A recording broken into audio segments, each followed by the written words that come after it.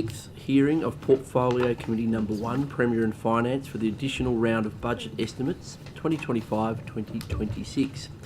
I acknowledge the Gadigal people of the Eora Nation, the traditional custodians of the lands on which we are meeting today.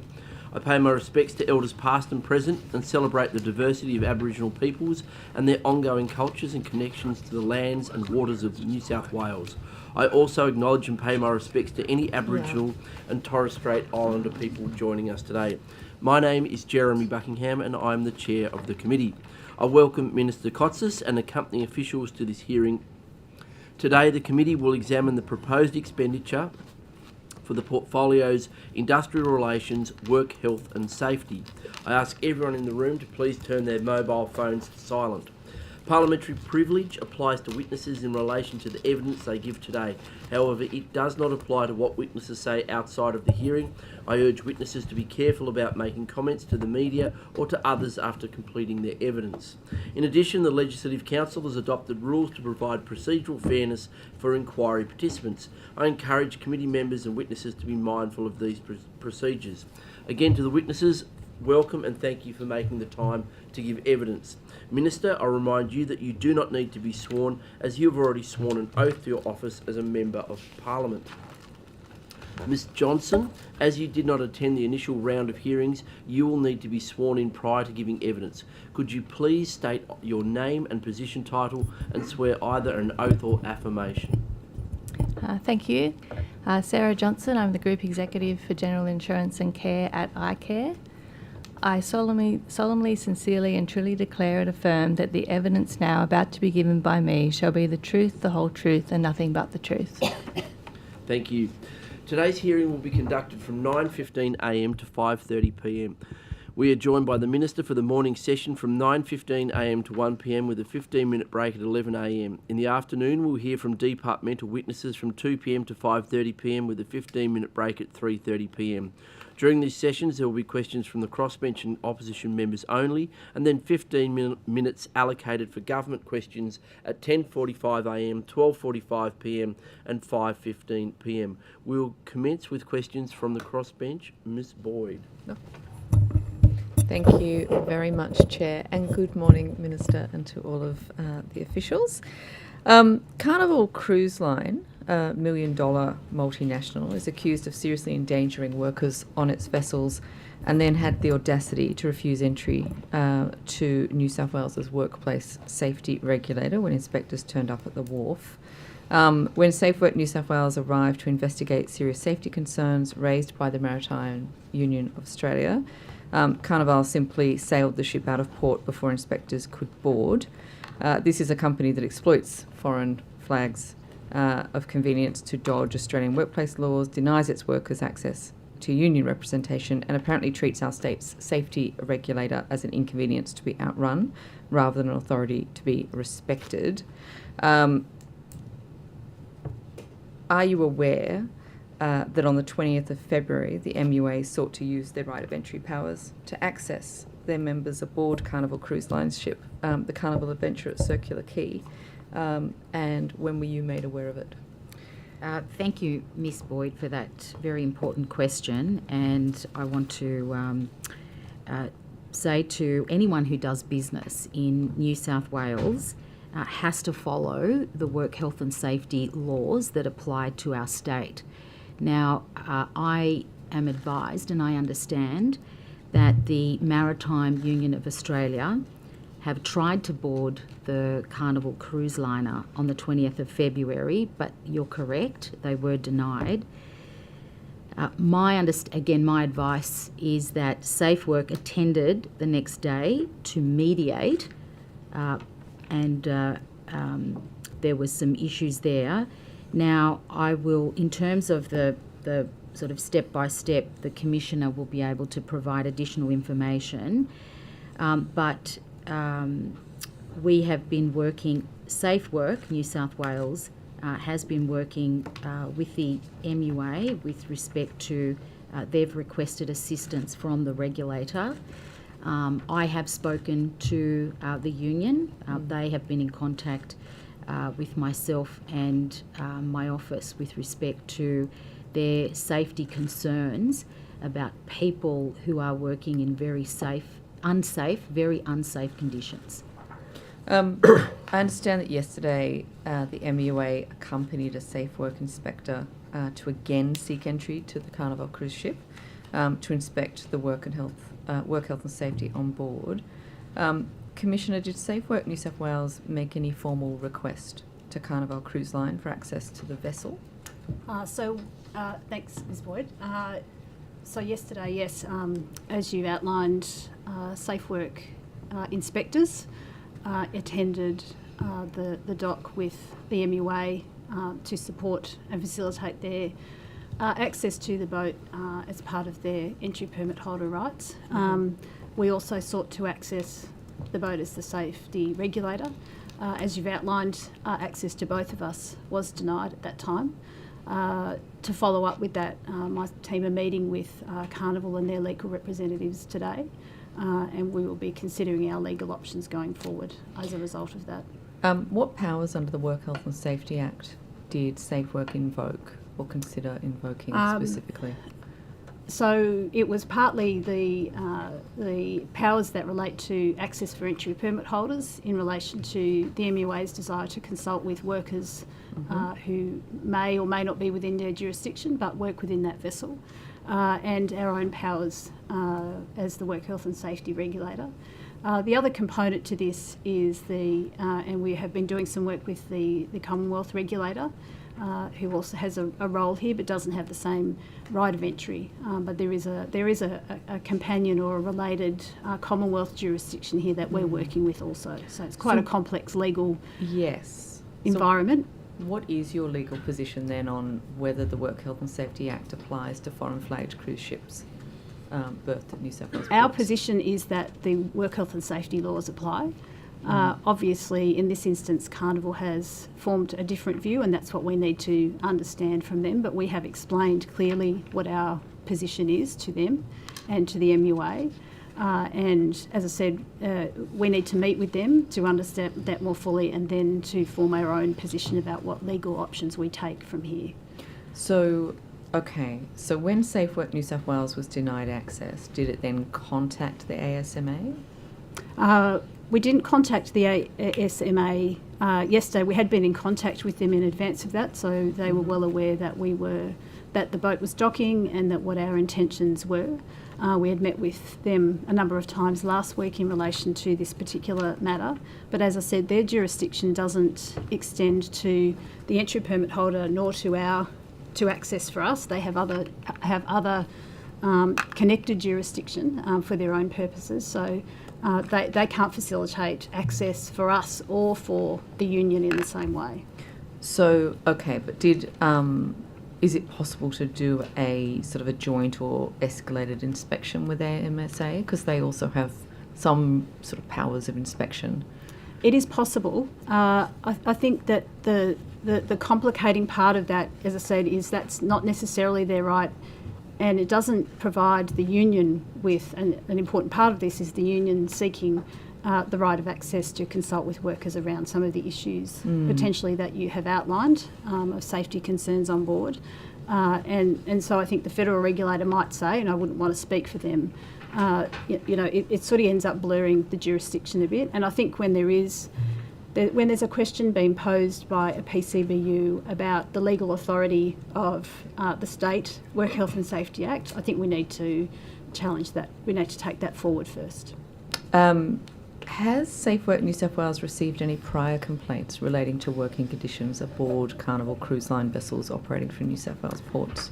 I'd have to take that one on notice. I'm certainly aware from talking to the union that this is the conditions on cruise ships are something that they have concerns about, and in general terms, the feedback from the union is that they get access when they need it. They can talk to workers on board. That there aren't issues with PCBUs in terms of them getting the access they want to ask and consult to understand those issues. So this is a fairly unique situation. Thank you. Minister, have you spoken with any of your ministerial colleagues about this? Is there anything that we can do to exercise some sort of, other powers over these vessels if they refuse to comply? Yeah, look, just to put it into context, of course, the government is very supportive of cruise liners. The tourism, the visitor economy is absolutely critical to New South Wales, to businesses, to workers. But at the same time, these companies, whether they're international or not, they have to fulfil their safety obligations. And there was obviously a request to check conditions for workers on board. And it's absolutely critical that these workers who are at sea, who are doing very important work, have their safety conditions there to ensure that they work under safe conditions. In terms of speaking to my colleagues, my understanding is that because this has happened over the last little while, and particularly this situation that happened yesterday, I will be raising it with a number of my colleagues to see if we can work together both in New South Wales and cross-jurisdiction. So I will be speaking to the relevant federal colleagues. I understand my office has been in contact with a number of other ministers' offices, and I want to thank the Commissioner because Commissioner Scora has been speaking to AMSA, the Australian Maritime, the Australian Maritime Safety Authority.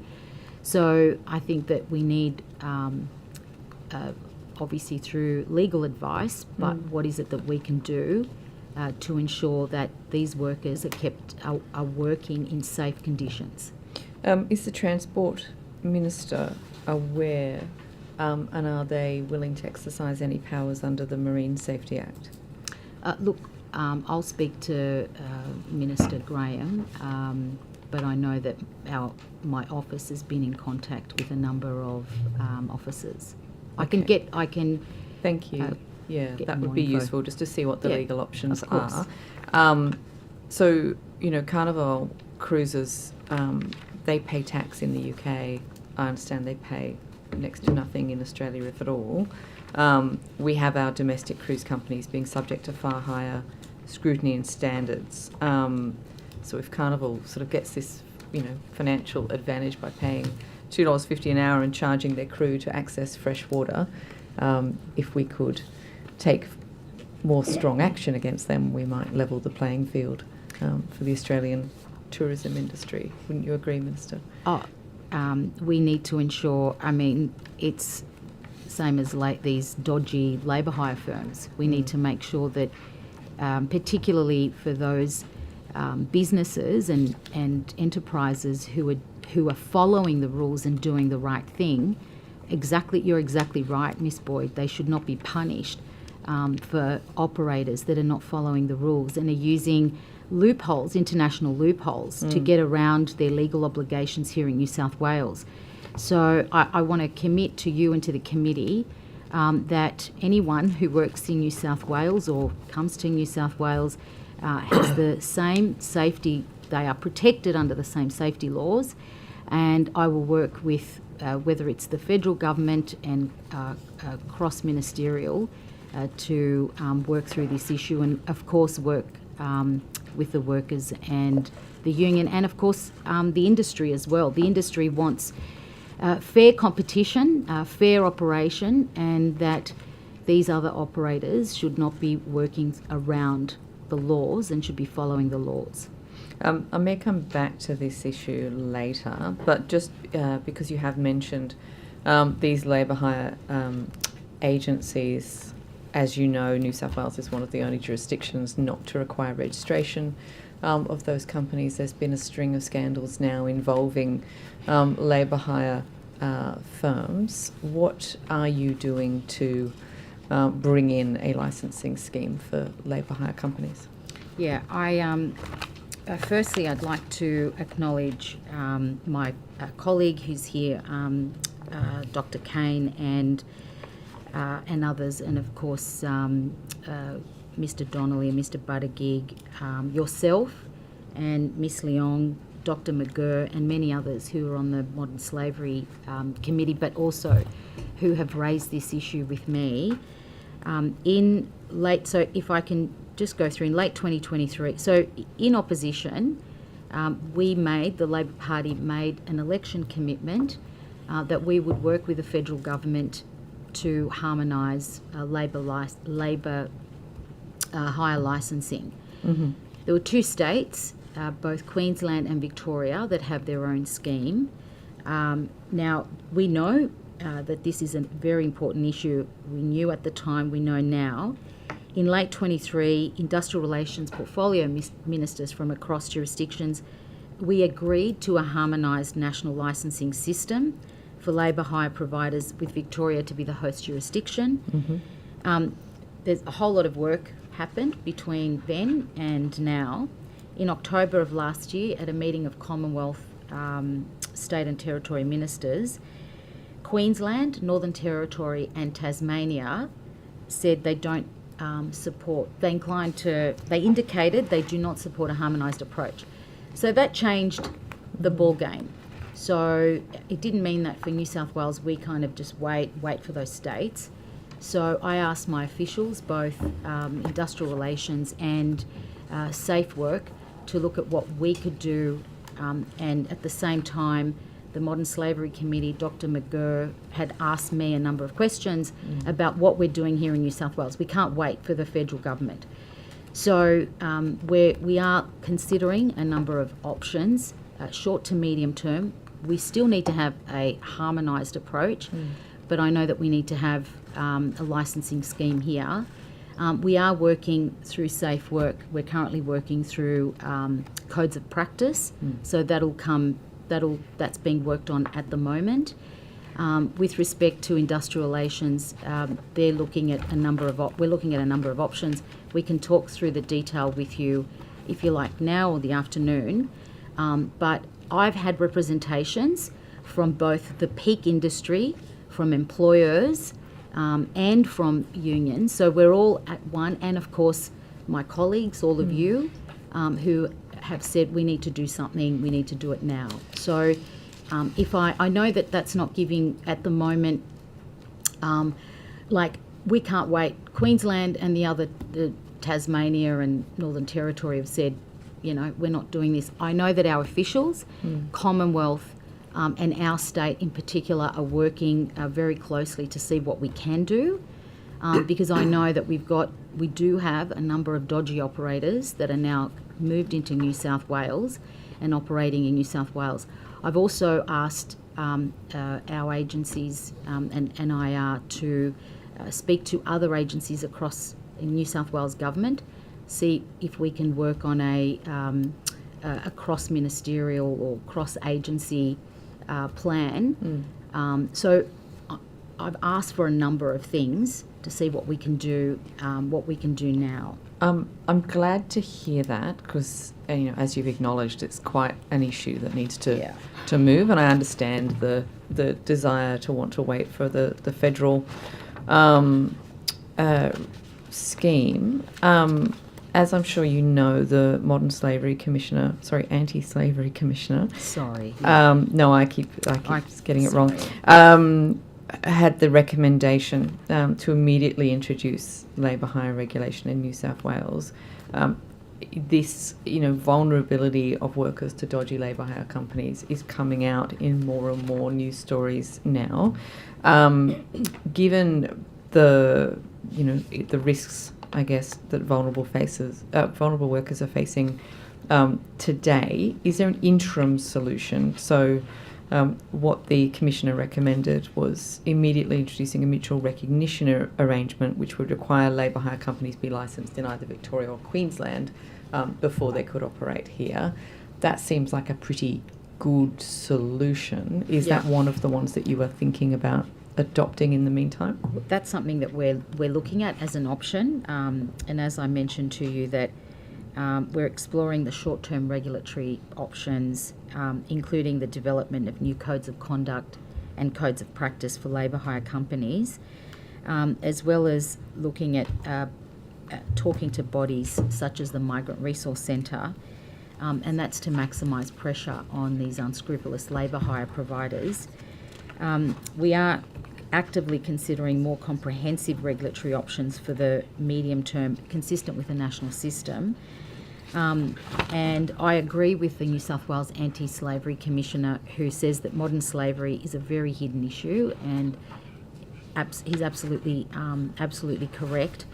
And also the Modern Slavery Committee has recently heard that alarming evidence that the absence of industry regulation may be resulting in, and we've heard those, and I've heard those, and as I said, I've had numerous representations from the big industry, the peak bodies, and the unions. So I know to you, Ms Boyd, and to the committee that this is a pressing issue. It is a priority of mine, and so I'm happy to refer to my officials, but we are working on a number of options. I do want to see strict regulation around these dodgy labour hire firms. Thank you. I might come back to the Commissioner in the afternoon on that.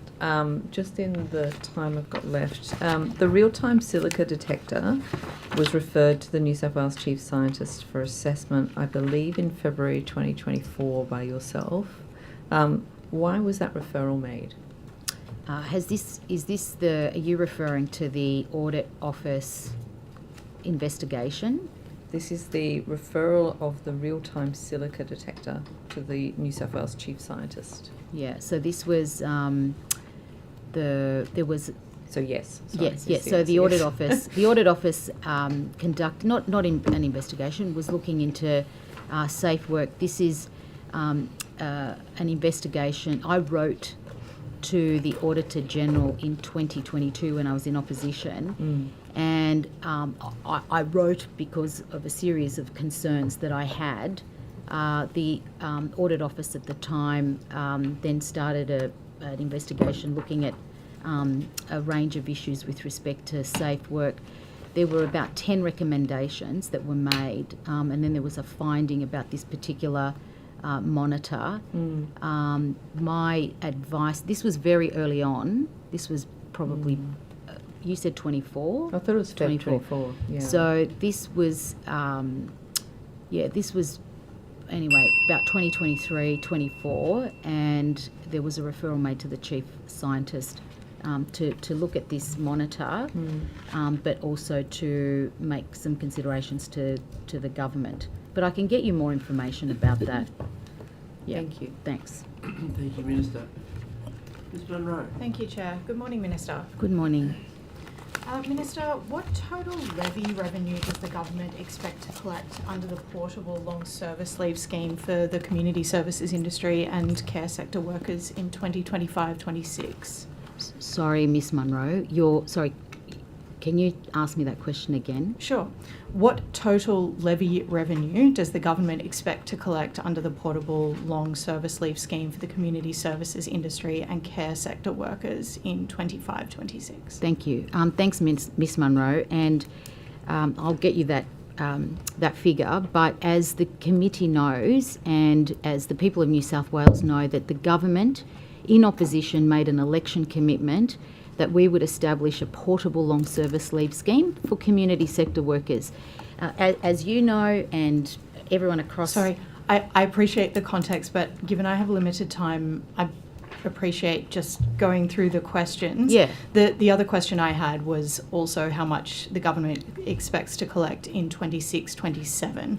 But can I just say, Miss Munro, when you talk about revenue, it's not a fee for service. This is about people's entitlement. So this is about community. This is about collecting a levy. No, this is about community sector workers. So this is about disability workers. This is about this is about homelessness workers. I understand, but I'm just asking about how much the government expects to receive from the levy. It's not about, this is their money. So this is about establishing a scheme similar to building and construction, similar to cleaning. But the We've government will established collect the levy, is that correct? a scheme Yes. has been set up, and we've worked with the sector. So Yeah. we've been working with the sector for 3 years since Sure. I was elected, But, sorry, and I can was I just made the clarify? minister. I understand, but sorry, I just wanted to understand for my benefit, is the government collecting the levy? the Long Service Leave Corporation Yeah. is collecting a levy, a long service leave levy, Yes. exactly the same as in cleaning and building and construction. Sure. We're adopting the same principles. This is about retaining community sector workers. I understand, but I'm just trying to understand the collection method now. So will it be in the budget papers, the revenue that's collected from the levy? But it's not revenue, it's their money. Well, like it's the long service. Will, So will the levy collected be reflected in the budget papers? with respect to we are going to establish, we are embarking on that, establishing a scheme where community service providers Sure. will be contributing to a levy to build up that fund, so when workers meet their qualification to take long service I understand leave. the purpose of it, but I'm just trying to understand, will that levy be reflected anywhere in the budget papers? It's the same as both the other scheme, both cleaning and both building and construction are part of the one fund. So are they reflected in the budget papers? Sure. Yeah, okay, so I'm asking during budget estimates, Yeah. how much the government expects to see in that levy collection in 2025-26 I'm and happy to 2026-27. I'm happy to take that on notice, or I'm happy to refer it to my official. Okay, We've only got forecasts available right now for how much we expect. Okay, and it can would be we- total revenue of around 600 million, depending on the number of workers that we actually get registered. That's in but 25-26. That would be 25-26, but that's revenue and investment. okay, and in 26-27? I'd have to take that on notice. Okay, thank you. So the levy rate is 1.7% of gross wages. The levy rate in Queensland's equivalent scheme has remained at 1.35% of gross wages. Why is the levy rate higher in New South Wales, given that long service leave entitlements are the same as Queensland? Yeah, no, good point. And this is obviously the modelling, the actuarial advice that's been provided to the government and through the workings between the industry and the union. So there's a lot of work that has been done over the last 3 years. This just hasn't happened yesterday. Sure. I hear what you're saying with respect to the 1.7 levy. If I can take you back to the cleaning scheme and even the building scheme, there was a levy. That levy reduced over time. So when you're talking about Queensland, are you talking about Queensland's scheme was established a few years ago, right?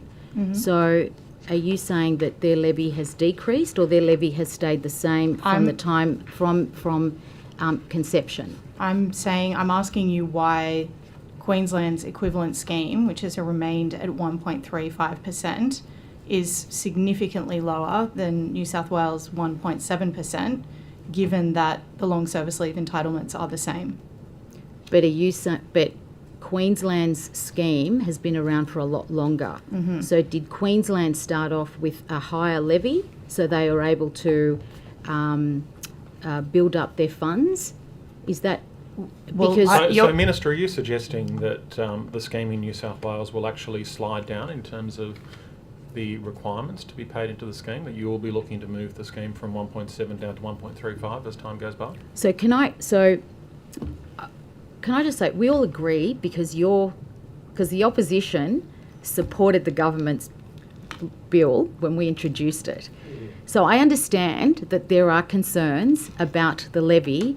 This has been brought to my attention by NDS and other providers, including in my own electorate, about their concerns, and they have had concerns with respect to workers' compensation, which we've resolved, and which your side of politics dragged the chain for 9 months. Minister, and there have been other I'm asking issues. some pretty basic questions about a scheme that your government has implemented. No, these are really important reforms. This is about making I'm not sure disputing that. I'm asking we're- why but the read the decisions that you've speeches. made Read have the happened. speeches of your colleagues with respect. I've just asked you a simple question about No, why well- the levy rate is higher in New South Wales than in Queensland. Because their scheme has been around for a lot longer, because your government for 12 years did nothing, and So- we're catching up now. so to my we're colleague's catching up question- on we're catching up on offence for industrial manslaughter, we're catching up on changes to safe work, and we're catching up to portable long service leave, because we are losing community sector workers.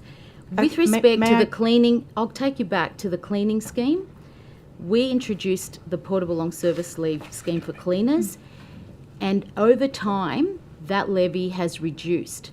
With respect to the levy that we have said to the sector, which is 1.7, we are talking to the sector. The sector has come to me late last year and said, look, we need your support, we need help on this. There are some issues around our funds, funds from feds, etc. So all I can say to you at this point in time and to the committee is I take these things very seriously. I want this to be a very successful scheme. I know that you guys hopefully do as well, because we want to retain the workers in the system. And all I can say to you is that I am considering the policy settings. That's all I can say to you at this point in time. So, Minister, with respect to these concerns that have been expressed to you from community service organisations, NDS and the like, and from even community service providers Yep. in your local electorate, Yes. have any of them warned you that they may need to close their doors because of this levy? Representations have been made to me, and from particularly the peak body who has raised their concerns. But can I say that this issue has been around now for 3.5 years. The people of New South Wales elected this government to implement a portable long service leave scheme for community sector workers. We're losing these people, and we're losing them very quickly, and we need to retain them, we need to retain their skills, and particularly in rural regional communities. I have met with your side of politics, where a number of your colleagues have raised these issues with me, particularly in rural communities. I understand it's a lot tougher in rural communities. My officials have been running workshops over the last 2.5 years since the bill got through, and we want to make sure. Minister, this scheme is supposed to be active in April, and no further decisions have been made. So you've had representations made of you that that organisations might be closing, that they might be letting staff go, that actually their service provision will be significantly reduced because of these changes, and they're supposed to come in April. Ms. Munro, which you've Ms. Munro, acknowledged that this is every these single problems worker. are happening. So we're in March now. What more can providers expect? Ms. Munro, every single worker in this state has to receive a long service leave entitlement. When a community organisation and the Minns government did a really important thing, and that gave security to community organisations, not-for-profits and for-profit community you're getting organisations. representations saying that community organisations will close because of these changes. I'm aware that you've been given Well, an name them. options paper. Well, Name them. I'm definitely not going to do that, because they've told us that they fear retribution from your government if they are named. That is That- well, I will take that back to the peak body, and that the peak That- body have access to my office every time they That's contact not us. the I have a only- very good That's not relationship. the only organisation in That's this sector. ridiculous. Mr. Donnelly on a Retribution. point of order. Mr. The Donnelly. experienced member understands how these hearings are conducted, to ask the question, allow the question to be answered, and allow the Minister to complete the answer, not to cut her off continuously. So I just ask to remind the member to show courtesy to the Minister. Thank you, Mr. Donnelly. Yes, well, Very respectful.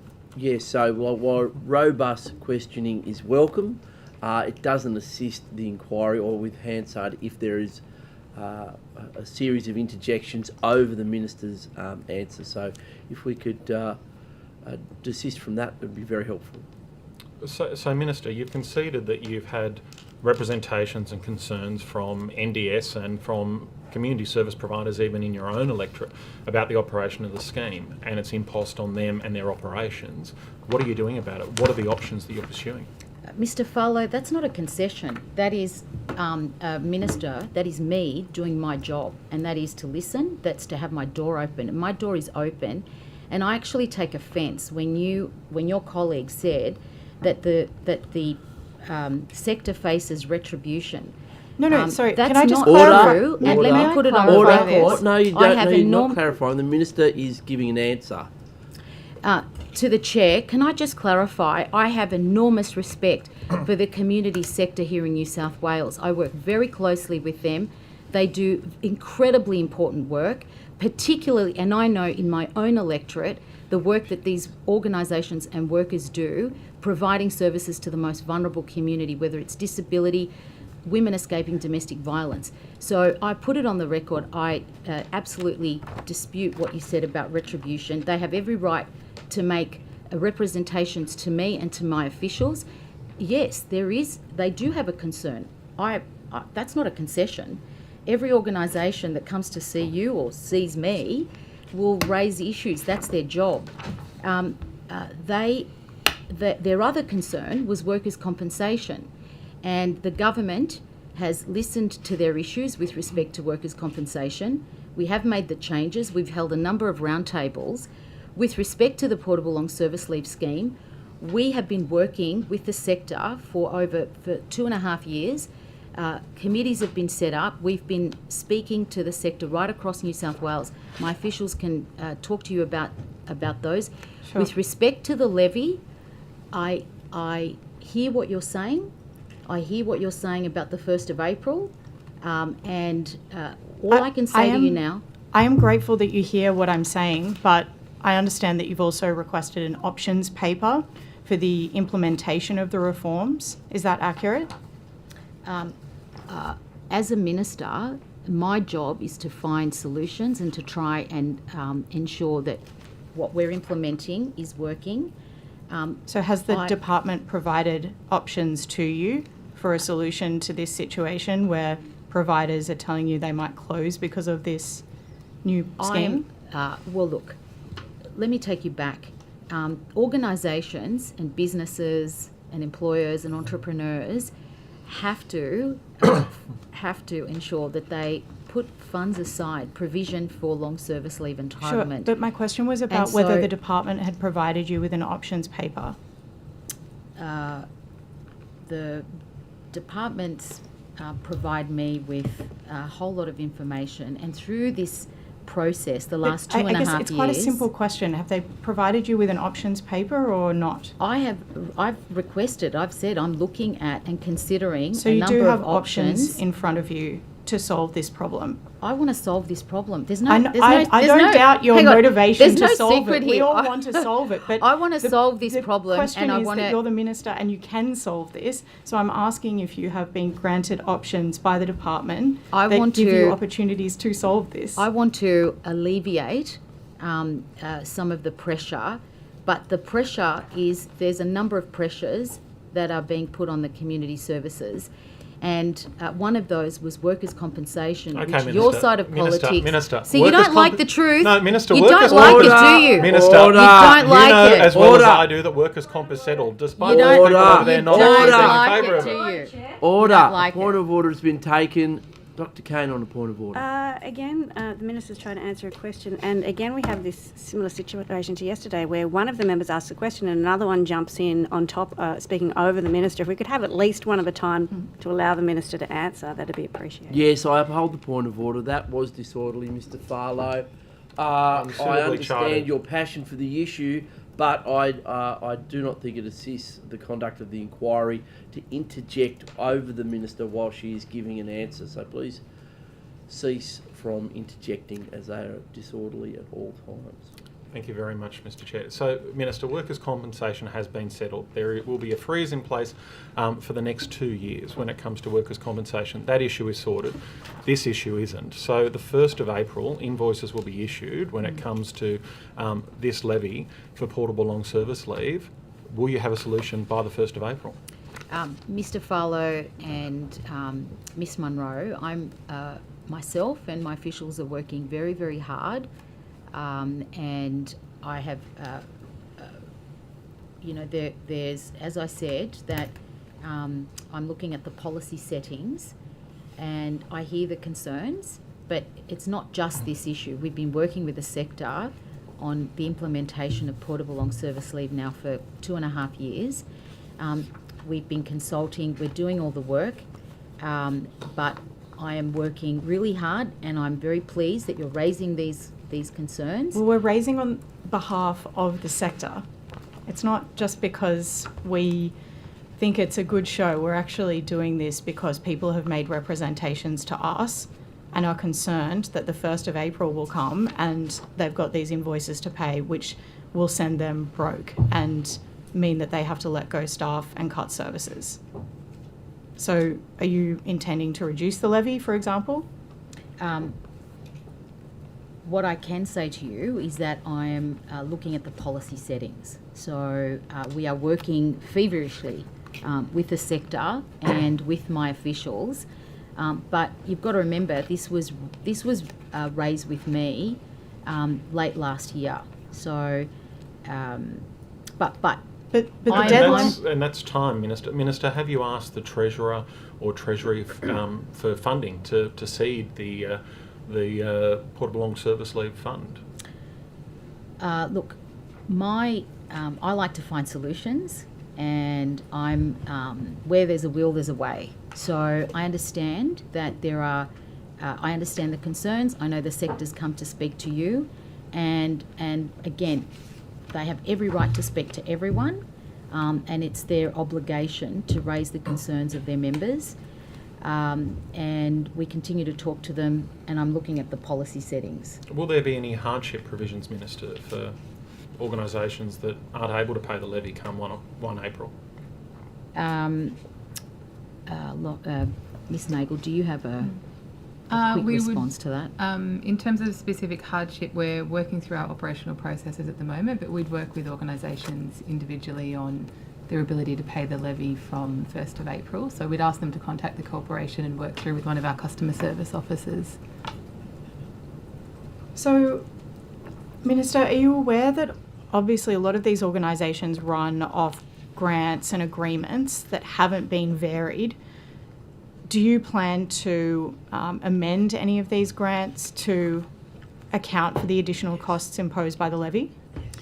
Ms Munro, as you know, that a number of these community organisations enter into service agreements with government,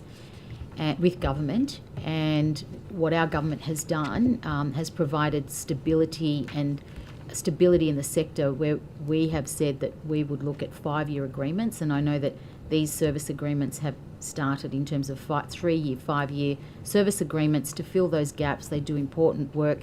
Sure, but if they have to close down because of a levy, then they're not going to provide any service. When you say close down, I mean, I haven't heard... You said you had received representations from organisations saying that they might close down. I've had representations about their concerns.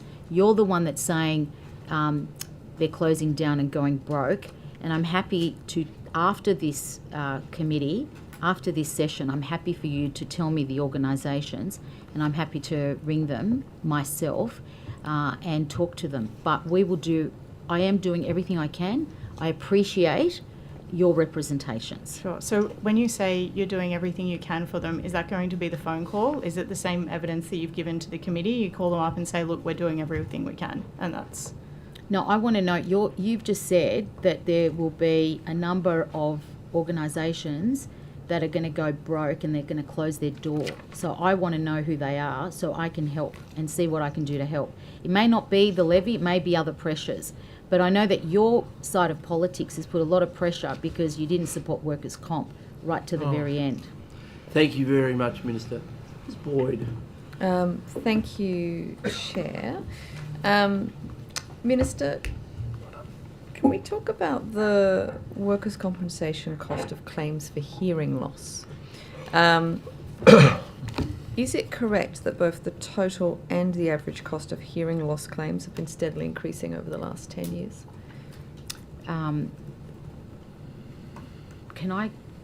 I'll get a note, but can I pass it on to Tony? Yes, Ms Boyd, the cost of hearing loss claims have been increasing over a period of time. We've seen an increase in cost of hearing devices. We've seen injured workers access devices more frequently than they used to. CIRA has taken some action in terms of putting in place guidelines around some of those cost drivers around hearing. I don't have the exact numbers with me, though. How much of it is down to an increase in sort of the numbers of hearing loss claims versus the cost of each individual claim? I'd have to take that on notice, Ms Boyd. Sorry, Miss Boyd, can I just ask, and this is really important to me, so I can understand.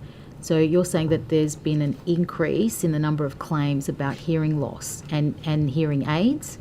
So there's been an increase in both the total and the average cost of hearing loss claims. Okay. And so, this then begs the question of what are we doing to prevent those claims in the first place? So if I can go back, so one of the things that I did in opposition and in government is we did make change to the hearing tests. Mm-hmm. So, and I know that we did it through, I think we did it through Janine and Tony. We did it back in 23 or 24, but we made sure that PCBUs are testing their workers, particularly in those high noise areas. I think it's every 2 years. I'd have to take that on notice. Yeah, it was, and Miss Boyd, I was working with the Workers' Committee of Unions New South Wales, and a number of the people on the committee who worked particularly in manufacturing raised this issue with me, that a number of their members were coming to them, particularly from manufacturing, high noise industries. They were very concerned, and I was very concerned because once you get to a point of like that, it's not even partial deafness, but it actually has a cognitive effect.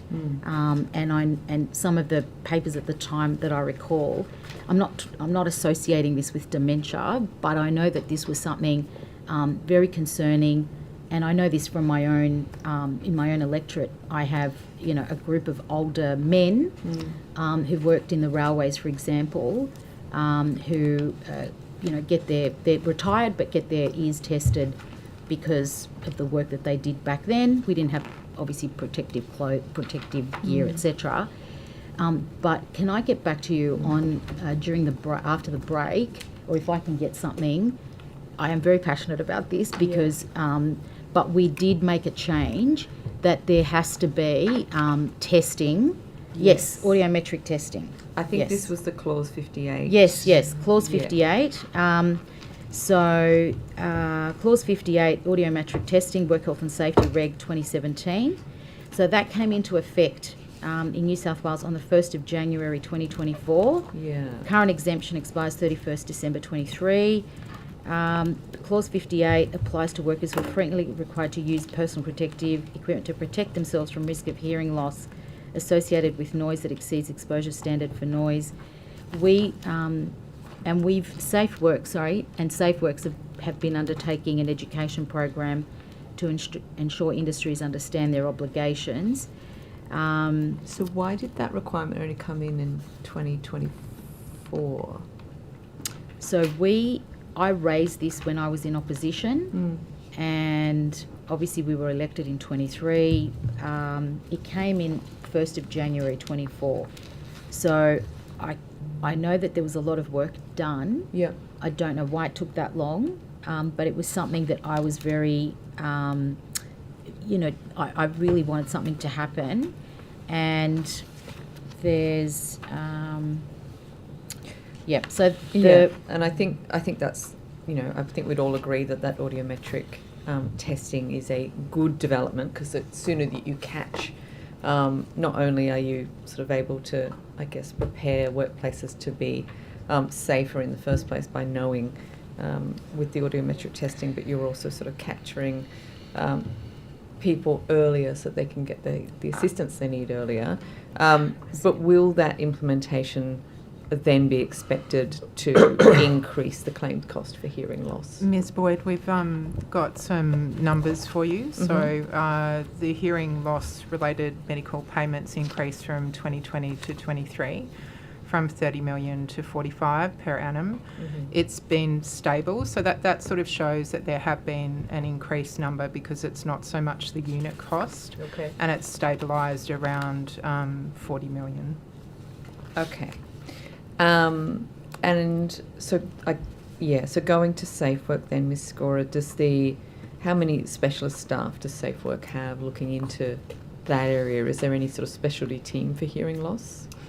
No, not that I'm aware. We would anything that we did around that sort of health monitoring in general would be part of a routine compliance visit, whether that was in response to a request for service or proactively. So whether that's testing appropriate to hearing because of the particular work environment or respiratory testing or that sort of thing, we would want to see that a PCBU had a schedule for that the staff had been offered that testing and they met their whatever compliance requirements there were for that to occur. Is it true that your predecessor, Ms Scora, implemented a restructure and there was a bigger team of specialist inspectors looking after hearing loss prior to that? Do you know if that's true? That may be true, but I'd have to take that on notice. Okay, but there's definitely not a team now. Not that I'm aware of. Okay.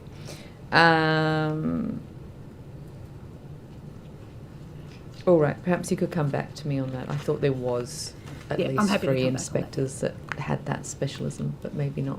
Yeah, I'll come back. Okay, thank you. Can we turn to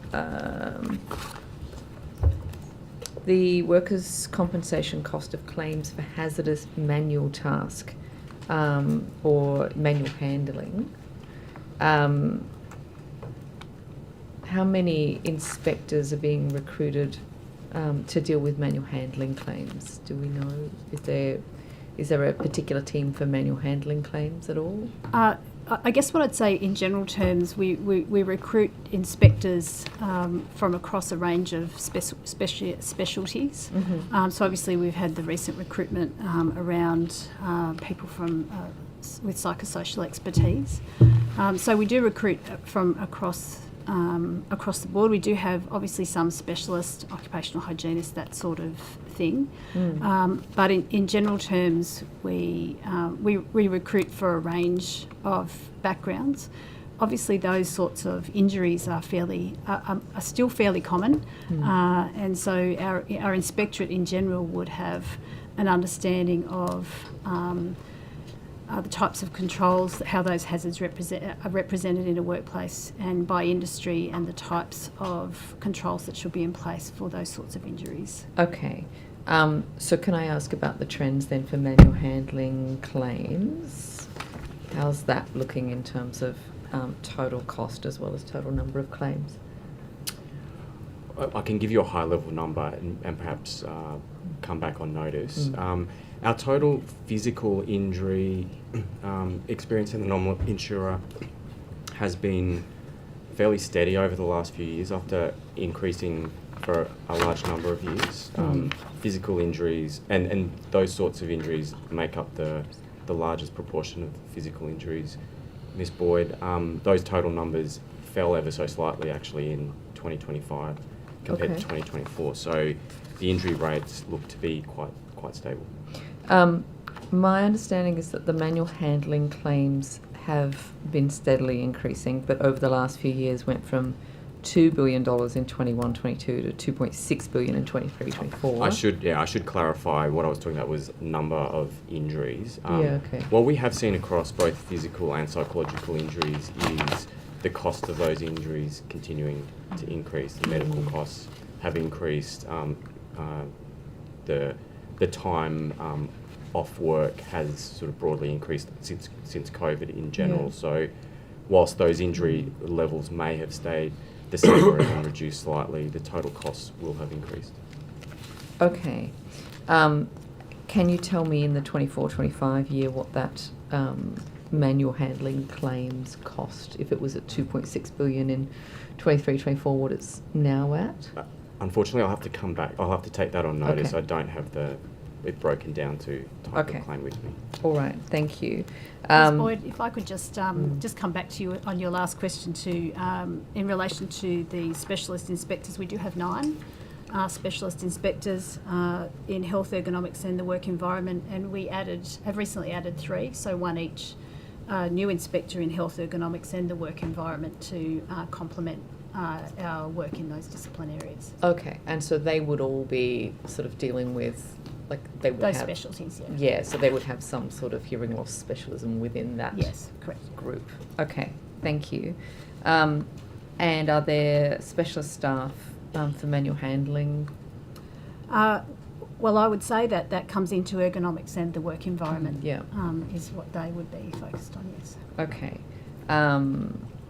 All right. Are you able to tell me what that team of specialist inspectors, what the size of that was prior to the restructure that Mr. Curtin oversaw? I couldn't tell you what it was before my time.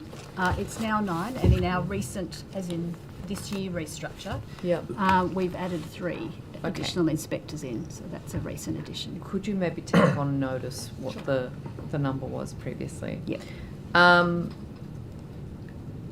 Okay. Minister, the progress of the McDougall review recommendations.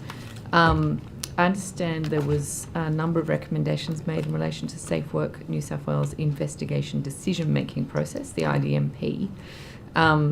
Do you know if they've been implemented? So thank you, Miss Boyd, and I know that you've got an important interest in this, particularly the McDougall recommendations.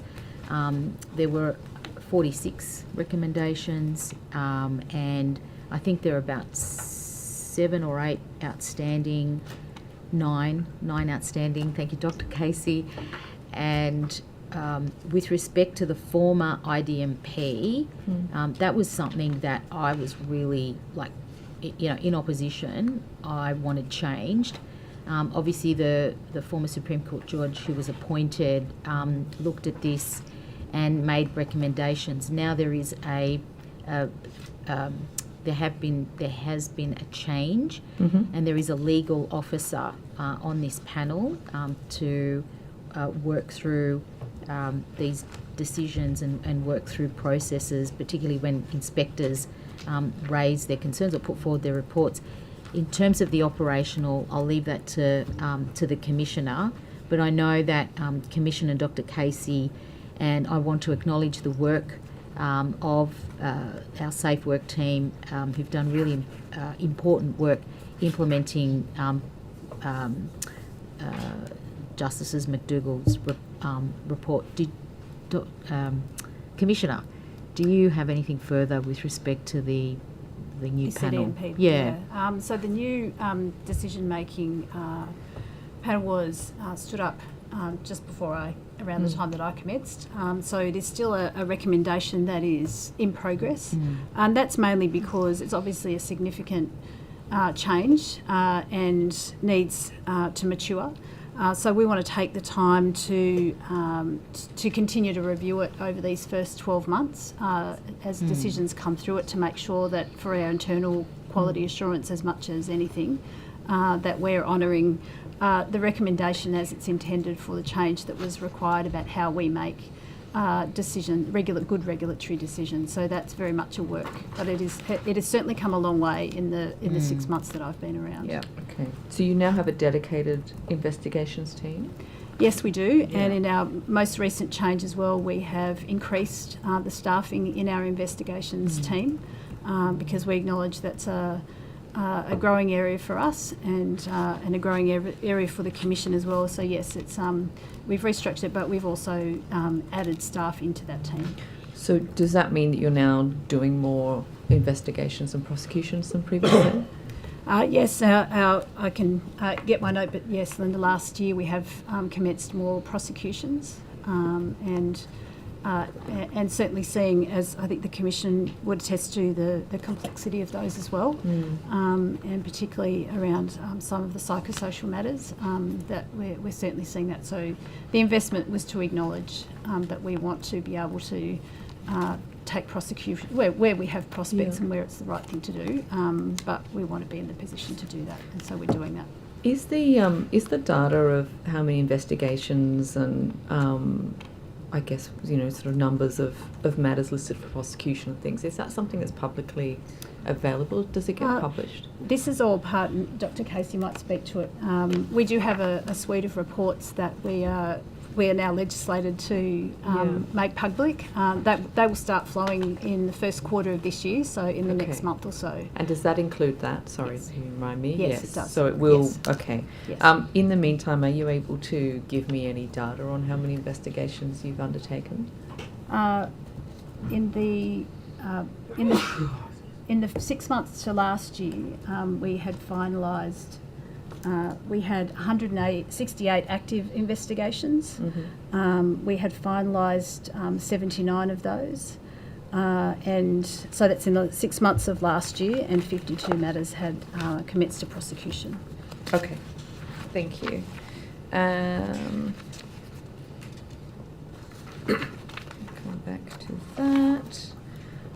Minister, I think maybe this is something I raised with you last year as well, but I understand only in relation to the silica worker register, only workers undertaking high-risk silica processing on or after the 1st of October 2025 need to be registered, and PCBUs will not need to register workers who ceased work involving high-risk silica processing before that date. Why are those other workers left out? I understand that we were looking at that. Yes, that's an important question that you asked. Can I report to you and to the committee that my figures, the figures that I'm going to put to you may be a little bit off, but I'll get you the exact figures. But the latest figures that I have is that there are either close to or over 600 employers who have registered with either close to or over 13,000 workers that are on the silica worker register. I want to commend the employers. This is a good thing. This means that workers in these high-risk areas, particularly whether it's in tunnelling or areas where they are in these high-risk areas where they're dealing with dust, this is really important. We're working through, we've set up a task force, a tunnelling task force, but what we're trying to do, we've had several meetings with experts, academics, health professionals, the industry, unions. The Commissioner is chairing, and we're working through what exists in iCare, what exists in Safe Work, what exists across government. And we are being advised, of course, by very esteemed people such as Kate Cole, Miss Kate Cole, and a number of doctors as well and professors, about just in terms of some of the tangible things that we can do as government and bring a coordinated approach about obviously increasing awareness, the registration, screening and monitoring. We've got our lung bus. We've invested 2.5 million in the lung bus. I know that I don't care what political party you're from, come and talk to me. We'll work through and get the lung bus out into your town. It's mainly based, it's for regional rural communities, but we've had the lung bus out in Blacktown. We're organising for workplaces, and employers do contact iCare to get the lung bus on their work sites.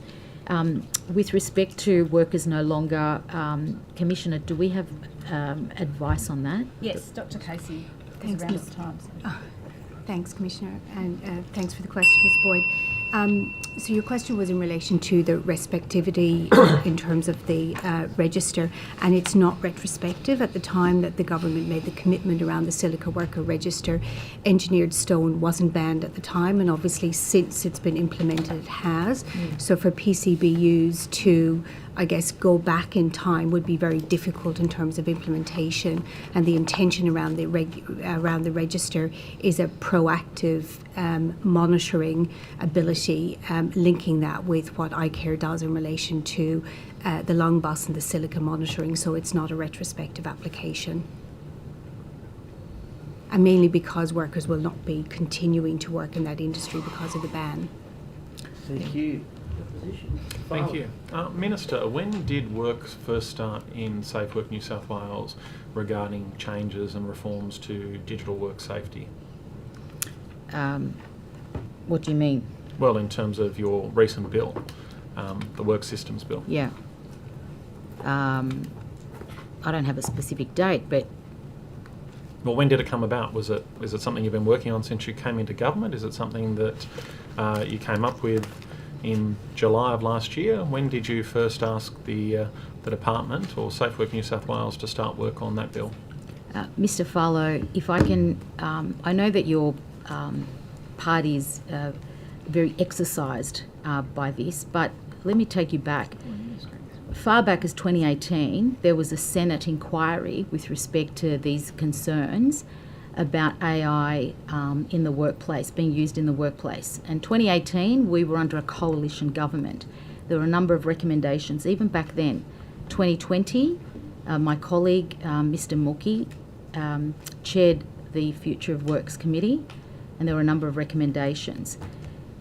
And this is terrible, that we have had 7 fatalities of food delivery drivers since 2020, and 366 incidents. Now, I understand, and to give your former colleague, Mr. Dominello, some credit, that he did make some changes with respect to food delivery in terms of personal protective gear, also ensuring that the employers, the platforms, were providing the training, and there was Safe Work was doing some important work, and I want to acknowledge that of Mr. Dominello. We need to make sure, governments need to make sure that we're responding to changes in workplace and changes in general. So there has been, of course, work that's done. We introduced the bill into the Parliament, and I was supported by my agency, as I should be. So, Minister, obviously you're very proud of this bill, but how did it come about? When did you first instruct, request, or ask the department to commence work on this bill? Mr. Farlow, if I can take you back in 2020, and around that time when Mr. Mookie was chairing the committee, the parliamentary inquiry. I'm not sure if you were a member of that. I wasn't, but I was aware of it. Yes. So Safe Work at the time, on the 14th of September 2020, Safe Work at the time, they lodged a submission into the inquiry into impact of technological and other change on the future of work and workers in New South Wales. So there was Safe Work under your government lodged submission, and under your government, Mr. Farlow, there were a number of research reports. So, and okay, those that's all fine, Minister. So, but is your answer to this that Safe Work came up with it and said to you, "Here's an idea we've got. We've had this since 2020, and Mr. Farlow, we'd like you to implement it." Under your government, Safe Work, and obviously you had some interest in this, and your government took some interest in this because Safe Work put together with the University of Adelaide and Flinders. So Safe Work had the ethical use of artificial intelligence in the workplace final report, work health and safety of food delivery workers in the gig economy, principles to support safe design of collaborative robotic systems. This is under your government. So as much as I was, can I just say, as did much all as of I those was a critic, submissions say that we should have Mark Morey having a look at your digital work systems? Is that what they said, or what? Oh, Mark. I mean, Mark. Mark's. Every time you mention Unions New South Wales secretary, you're like You guys are obsessed. You're obsessed. So, You're absolutely but obsessed, Minister, aren't they? But Minister, Dr. Kane, they're obsessed. Minister, you've got He your, actually you've got your loves it. chorus. You've got your chorus over there, Minister. But Minister, it may be one thing to raise an issue. It may be one thing for Safe Work to say that this is an issue. But in terms of the actual nature of the Digital Work Systems Bill, where did that come from? Was that your idea? Was that Mark Morrie's idea? Was that an idea out of Safe Work New South Wales? How did it come about? Mr. Farlow. Certainly wasn't. That's certainly true. Well, under your I'll agree with that, under Mr. your Buttigieg. government, Was it yours? Was it Mr. Buttigieg's? Was it your parliamentary secretary's idea? Make it Under- that'd be helpful. I get blamed for everything else. Look, under your government, there were a number of reports that were produced. Okay, that Minister, talked about, that's very nice in terms of what happened, but guess what? When it comes to bills that are presented by this government, they don't get started by the former government. So how did this bill come about? When did you ask the department to start work on this bill, and what was your motivation, and where did it come from? My motivation is to ensure that we have laws and regulations in New South Wales to keep workers safe. And I'm not going to sit just happy as Larry, just sit here in this chair as a minister and do nothing. So when did you do something? That's the question, Minister. When did you do something about industrial manslaughter? You are the Minister When of did the you do Crown something Minister, these are- about industrial Relations. manslaughter? You did nothing. Point of People order. died. Point of order, Mr. Chair. People died under your watch. Minister, please come to order. Dr. Kane on a point of order. It's the same point of order I took last time. We had a line of questioning by Mr. Farlow, legitimate line of questioning that the Minister was attempting to answer, and then Ms Munro decided to jump in, and it just then descends into, poor Hansard. We can't hear it. Chaos. Descends into chaos. That's what it was. Just It to was the point of chaos. It order. was unedifying. Uphold the point of order. Please desist from interjecting when the Minister is giving an answer. Please. It doesn't assist Hansard or the inquiry. So, Minister, do you have a date as to when you instructed the department to start work on this bill? Or? But Mr. Farlow, we've made a number of changes, and actually we've made historical changes to work health and safety, and we put forward a reform agenda and a proposal last year with respect to digital work systems. This all came about from the recommendations from the Future of Work Committee. It's all been out there. Like, your government started the research work. Your government started the work. And we need to make sure that as a government that we are keeping up to date with what's happening in modern workplaces. And Okay, so Minister, if this came out of the Future of Work Committee, as you're saying, why wasn't it part of your 5-point gig worker plan that you took to the election? because it was a recommendation as part of a parliamentary inquiry. I mean, we make the Treasurer has made it very clear. I've made it very clear that we need to keep food delivery drivers safe. We need to make sure that people working in this type of work in the gig economy space. So need Minister, to be does this only protected. apply to food delivery drivers and gig workers? So this applies. This bill applies. Of course, of course we've made changes to Section 19 in terms of ensuring that it's beyond doubt, and we've added digital. With respect to the sectors, we're working. We've done preliminary work, and commissioners working with our peak industry unions, and we will set up workshops and work through the processes. Of course, we want to make sure we get this right, but this is about... Just on that, Minister, regardless of the timing, because it seems like you won't answer that, what kind of consultation was actually done before the introduction of this bill? Well, you know as well as I do that this was a part of workers' comp, which your side of politics Well, no, didn't I don't know support. as well as you do. That's why I'm asking the question. What specific consultation was conducted with the business community and other stakeholders prior to this bill being introduced? Miss Munro, my door is open to That's my job. My job is to speak to industry, to speak to the peaks, I agree. to speak to unions, to speak to community organisations. So what did you do in that vein in the lead up to the introduction of this bill? I have been speaking to these organisations, and they have a particular view. I have a particular view, but let me say this, that I want to make sure that workers in the gig economy are kept safe.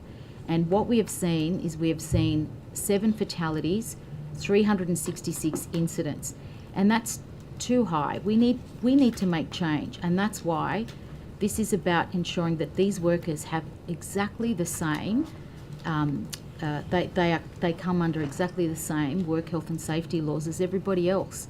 Now, okay, Minister. To that point, prior to this bill, did the PCBUs have a duty of care to ensure the health and safety of workers while they were at work? Was that a requirement that they had prior to this bill? PCBUs have, under the Act, Work Health and Safety Act, have an obligation to keep workers safe. Yes, Minister. And Minister, if an algorithm caused a risk to the health and safety of a worker, would that have exposed the PCBU to prosecution? So, as in prior to this? Yeah, prior to this, Well, if an algorithm had have caused that danger to a worker and had have seen them fall foul of their duty of care? So my understanding, Mr. Farlow, is that in that section, prior to this change, it talked about work systems. Now, of course, what we've done here is to ensure that this ensures that it's beyond doubt that algorithms, AI, automation are making sure that people working and getting their rosters through these processes, these systems, are captured under the work health and safety laws. So we want to make sure that particularly around, and I've spoken to these workers, I've spoken to industry, there is a high intensification of this type of work, whether it's pick rates, whether it's food delivery drivers who are being sent to park in the tunnels or to do illegal U-turns. We need to get this right. So I'm happy to help industry through this process. I'm happy to help them in how they can keep their workers safe. That's all we're asking for. Okay. That is all we're asking for. And you know what? But this legislation goes much further than just that, doesn't it, Minister? How? It provides unions with right of entry to go into any business and look at their digital work systems. Mr. Farlow. That's a long way, Minister, from just providing safety for workers. No, you know what? Because you guys really stuffed up your relationship with the business community, you're grappling at straws. And the reality is you're trying to suck up to them because last year you were being asked to provide support and you wouldn't do it. You're sucking up to the unions, Minister. You're trying to repair those relations. Order. I don't think... This is part of your sweetheart. I'm their favourite person at the moment. But let me say this, that work intensification under these platforms has been really tough for these workers. And we're talking about workers in insecure work. We're talking about migrant workers. We're talking about women in home care. We're talking about migrants in warehousing and logistics. We want to keep these workers safe. Now, I know that you guys talk about keeping workers safe. The industry keeps saying to me, we're here, we want to keep workers safe. So the question that you asked me, under the Work Health and Safety Act, these PCBUs have an obligation. And as we speak now, that there are workshops that are being started with Commissioner and our peaks and unions to work through these processes based on the bill. With respect to entry permit holders, that's existed for a very long time, and there are guidelines. There are very strict guidelines about entry permit holders and what they're able to do. And let me make it very clear, the sort of sensationalism from your side of politics. And I must say, I mean, not yourself and Miss Munro, but some of the others, like for very smart people and very intelligent people to sort of go down the sort of road around sensationalising people's work health and safety and making fun of people, I'm really disappointed. I Okay, expected Minister. better. I do Minister, expect We're better. not making fun of anyone in this instance, but we're Well, just when you're interested to know. talking, can I give you an example? When Minister, when we're some not of your asking for colleagues, examples here. Minister, we're not asking. You don't get to ask your own questions here. You've sat in this chair before. You know what it's like. Minister, if I could ask, were there any prosecutions that were unsuccessful because it was a digital work systems bill? A digital work system that WorkSafe took previously. so Mr. Follow, obviously you're asking prior to the change. Prior to the change, Yeah. yes. Safe work, I should have said. Can I take that on notice? And I know that there have been a number of instances, for example, unless Commissioner wants to add to that, or we can take it. Okay. Well, I'll get back to you. And if you could also take on notice, perhaps, how many prosecutions have you actually taken for digital work systems previously as well, prior to the introduction of the bill? Certainly, but also if I can try and assist, we need to make sure that people working in artificial intelligence is here. We need to make sure that there are ethical rules and standards in terms of their application. Very important, particularly I know in these type of jobs, and particularly in the health services, they're very, very important, and I'm very supportive. I know that for doctors and in the medical professional world, they are using AI scribe. It's happening, it's here, but we need to make sure that workers are safe, particularly from the intensification, and to keeping them safe. With respect to what you've said prior, there have been, and my understanding is that there have been requests for service, and as I mentioned to you, there have been 366 incidents. But I'm happy to take that on notice and come back to you. Just on that, Minister, surely that goes to the heart of the justification for this bill, that there were actually instances that weren't able to be prosecuted under the existing framework. Is that accurate? I mean, why else would you put this bill in place? So Well, you just said that you would have to take on notice whether there were any instances prior to the introduction of this bill where prosecutions couldn't be made. I didn't say that. I said that I'll take it on notice, and I said that I'm happy to help but presumably that's because you don't know the answer. You have to take it on notice because you haven't got the answer to hand. I'm happy to assist you, but I'm saying to you that I don't want to sit here and have more people die like people We did understand, with Minister, industrial but that was the manslaughter. burning platform, so to speak, to bring Mate, this you bill in. had report after report about industrial manslaughter, and you did nothing. You had inquiries, you had these young boys killed, you did nothing. So we had to come in and bring in an offence for industrial manslaughter. So I'm not going to sit in this job and have more people die because of AI and algorithms, etc. Like, whose side are you on? Whose side are you on? Are you on the side? Are you on the side of multinationals that are ripping the guts? Are you? I'm asking you. Or are you on the side of Australian workers? Minister, you would have I'm thought on the that you side actually of had. Australian You workers. would have actually thought, Minister, Every that you would have single been able to day, cite the cases I'm on where the you side needed this of legislation. Australian workers. Order. Multinationals who want to do business in New South Wales have to follow work health and safety laws of New South Wales. And I'm Minister, you would tired think of that- these lobbyists coming around Minister, and sucking up your time. You're very important. You hold important Minister, roles. You should support Australian workers. Minister, you would think that if you had this issue, if there was this gap in the legislation, that you would be able to cite the instances of where the legislation wasn't sufficient for safe work to be able to make a prosecution because it was a digital work system. We're making it beyond doubt. People have died. But there's a difference between beyond doubt and there actually being an issue. You people can't have cite died. where there was actually an issue. And we see the way that you're making it out. A point Nobody. of order's been taken. The Honourable Mark Buttigieg on a point of order. The opposition doesn't like the fact that the minister is pro-worker and pro-union. That shouldn't guide repetitive questions. The minister's answered directly on about 3 occasions now. We're making it beyond doubt, was I think the word she used.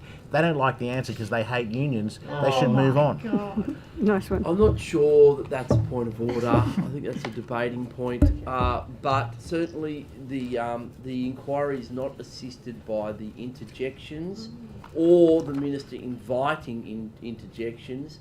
So if we could just have questions and answers, that would be preferable. Thank you. Minister, did WorkSafe ever advise the model work health and safety laws were incapable of prosecuting digital work systems?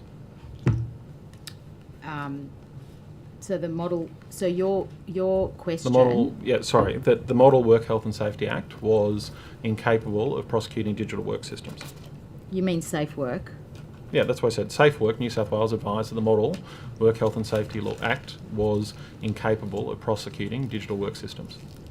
Look, I'm here to make sure that we introduce legislation that keeps workers safe, and I'll get advice from my agency. But did they provide you that advice, Minister? That's the question. Did your agency, did Safe Work provide that advice that there was a regulatory gap here? The advice that I have is that there are 7 dead people and 366 incidents, and there are and Minister, there are streams of were reports. Any of those the case because you were unable to actually prosecute a digital work systems? Mr. Farlow, you're clutching at straws here. This is about establishing a framework exists with respect to Section 19 and the obligation of PCBUs. We have thousands of people who are working. We have thousands of people who are working in gig economy, and they're not protected under our current work health and safety laws. But Minister, you can't cite any instance where that actually was the case. Yeah, 366 incidents and since were any 2020. of those as a result of I'll a ask the legislative Commissioner. gap? You can ask the Commissioner in the afternoon. Excellent. Ken, Ms Boyd, you've got 2.5 minutes before the break. Thank you, Chair. Just coming back on that high-risk silica processing and the register. So if 600 employers have registered, does that mean that they are still working with high-risk crystalline silica processing work? They are. That represents, I can provide on notice the number at the time because it's always changing, but it represents just under 14,000 workers. Okay. How many do we think we're missing out on by not having it applying to workers who worked with these materials prior to October 25? I'd have to provide that on notice. Okay. Yeah, all right. Has it been, I guess, has it, these employers that are registered, are they only registering then their workers from October rather than being required to look back? What we do see though is this is a workforce that tends to stay in this type of work for some time, whether it's with different employers. So there is a sense from industry that the register captures a worker, and because of the nature of the register, regardless of where they work, then that's the point of the register. And because of the connection with iCare in terms of that ongoing health monitoring, it really is about trying to capture what can be a fairly transitory workforce at a point in time, regardless of their employment. So I think that's the benefit. It's still early days, but I think we'll see the benefit of that in terms of that ongoing health monitoring moving forward. It also obviously has for us as the regulator a strong compliance focus about the work systems and making sure that workers are informed about the need for testing and ongoing health monitoring when they're working in these types of environments. But if they've since moved on to something that is different, then they're not going to be given that information or helped or monitored? They wouldn't be on the register, but they would certainly still have access to, I'll speak for iCare, but they'd certainly still have access to the health monitoring and that proactive education and information. Okay. Minister, are you aware that the diesel engine testing facility at TestSafe has been closed down since last year? The diesel testing facility? Yep, at TestSafe. Can I refer that to the Commissioner? Yes, of course.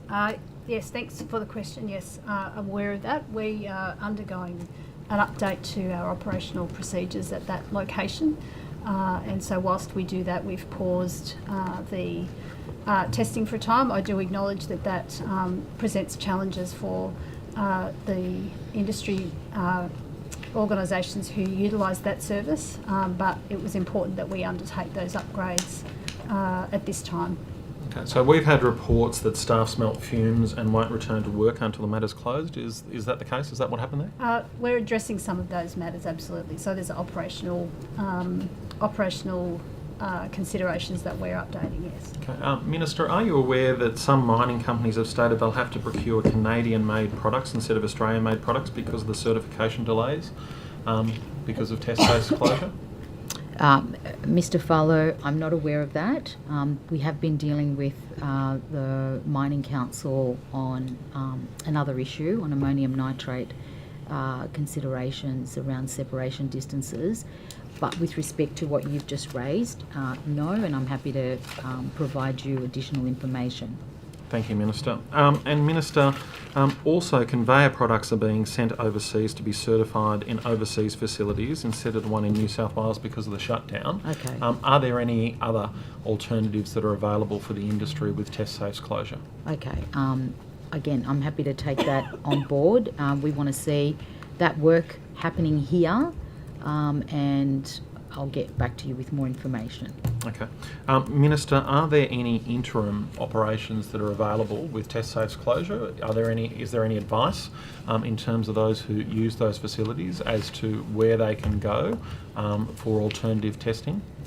Look, Mr. Farlow, obviously this is an operational matter and it's been raised with the Commissioner. The Commissioner's got it at hand.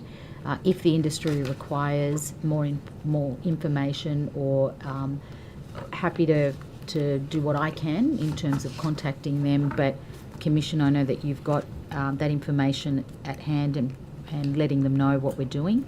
So we have been in regular contact with the particular industry groups that have been utilising TestSafe to communicate alternatives as best we can, and also the timeframes when we expect those facilities to be back online, which we expect is imminent. Thank you. Great. Just one, Chair. Sure. Minister, just to follow up, does the NDIS disability support worker cost model 2025-26, which underpins NDIS funding, take into account the cost of the long service leave entitlements for disability workers? Yeah, thank you very much, Mr. Buttigieg, and I want to thank you as a very diligent Parliamentary Secretary to myself and Minister Camper. Mr. Buttigieg, yes, I am advised that the cost model issued by the federal government takes this in account. It does take this in account, both the provision of long service leave and other employee entitlements. Thank you, Minister. Appreciate it. Thank you, Mr. Buttigieg. Thank you, Minister and officials. Well, it's now 10:45, and in the absence of any more government questions, we are going to have a break until 11:15 a.m. Thank you. We'll reconvene then.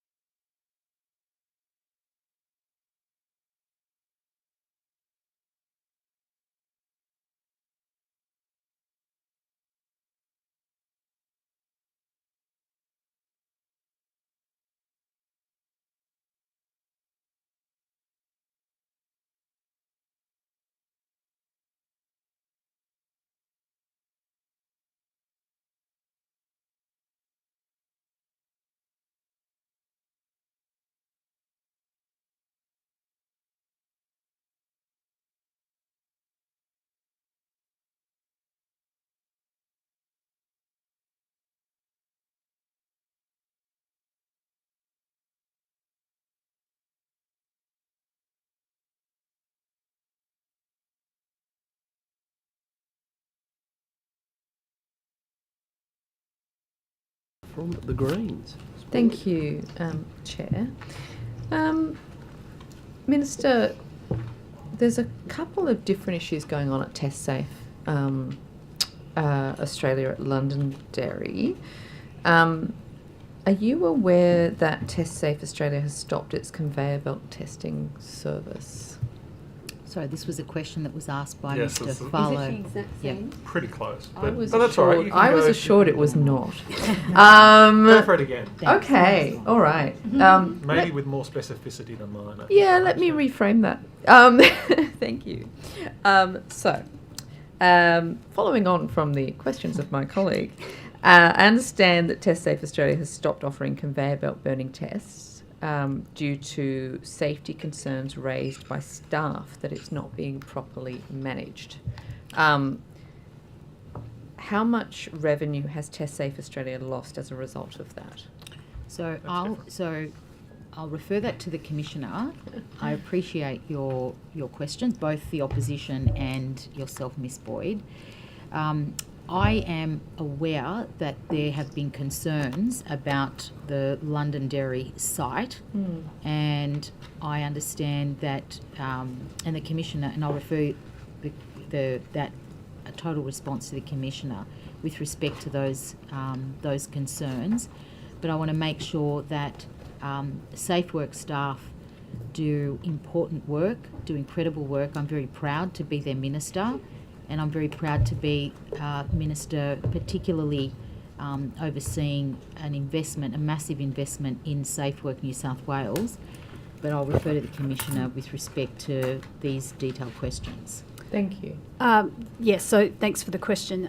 Yes, the testing of the conveyor belt has been paused. As I mentioned before, we are looking at the operational procedures around a number of the testing elements that are undertaken at TestSafe from a safety perspective as well as a contemporary practice perspective.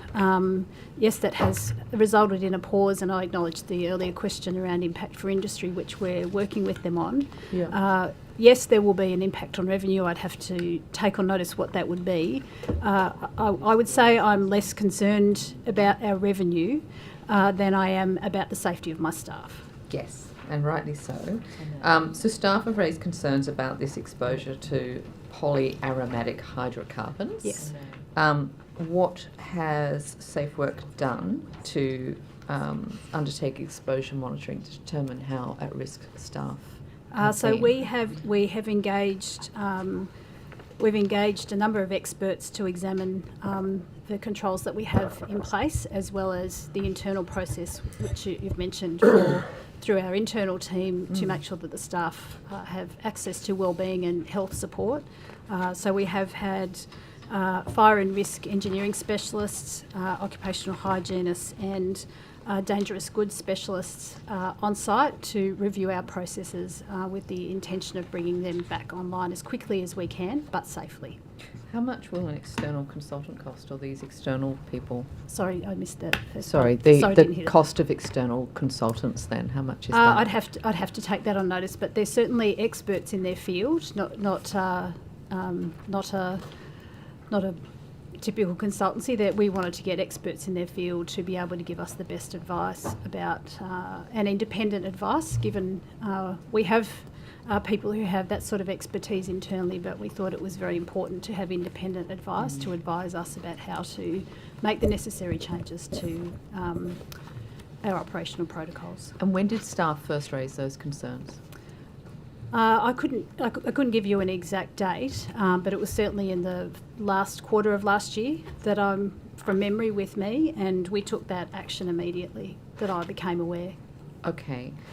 Who's the executive director responsible for TestSafe? It's our executive director who looks after our specialist harms and regulatory enforcement, yes. Okay. Do you know if they were contacted prior to the last quarter of last year? I couldn't tell relation you to- that, but certainly as soon as the concerns were raised, these concerns were raised by staff, the executive director raised them with me and suggested the course of action, which I've supported around a range of issues, which include the independent reviews that I've outlined. Okay. I understand there's been some concerns in the past about the health, the HSRs at that site, and some sort of concerns that perhaps staff weren't being heard with their complaints. What action have you taken to sort of rectify that situation? Yeah, I understand that, and certainly the HSR has raised that directly with us, and we wanted to assure them that we took that very seriously, both from the perspective of raising the concerns about health and safety, given the specific and the dangerous nature of the work that is done there, but also that it's not okay that staff don't feel it's okay to speak up.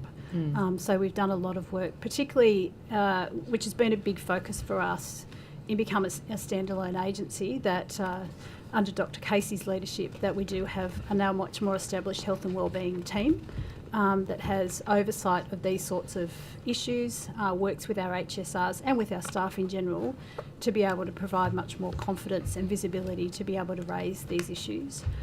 So I have a level of confidence that we have heard from staff about the range of issues, and that we have a number of mechanisms that are underway to address both the safety and those other concerns that have been explicitly raised. I understand the services have stopped for nearly 4 months without the issue being resolved. How much longer do we think it's going to take? Look, I think it will be nuanced for each of those, because each of the two questions today around test safe relate to specific testing programs.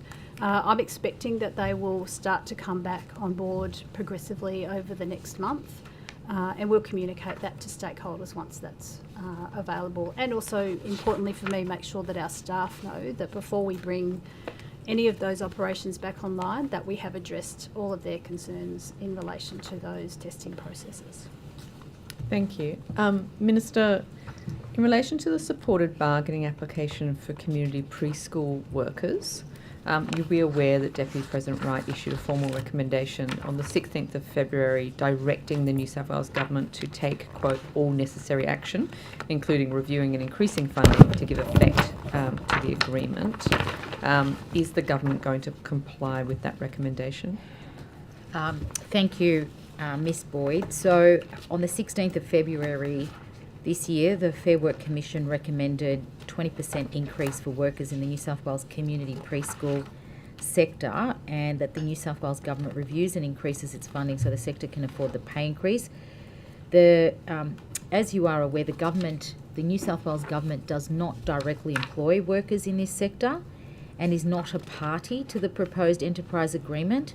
The government is, however, the primary funding body for community-based childcare centres, and the government is considering the decision closely, and I am working with the Minister for Education to assess next steps.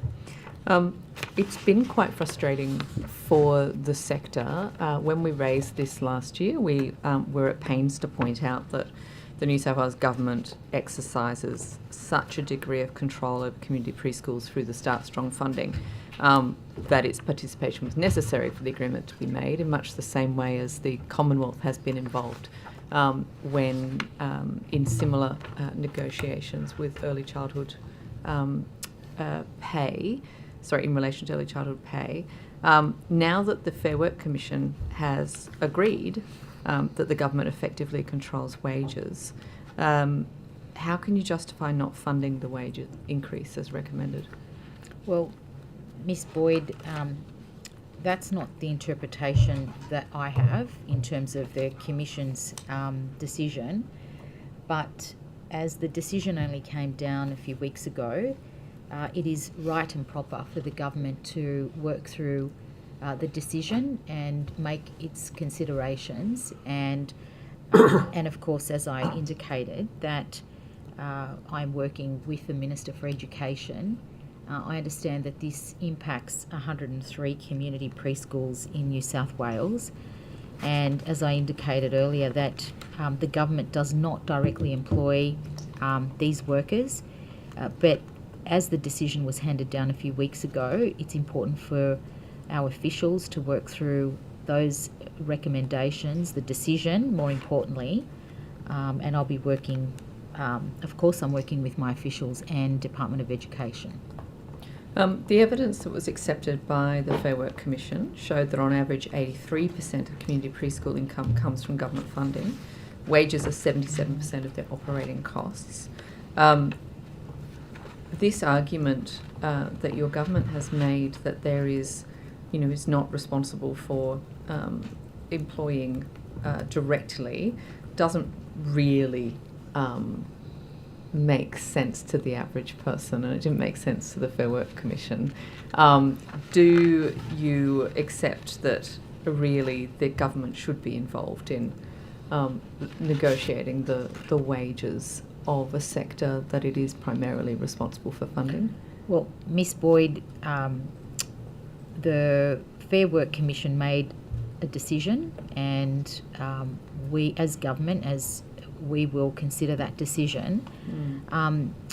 We're responsible for the people that we employ, the 430,000 people that we employ, and we set the framework. We set the policy, the industrial relations policy framework. In terms of you're asking me for an opinion or what I think, we don't directly employ these people. This has gone through the Fair Work Commission. We'll consider the decision and we'll work through those processes. Your government doesn't directly employ community service workers either, but when the Fair Work Commission gave them a pay rise, your government then crowed about the fact that it would increase funding to those community services to cover that amount. Why are community preschool employees any different? Miss Boyd, community preschool educators are vitally important, and they do critical work supporting children, and I want to acknowledge their work. With respect to the comparison that you've made, there again, you have to look at these cases separately. It's not apples and apples. So, but I'm happy to defer to one of my officials. You can ask them in the afternoon session. But as I said, the government will consider the decision. Again, I guess I am asking for your view as Industrial Relations Minister. In a media release following the last budget, the Treasurer was quoted in relation to that Fair Work mandated pay rise for community sector workers as saying, quote, "We're making sure crisis workers, counsellors and youth workers get the pay rise they deserve, while their employers can get on with grappling with some of our toughest social challenges. As real wages begin to grow again in New South Wales, this $122 million funding injection will make sure real wages grow for community service workers too," end quote. Do you acknowledge that that seems quite a different approach to what your government has been adopting when it comes to the wages of really underpaid and predominantly women community preschool workers? I'm not here. I'm not about dividing the workforce. I know that early childhood educators do really important work, and I'm very grateful for the work that they do, and for people who choose to come into this sector. It's a vitally important one, and the government values the work of these early childhood educators and care workers. And I know from my own experience as a local member, the incredible work and I know for many of them who stay in this sector because they love the work that they do. They're highly skilled professional employees, and they do really important work for the children of our state. With respect to the community sector workers, again, they do very important work, but two different sectors. And so I think... why treated differently? but it's not about treating it differently. We don't directly employ. A decision's been handed down, and as I You said, don't directly employ the community service workers either, and yet for no, them you're absolutely give that right. funding. But we do enter into service agreements with the community sector, with respect to early childhood education. They do important work. Government is considering the decision. It's only been handed down a few weeks, so But these are give us apples some to time. apples. I mean, you fund the community service sector; they're reliant on your funding. When they need a pay rise, it's determined by the Fair Work Commission to be the right thing to do. Your government steps in to ensure that can happen. But when it comes to community preschools, the exact same thing has happened. You have an agreement with them where you fund them, and yet the response from the government has been to fight them in the Fair Work Commission and not join in, and not commit to giving them a fair wage. How do you justify to those preschool workers why they're not as valued as everyone else? I disagree. As much as I respect you, I disagree with your summation about what the government thinks of these workers. And if I can put on my local member hat, I represent a number of these community-based childcare and the preschool, and I know they're workers who've been in this sector for 15, 20, 25 years, have enormous respect. The children that were looked after 25 years ago are now sending their children. The community organisations that provide this service, vitally important, particularly in low socioeconomic communities. I have had representations made to me as a local member, and as I said, that the government is considering this decision. So I'm not here to. I don't want to not hear about dividing dividing clarify, workforce in this sector. Yes, it is a highly feminised where we have and 92% of the workforce exactly are women. like one of my services has 100% female. Like What I'm saying to you, though, is not my summation. This is the summation of the workforce who are looking at the government and saying, why have you fought us this whole time? We've now everything, and it's not, the arguments that the government made were not just false, they were actually quite misleading in lots of respects. There was a lot of misinformation put out by the government saying that these preschools had lots of money and all sorts of things, which the Fair Work Commission has now rejected. From their perspective, when they look at what this government has done, they are wondering if I understand you personally and your words of value, but without recognising how significantly underpaid they are and taking steps to address that, they're feeling undervalued. Well, I want to express that they are highly valued, particularly by the parents. I know that they're run by community-based, these preschools are run by community-based organisations. As I said, I've heard their representations, and the government will consider the decision of the Commission. The Fair Work Commission found that improving their pay would be consistent with the Fair Work Act's gender equality objectives, and the Commission has formally recommended that the New South Wales Government act. There is this highly feminised sector and also the nurses and midwives that are still arguing for a fair wage. Is your government committed to gender pay equity or not? Miss Boyd, we have done more for the women in this state than any other government since Bob Carr, since Neville ran, when they made really important reforms with respect to women and their rights and access, parental maternity leave, and a whole range of reforms. The government just recently, and I know that you supported including the gender objects into the Industrial Relations Act, which we recently did. And also, when you've raised the issue of the nurses' arbitration, we're waiting for a decision. So that I don't know. I mean, it's a matter for the Commission when a decision will be handed down. I appreciate the comment that you have done more, or there's, in comparison to other governments, but you've been in government now for a few years, and the community are asking why these feminised workforces are not getting delivered the same good deals that we saw for the highly non-feminised workforces, such as the police and others. What is your response to that?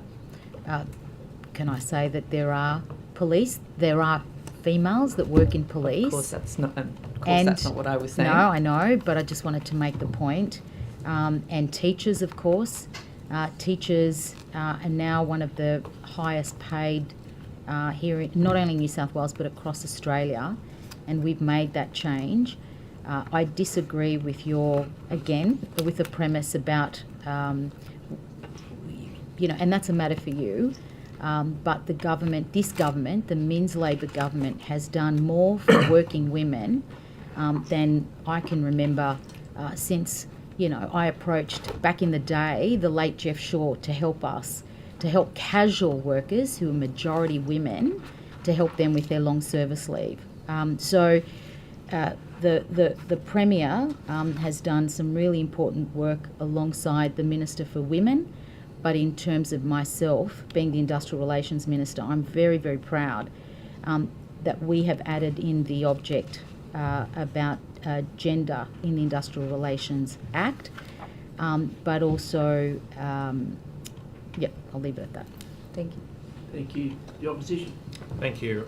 Minister, are you aware that the electrical trades unions applied to the Fair Work Commission for a single interest multi-employer agreement, employer bargaining authorisation agreement covering all electrical contractors across New South Wales? Am I aware of that in the Fair Work Commission? Yes. Yes, I am aware. And Minister, are you aware that this proposal could result in the ETU having coverage of all major electrical contractors and construction sites across New South Wales under the single agreement?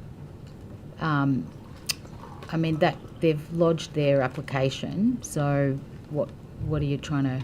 Well, Minister, this would give the ETU unprecedented power, wouldn't it, in terms of coverage across all electrical contractors in New South Wales? Well, that's going to be heard in the Commission, the Fair Work Commission. And Minister, do you have any view with respect to that at all? In what in terms of what's... Well, Minister, sorry, in terms of your, what are you trying to get at? What are you... I'll ask the questions and you'll see, Minister. But Minister, with respect to that agreement, and have you looked at all in terms of the potential cost to New South Wales? That sort of coverage? My advice, I'm not the infrastructure minister, but my advice, Mr. Farlow, is that I think you asked Mr. Gellibrand this question last week. Yep. And I refer you to that response. So that response effectively was with respect to the stoppages that the ETU and their action has caused across large-scale infrastructure projects, the M7 to M12 link being one of them. Is that something that concerns you in terms of the ETU having that sort of power across New South Wales estate infrastructure projects? With respect to the government commissions these large projects like your government did, this is important progress. Productive infrastructure is critical to our economy, critical to workers. With respect to whether it's the ETU or others who have particular coverage, obviously if they've got issues with respect, a number of issues, they'll raise those issues. My concern is making sure that we progress with work, that we progress, that we have safe, productive workplaces, and that includes on these large projects. Now, in terms of the question, you've asked the Treasurer this same question as well. Yes, Minister, I'm asking you now, but Minister, do you think that it's fair that if there's a dispute in a construction site in Sydney, that should have an impact on, the building of a hospital in Maria, for instance? That should it have in terms of a work stoppage? Yes. On but why would they stop work? What's the Well, basis Minister, of their stop we've work? already seen in terms of protected action that the ETU's taken that, of course, their issue wasn't necessarily with the state government, with the M7 to M12, but we were seeing stoppages on infrastructure as a result of the ETU and their industrial action across the board. But they went to the Commission and many of these issues were resolved. But, yeah, I'm not sure what you're getting at, though. Okay, well, I'll ask this one, Minister, and we'll see if that may crystallise it. Minister, will you use your powers under Section 569A of the Fair Work Act to intervene in these proceedings to prevent a single multi-employer agreement with the ETU?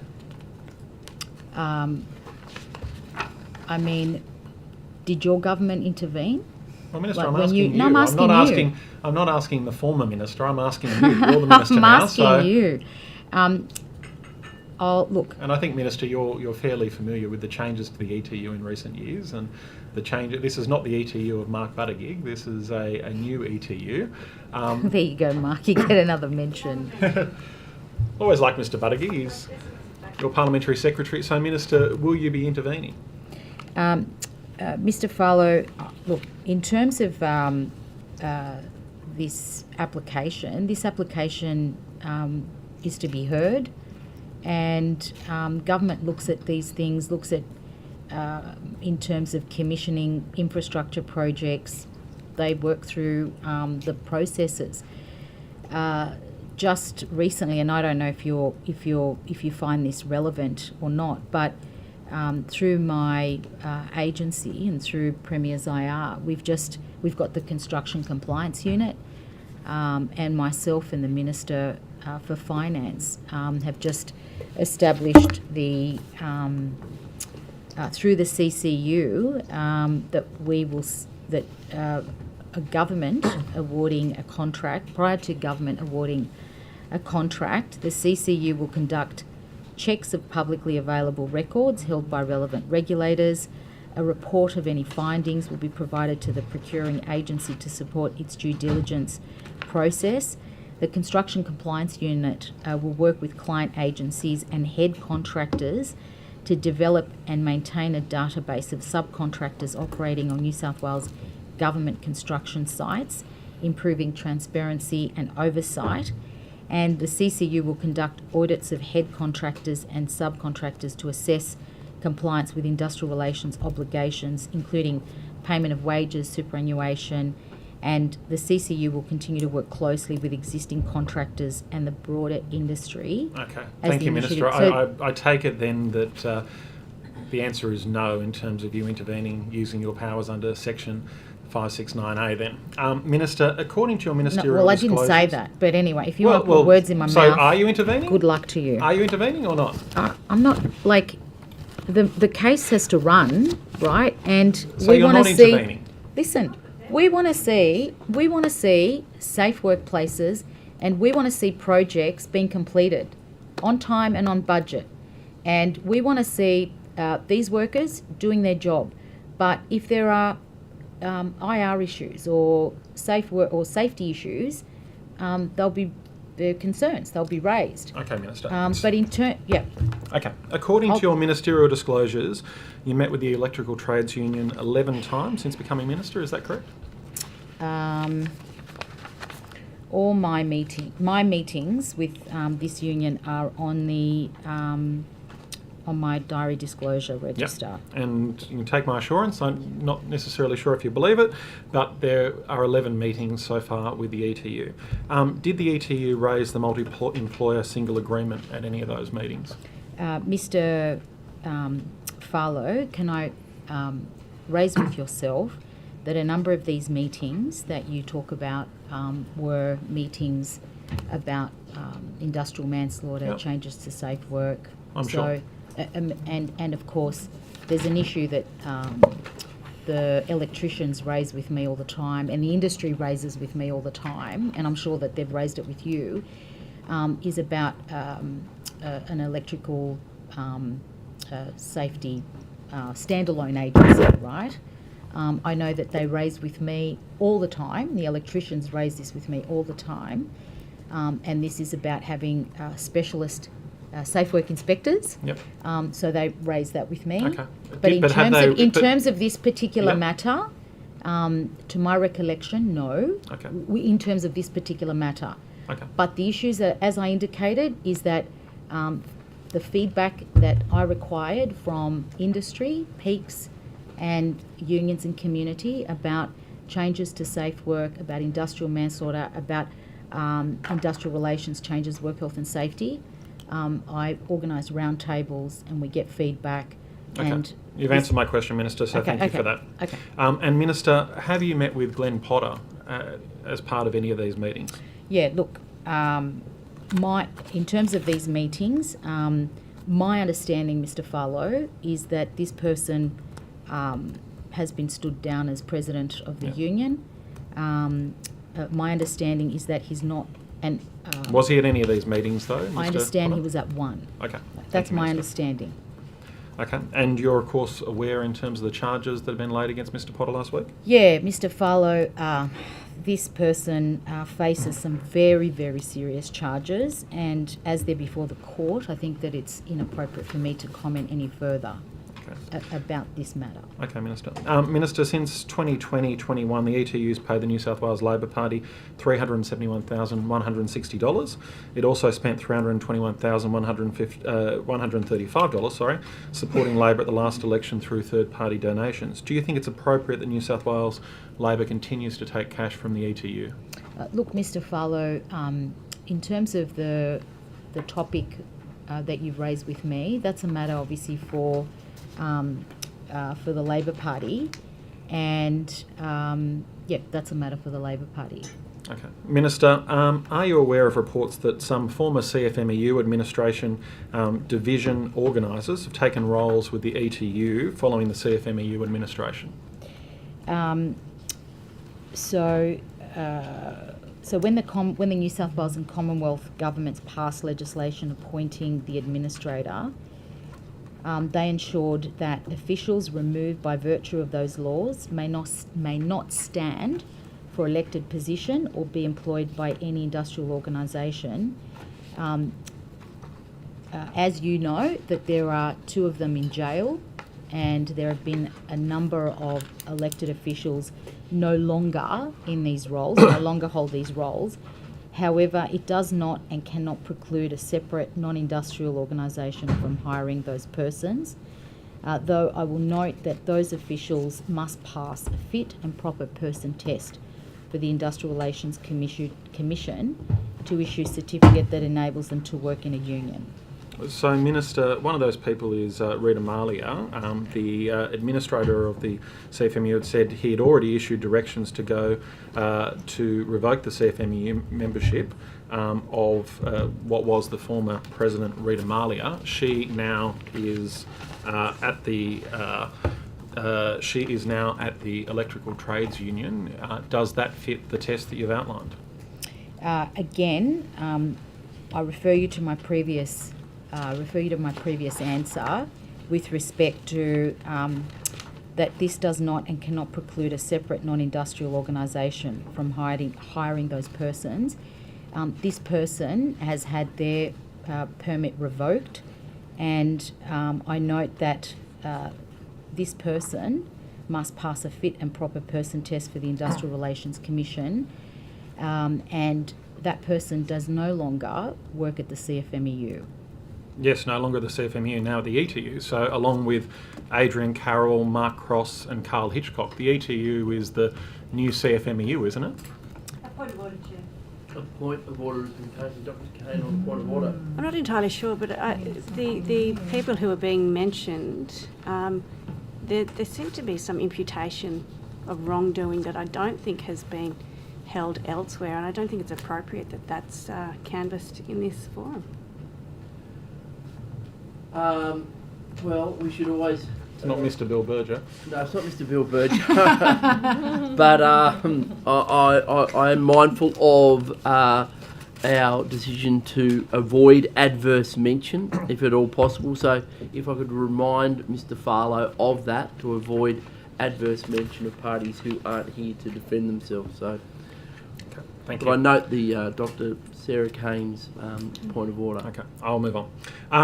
Minister, iCare appear to have paid the New South Wales branch of the ETU $111,124 in 2024-25. What was this payment for? Do you have further Well- detail? What do you mean? Well, funnily enough, Minister, we only get information about this through secret documents, those being, of course, the AEC's disclosures of the ETU's donations, which outlines that there was a declared receipt of $111,124 from iCare Workers Insurance. Minister, can you shed light on what this payment was for? Can I seek advice from my officials about that? So you're not aware of the payment? A payment from ETU. who? From iCare to the ETU. But what was that for? Well, that's Well, what we're trying to ascertain. That's what this is about, It Minister, sounds like because you're not aware of it. the only reason we know about it is because of the disclosures that the ETU makes to the AEC. There's nothing disclosed by iCare, there's nothing disclosed in New South Wales. Yeah. It's only through the AEC's returns that we've got any idea about this. I'll find out and I'll let you know. Okay, Minister. Minister, was this payment used by the ETU to fund Electro Group Apprentices, a training arm of the union, now headed by Ms. Rita Malia? A Again, point of order has been taken.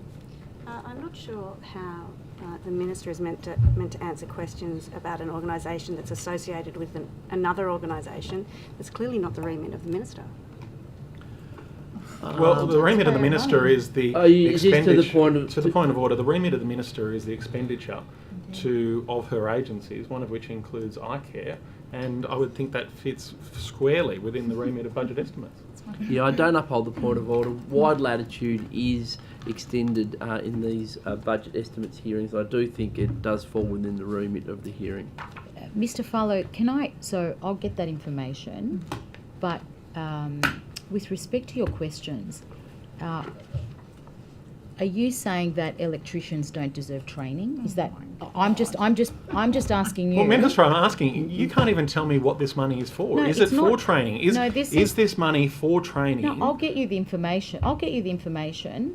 But iCare and other agencies, in general, provide support or training opportunities, educating, professional development. But in particular, these type of workers, whether it's electricians or tunnellers or labourers, people who work in high-risk areas in our economy, they deserve to get education, they deserve awareness training. But I'll find out because iCare do, through a number of the schemes, do provide support or work jointly.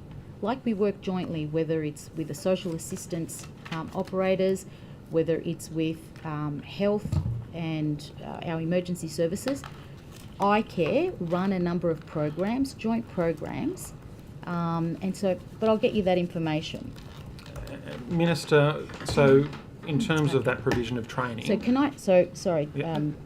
Mr. Farlow. We will take it on notice and find out for you, Mr. Farlow. It could be a myriad of things. I was even thinking it perhaps could have been a premium refund or adjustment. So I'll get the finance team to look at it. And So a come back premium to you. refund or adjustment would be noted as a donation on the AEC's register?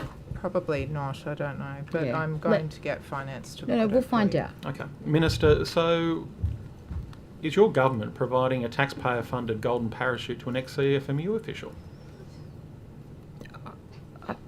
Mr. Farlow, that person's been dealt with.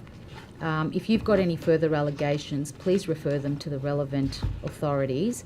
Well, Minister, I'm asking the questions to you at the With moment. respect to the question that you've asked, I'm very committed to find out what this information is, and will provide you and the committee with that information. Okay, thank you, Minister. Minister, similarly, iCare's paid $52,564 to the CFMEU in 24-25. What was this money for? Again, I'll find that I'll find out that information. Minister, in terms of these items that, of course, are not disclosed by iCare, you unfortunately can't tell us what they're for today. Will you commit to further transparency around these in the future? Mr. Farlow, iCare run a number of programs, and whether those programs are with our emergency service personnel with respect to psychosocial support. We've been working with police, with fireys. We've just recently, and it started under your government, where we had a Design for Care program. We worked with social assistance, healthcare, community sector, and the respective unions and industry in terms of working around Design for Care. So bullying and harassment and a whole range of issues. We work with universities across Australia. So there are a number of programs that iCare work in joint through joint programs. Okay. But let me find out. Thank you, Minister. And the other thing, can I say to you, is that with respect to these type of workers, I know you're saying, oh, you know, these unions. You've got to remember that it's a collection of workers. So they're labourers, they're building and construction, and one of the high-risk industries in New South Wales is building and construction. Indeed, Minister. Every week, Mr. Farlow, I get a notification about a building worker who dies. And so Minister, we have a responsibility. We understand, of course, we have the tragedies that occur in workplaces, and I commend you on the work that you do to protect injured workers. But interested in terms of the funding arrangements here, Minister. Absolutely. Minister, with respect to the transfer of money out of iCare, what checks and balances are in place, and potentially the disclosure of conflicts of interest when considering that the chair of iCare is a former ETU president in New South Wales? First of all, let me go back. I think that under your government, and again, I don't want to relitigate. I mean, we ran, you know, an entire campaign about a Republican apparatchik that was paid for by iCare. I have made many reforms into iCare, and to give you and the committee an update that we have conducted a Treasury operational review into iCare that I had asked for, and we have made in the 24-25, we have made a savings of $42 million. I'm very proud of the work that we have done. With respect to the chair of iCare, very respected leader, Indeed, very respected. And I take your interjection that Mr. Perrottet appointed the chair, who does very important work. With respect to the matters that you've raised, we will get you that information. Thank you, Minister. And absolutely transparency and accountability. Absolutely. Thank you, Minister. Excellent. Thank you, Minister. Ms. Fairman. Thank you, Chair. Morning, Minister. Minister, I put questions on notice into you via the Treasurer in the Upper House regarding lead risk work in Broken Hill. I asked the question whether you could provide a list of all persons conducting business, so PCBUs in Broken Hill, which have notified Safe Work New South Wales that they undertake lead risk work. And the question was that lead risk work notifications have been, the answer that you gave me was that lead risk work notifications have been received by Safe Work New South Wales in connection with PCBUs located in Broken Hill, but that wasn't the question. So the question was provide a list of all PCBUs in Broken Hill which have notified Safe Work New South Wales that they undertake lead risk work. I assume that occurs? So, Ms. Fairman, thank you very much for your question and your concern. New South Wales Health liaises with Safe Work New South Wales and the New South Wales Resources Regulator for mining workplaces when elevated adult blood lead results suggest workplace exposure, enabling regulators to assess compliance and determine whether additional control measures or enforcement are required. Ms Fairman, can I also refer you to the Commissioner who will provide you with additional information? But also the question was around the requirement, which is a requirement, for PCBUs to notify Safe Work New South Wales that their workers are undertaking lead risk work. Let's start with that. Yep. That occurs? That Because they're that's supposed the to question notify. I asked and I didn't, that they notify Safe Work New South Wales that they're undertaking lead risk work. How many in Broken Hill? I don't have that figure. I don't have that information. Does it happen? Miss Fairman, I don't have that information. I can refer you, and I will get that information for you. I will refer you to the Commissioner. Like, I'm taking this very seriously. Yeah, sure. Okay, Yeah, the so, Commissioner. Yeah. so I know you've got limited time. Thank you. Sorry, I don't have the detail of the number of the PCBUs to hand. What I would say is that it is absolutely a requirement to report that work. It is a requirement to report the health monitoring and the results of that, and that we can then make sure that they put the right controls in place to manage those. As the Minister has said, we do that work in collaboration with New South Wales Health and with the Resources Regulator. It has been a fairly active area for us in terms of field inspections. We've been out there a number of times over the last few years. There have been 5 notifications for the removal of a worker. Can I just check with those notifications, because thank you, I have these. You did provide those in subsequent questions or answers. However, what I've received through the Standing Order 52 documentation that I've asked around lead risk work in Broken Hill seems to suggest that the way in which safe work is being notified is actually because of high pathology results, so high blood lead levels in workers being notified to you by New South Wales Health. Now, Minister, that's not what is supposed to happen. So the PCBUs should be notifying safe work. So why isn't that occurring? If that's not occurring and they're supposed to be doing that, well then we need to act and do something about that. But you should know that. Sorry, is it your position? What's your position? Sorry, the Commissioner. Safe Work Commissioner. So is that occurring? I'm aware that they notify us, which is, I think, your question. They're certainly notifying us of the results of health monitoring when there is lead risk work, and that then and then we assess from the results whether there is the right controls in place. I'm very happy to look in. If that is not meeting the full obligations of the PCBU, we will absolutely undertake to look into that. I've got details here of Boss Construction. So there's in Broken Hill. So this was notified by New South Wales Health.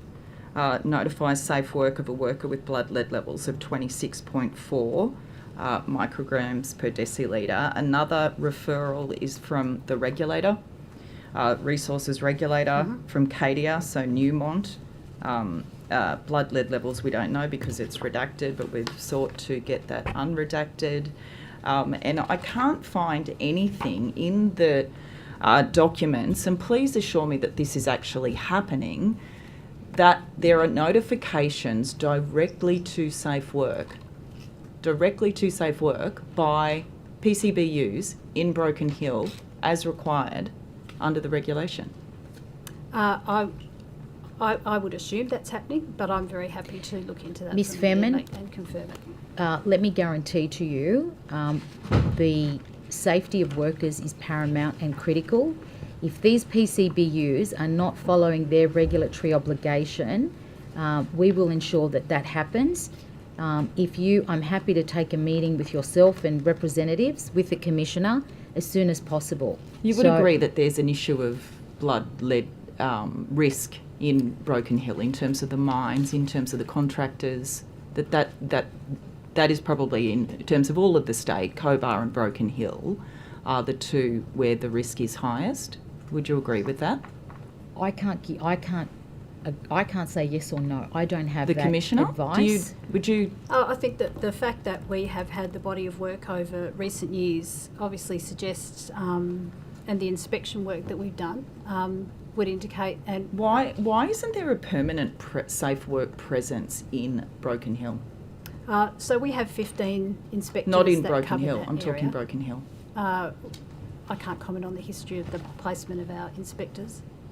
So I've also got correspondence, a Ms. safe Fairman. work email that says that there is in terms of the PCBUs, they're aware of a general lack of awareness by business owners about lead management relating to worker health and safety. Ms. Whose Fairman. job is it to ensure that they know about worker health and safety, Minister? So, Ms. Fairman, we have invested a record amount in safe work, 127.7 over Let's 4 stick years. with lead though. No. We are recruiting, in the process of recruiting 50 safe work inspectors, and I will have a discussion with the Commissioner. These are obviously operational matters, and I can't interfere in those. You are raising a very important matter. I will get that advice, but in terms of having a presence in Broken Hill, I will work with yourself and with Commissioner in terms of how we can increase our presence in Broken Hill, whether we need to, as we do in other areas where we have high construction or high manufacturing, where we have safe work goes out there, does proactive work with the employers. But I understand what you're saying. Let's look at what we can do in terms of having that presence at Broken Hill, or at least having, again, I have to take advice from the Commissioner in Safe Work, but let's work together with yourself in terms of the issues that you've raised. Are you aware of the ACTU writing to Safe Work Australia about the issue of lead, the risk of that regulations that relate to lead work aren't up to scratch? Are you aware of the ACTU's lobbying on this? I understand that there are concerns from unions, but if you have a date for that letter to Safe Work Australia, obviously This date's 4th of March 2024. It was returned in the Department of the DPIRD return, not Right. Safe Works return. Yeah. But I can surely it that's would have fine. been I'll get sent it. to That's you fine. as well. We'll get a copy. Obviously, that the ACTU has written to Safe Work Australia. Obviously, it's on their agenda. I'm part of a ministerial group with Safe Work Australia that raises a number of these issues. But I'm happy to, in terms of New South Wales, put our voice and lend our voice. The reason I'm raising it, I don't come to, as you will attest, budget estimates with you. Yes. I think this is our first together. But the reason I'm doing it is because the documents that were returned, and I did request all of the information in relation to lead risk work from Safe Work and yourself, were so threadbare. It was incredibly surprising, alarming potentially. Notes, though, from health, for example, reveal that there is no safe work oversight, that New South Wales Health had to pull together a team mid last year around lead risk work in Broken Hill.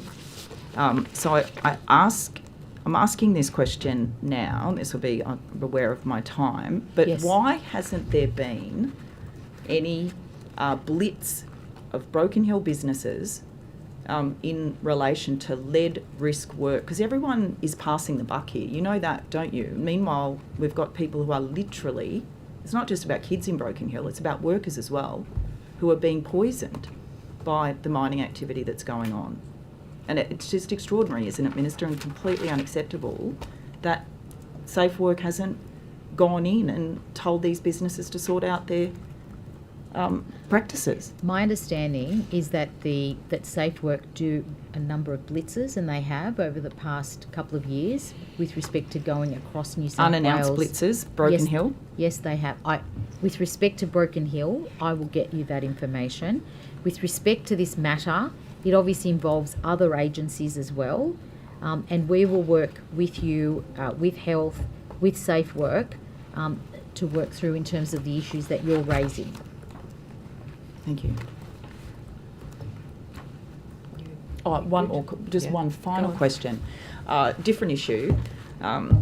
Modern slavery, blueberries, the intensive horticulture business mid-North Coast. Lots of concerns there around the safety of workers, migrant workers. What role are you playing as Minister to clamp down on the extremely unsafe practices, indeed modern slavery practices of that industry? I'm sure you're aware of it. Yeah, no. And so you don't chew up your time. I've already responded to labour hire issues in terms of regulation and what we need to do here in New South Wales. In terms of the company that you've mentioned, happy to take that on board, and for Safe Work to, and my officials, whichever agency, I will take that on board. Okay, that's all right. I mean, I can come. I will take that on board, and they will go and do their compliance and enforcement, making sure that they do their enforcement work. But I've already answered the questions about labour hire. Yeah, it's more specific, but I'll yes, that's good. Ms. Boyd. Thank you, Chair. Minister, last estimates I asked whether Safe Work had conducted any proactive audits of seasonal worker housing and living conditions, and I was told that Safe Work had. I then asked how many audits were done in 2025, and I was told, quote, I'll have to get the number for you, but I'm happy to provide that on notice, end quote. But then the answer to the question on notice I received was simply, these matters are part of Safe Work New South Wales's broader regulatory activities. When responding to a request for service or workplace incident, Safe Work New South Wales inspectors will undertake routine checks of on-site facilities, which can include worker accommodation where relevant. That is not an answer to the question. Can you tell me now how many audits have been done of seasonal worker housing and living conditions? The other question I asked was around prosecutions and other enforcement actions that have arisen from that regulatory activity, and again I just got told as above, which is not an answer to the question. Yeah. Can I refer that to the Commission? In terms of how many, I don't have that on me. I can get that information. We will undertake to provide that on notice. And can I just say, if it's not satisfactory in terms of going out to these places, again, we hear what you're saying, and I know that Safe Work do run blitzes, particularly with respect to out in our regional communities, in farming communities. We do have our annual farm safety roundtables. We're holding one in May in Wagga Wagga. You're all more than welcome to attend. We usually get about 50 attendees from industry, from unions, academics, locals, to talk about these issues. We've been able to elevate these issues on our agenda, but also to take action, including a number of items that we've been able to put on the small business rebate. But coming back to your issue, is where we haven't, or where you think that we need to do more work, I'm happy to work with you on this. Ms. Scora, are you able to come back to me this afternoon with the numbers? We'll do our best. Yeah, because we've been waiting since last year. The other question I asked last time was how many Safe Work inspections were conducted in warehouses, fulfilment centres or distribution hubs in the last year. Again, it was taken on notice, and then the answer I received was, quote, Safe Work New South Wales inspectors attend various types of workplaces, end quote. Again, that's a really poor answer to the question. So it's a pretty legitimate question, I would think. We know how dangerous warehouses, fulfilment centres and distribution hubs are to workers. There are an incredibly high number of injuries and fatalities. So can you now tell me how many times Safe Work is conducting inspections of those facilities? Do the best to come back to you this afternoon with that. Minister, they're pretty poor answers to the questions that we asked last time. Are you did you sign off on those answers? If you're not satisfied, I'm happy to meet with you and work through the processes. I want to try and be as helpful as I can. So let's and to your organise. credit, you ordinarily are, and I think this set of questions was just not particularly well answered. Okay. Minister, when will New South Wales adopt the updated Model WHS Act, which was amended last year to introduce new notification duties, including extended worker absences, violent incidents, and work-related suicide and attempted suicide? Can I refer that to the Commissioner?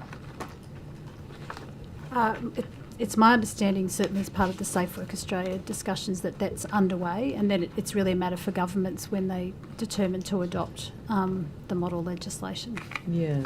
So, Minister, I think that is a question for you. I'll get that for you. I'll get that Thank you. information for you. How many work-related deaths were reported last year? I think I don't want to. Can I get that figure for you? But on average, it's one a week. So There were 60 60. fatalities, traumatic fatalities last year, calendar year, that is. Do you have a breakdown by industry or some sort of Probably do, yes. Give me a minute. breakdown? We can get that for you. Thank you. Following an August directive from CIRA to review payments relating to Workers' Compensation Commission or Personal Injury Commission decisions from October 2012 onwards, iCare identified about 9,400 workers' compensation claims that may have been underpaid because inflation adjustments were not included. I'm pretty sure I asked about this last time as well. According to iCare, the review focused on a specific cohort of claims that form part of iCare's existing historical indexation remediation program, which I understand to be that cohort of tens of thousands of claims identified in 2022 where indexation for statutory entitlements was not applied correctly. The 2022 underpayment scandal followed a similar underpayment issue identified in 2021 where workers' pre-injury average weekly earnings, or PRW, had not been calculated properly. And we also had an underpayments issue identified in, I believe, late 23. And there was another 300 people on the Dust Diseases Scheme underpaid, as identified in 2024. Are you concerned that we seem to be having these regular underpayment scandals out of iCare still? I disagree with your summary about it being a scandal, because we have done a lot of work. Our government's done a lot of work to make reforms to iCare and the administration. We have appointed a union representative, an employer representative, and we've made very important changes. We've conducted the Treasury operational review. But in terms of underpayments? There are remediation processes underway, and they're consistent. I'm happy to pass over to Mr. Wessling on that score. The example that you raised from last year was related to payments dating back to 2012. There were a specific category of indexation related to member determinations in the PIC that hadn't been specific about indexation. So that was essentially an extension of the original indexation program. There were only there are 150 workers that require a payment adjustment following the sort of, as we work through that final part. I'll come back to you. And can I just add to that, without taking up the opposition time, that all injured workers must be paid correctly and must be paid on time and paid correctly, and we're doing a lot of work to make sure that happens. There are no excuses. Thank you. Ms Munro. Thank you, Chair. Minister, Safe Work New South Wales maintains a union and HSR stakeholder engagement team. Is that correct? We have done some really important work with respect to health and safety representatives. Yep. So I'm just asking specifically that there is a union and HSR stakeholder engagement team. There's Yes, that's correct. Yep. That's correct. Yeah, okay, thank you. And that team consists of a team coordinator, principal inspector, project officer, stakeholder engagement advisor. That's correct. Is there an estimate for the cost of this team? There will be a cost of that team that we can provide, yes. That would be helpful. And also what salary bands these team members would fall into. Yeah. Thank you. Does SafeWork, Minister, maintain any established union escalation pathways directly to this team, which is separate to the public standard request line? I mean, it's operational. These are operational matters, but can I just, Miss Munro, you've got to understand that we have, on average, one death, one fatality at a workplace Minister, I'm every asking single you week. about operational matters that are exactly about how your department and your organisations operate to serve all workers in New South Wales. Of course. That's why I'm asking these questions. So I'm not, please don't impugn motives that would be other than your own, in that you want to protect No, workers. but we want to understand constantly how worker bashing. That's what you're doing. No, we're not, Minister. No, you are. No, because Minister, under your this government, is incredible virtue signalling from you. It's just I don't even so know what you're egregious. virtue. Order. I don't even know what's Order, virtue Minister, signalling. Please. This is why Okay. people are Let's voting not for. Minister, roll Minister, This is why into- people are Order, moving away Minister, from the Liberal order. Party. Order. Please come to order. Virtue signalling. Minister, since you can't answer the question, perhaps I'll move that to Safe Work. Is there an established union escalation pathway that is separate to the public line? So I'll answer the two questions. The first is the team that you have mentioned is really about stakeholder engagement. So they're not in that sense, they're not a team that would have these sorts of matters escalated around union involvement. Our role with union dispute, so that relates to their access as entry permit holders. When there is a dispute, Is that primarily union members? Well, that primarily relates to where there is entry permit holders are predominantly, yes, unions. Yeah, I mean almost exclusively, Yes. you would say? Yes. Are they entirely union members? I would say, I wouldn't want to say entirely and be wrong, but I would say mostly yes. The vast majority. Yes. So we're an entry permit holder and the PCBU have a dispute. In most cases, that will be resolved between the two on the spot, and that's usually about access because there has been a contravention or a suspected contravention of the Act, or because the union wants to consult with staff. So Where- effectively, Where there that doesn't can't be resolved Yeah. between them, they'll call for an inspector to be involved, and that will get triaged by our triage team. Yes. Okay, sure. So effectively, there doesn't need to be a union escalation pathway because the pathway is The already pathway. It services union representatives. Well, it services the role we have, the legislated role we have in resolving disputes between entry permit holders and PCBUs. But to the PCBU and the entry permit holder can raise a dispute with us. It's not the unions who do that exclusively. It's either way. Both happen. So does SafeWork operate a preferential access pathway for unions that is not available to employers or individual workers? No. Absolutely not. Okay.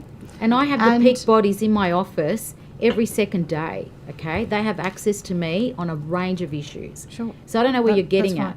Well, I'm just asking questions to No, understand you're how saying this that operates. workers don't deserve to have access No, to Minister, safe Not what workplaces. you're saying. Please That's don't what you're saying. assign motives to my questions. I am simply trying to understand how this this is system why- operates because of This is why issues that have people are going occurred in to different states. One Nation. So, are you aware, Minister, of Liam O'Dwyer, who is the team coordinator within SafeWork New South Wales unions and HSL stakeholder function? He works at Safe Work. He works at Safe Work. and has been there for a very long time. And are you aware that he is a PSA delegate? This is A point of order's been taken. Dr. Kane on a point of order. I'm just concerned again Yeah. that we're going into You're targeting. the details of particular employees in this public forum. And I'm not suggesting Ms Munro isn't legitimate, but I'm concerned at the outset of where this might be going with regards to that individual. Well, thank you for the point of order. I'm not going to uphold it because we are at the outset, and I don't think we really are into the details. I think Ms Munro's only just mentioned one person and asked who they are and where they work, so there hasn't been any adverse mention at this point, but I understand the sentiment of the point of order. Thank you, Chair. Well, Minister, are you aware that Mr O'Dwyer is publicly praising the union movement in public comments in the CPSU's Red Tape publication, which is quite an interesting title for a publication of public service? Order. And are you concerned that this raises any perception of conflicts of interest in his role running this union hotline, essentially, into Safe Work? Miss Munro, there's freedom of association, and there are you attacking PSA delegates? Are you attacking? Minister, I'm asking you a No, question. you are. Minister, I'm simply it'd asking help you a if you question. didn't ask questions back to the committee members. Mr. Chair. I'm Chair. asking if you perceive a conflict of interest. It's a very simple question. A conflict of interest with respect to the delegates. We have thousands of delegates that wear different. I have delegates that come to me that are from the bush. That some even stood for your party or the Nats, the but not answer is no. anymore. So the answer is no. But what do you mean? These people make representation on behalf of the workers that they work with. They're delegates. So what do you mean a conflict? Minister, has the CFMEU had a direct contact pathway to Mr O'Dwyer rather than using the public hotline? My understanding is that anyone can contact Safe Work New South Wales, whether it's a PCBU or whether it's a worker, for request for service. Miss Munro, when I became the minister, and I'm very proud to be the Minister of Safe Work, the Safe Work New South Wales, was under customer service. We have established it as a standalone organisation that the opposition supported. It is very important, very, very important, and to me it's very important that particularly building workers, labourers, workers in high risk industries are supported, because under your government... I'm not disputing that at all, but Minister. Why, Minister, but if I can resolve... Order. If not me, if Safe Work can, through the request for service process and through being able to resolve disputes very quickly, I want to see workplaces thriving and moving and growing and continuing. Sure.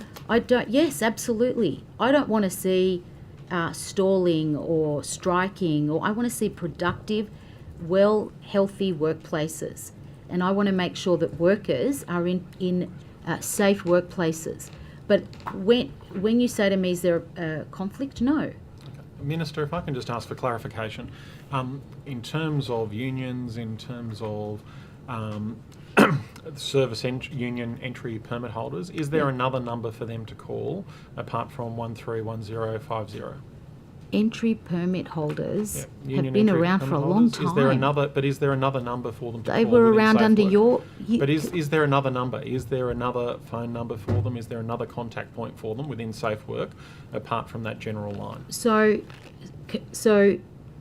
under a standalone Safe Work, so it's not Safe Work circa Greg Pearce, even though he established Work Health and Safety Act 2011 with every detail around entry permit holders.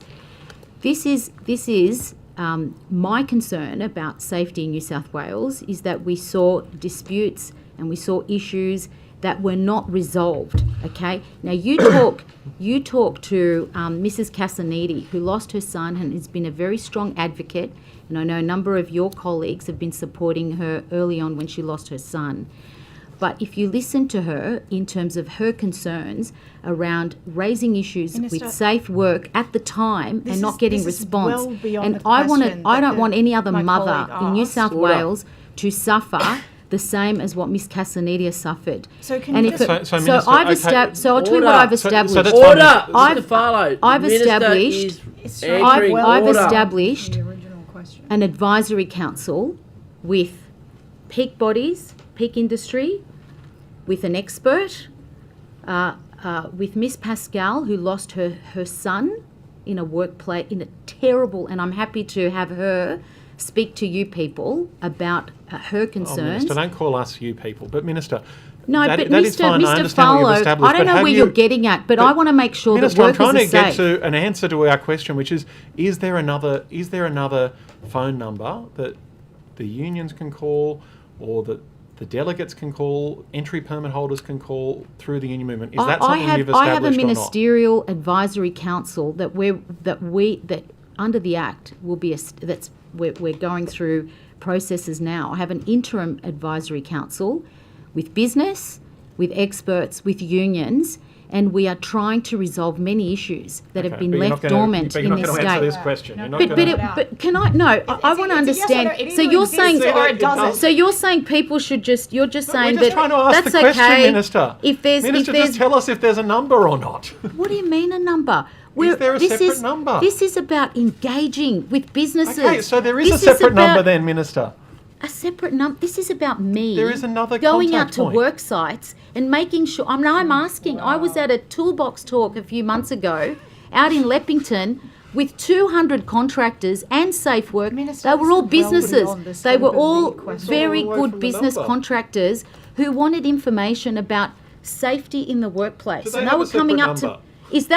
They've got my number. They'll call me. They can call me anytime. Sure, the unions I've have given- a direct number to you. I've This is given well my Order. beyond number to all these businesses. They can call me anytime and we will go in there, we will help them out. Minister, my next round of questions relate to your compliance with the Ministerial Code of Conduct, in particular Clause 7 and managing conflicts of interest. Can you confirm you nominated Earlwood Wanderers FC for a $15,000 grant under the local small commitment allocation before the March 2023 election?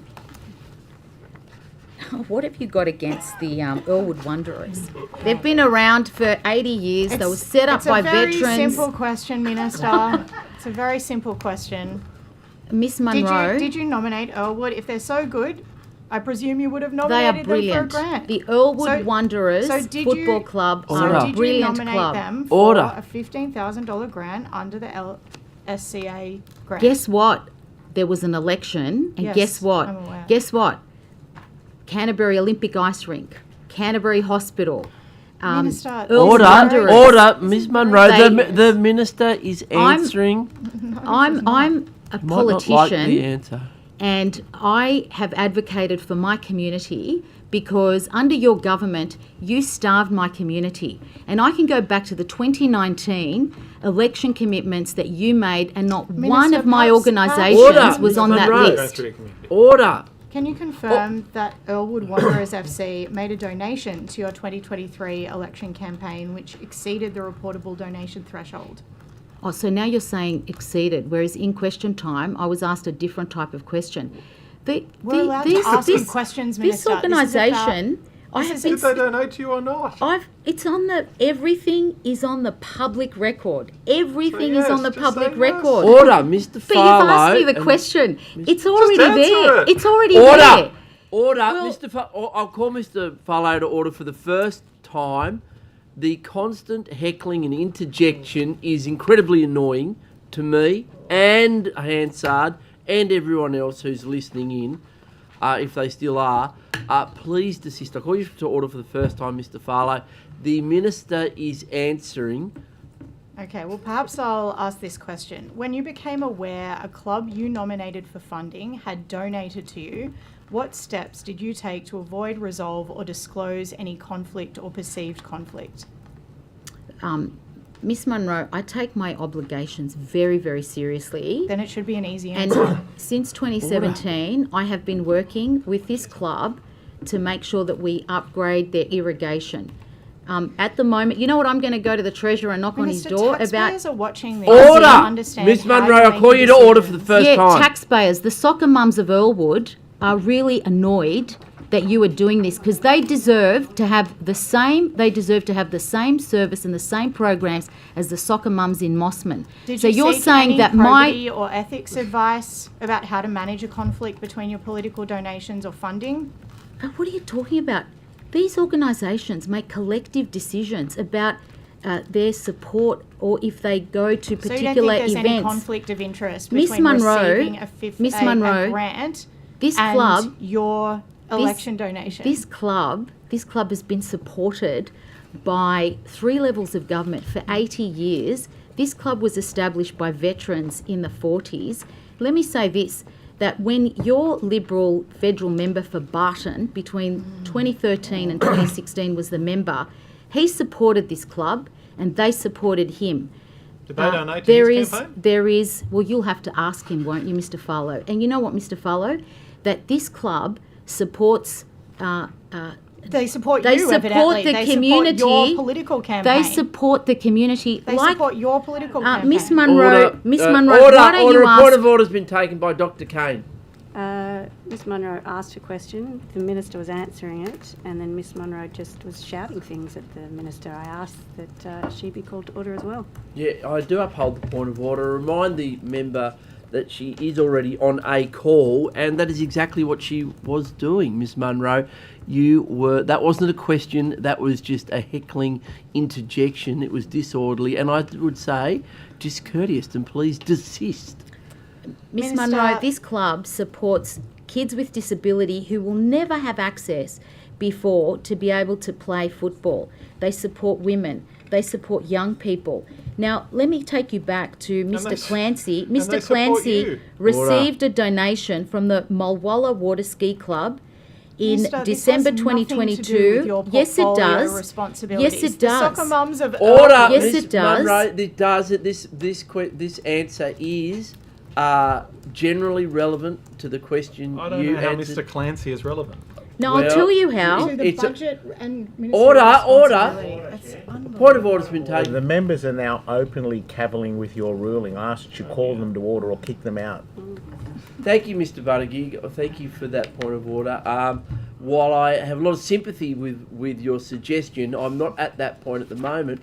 But you are devolving Ms. Munro and Mr. Farlow into just heckling the witness, the Minister. The Minister's reply was generally relevant to the question you asked. It may not have been the answer you want, but it is an answer. The Minister is providing it. Minister. Oh, look, Miss Munro, I know that you're in the upper house, and with all due respect, I served in the upper house. You don't have an electorate. My electorate was starved because of your government. We did not get the investment that we deserved. And my community went through a really rough time during COVID. I did a lot of work with our community organisations. This very important soccer club has 1,000 members. They support all community organisations. They were involved in the Earlwood Festival last year. They continue to support all organisations across, and the members of this club have been advocating for irrigation, fixing of their oval, their clubhouse. They have put to me and the community, and I had organised a petition with the community members back in 2017 so we could upgrade their irrigation. What they're asking from me now is to upgrade their grandstand. Now, as a local Minister, member, my duty... I appreciate the information that you're giving me, but it is not related to my question. The soccer mums of Earlwood are angry that their fees went to your campaign and not their kids, and you still refuse to answer what steps you took to manage a perceived or real conflict of interest in relation to your donations. You don't even know where Earlwood is. And you don't even know where Earlwood is. So now you devolve into insults because you can't answer these questions for the people of your electorate. Miss Munro, my disclosures are on the public record, okay? They're on the public record. This is a commitment of $15,000, a storage cage for their footballs, so they don't get stolen. So these kids are able to play football. I mean, and it's freedom of association. So you're saying that there's a bunch of people that shouldn't be coming to your events or supporting you. Unfortunately, Oh, mate, you've lost the opposition, argument. This section of questions has expired. We now have 2.5 minutes for Ms. Boyd. Thank you, Chair. Just coming back to this underpayments issue. So there were 9,400 claims that were identified as potentially underpaid, where the indexation was not then accurately applied. So these are people who have already had to go through a legal challenge to get their proper entitlements, and now the decision handed down by the Commissioner were not complied with properly. How many of those potential underpayments were actually confirmed as underpayments, and what has been done to rectify it?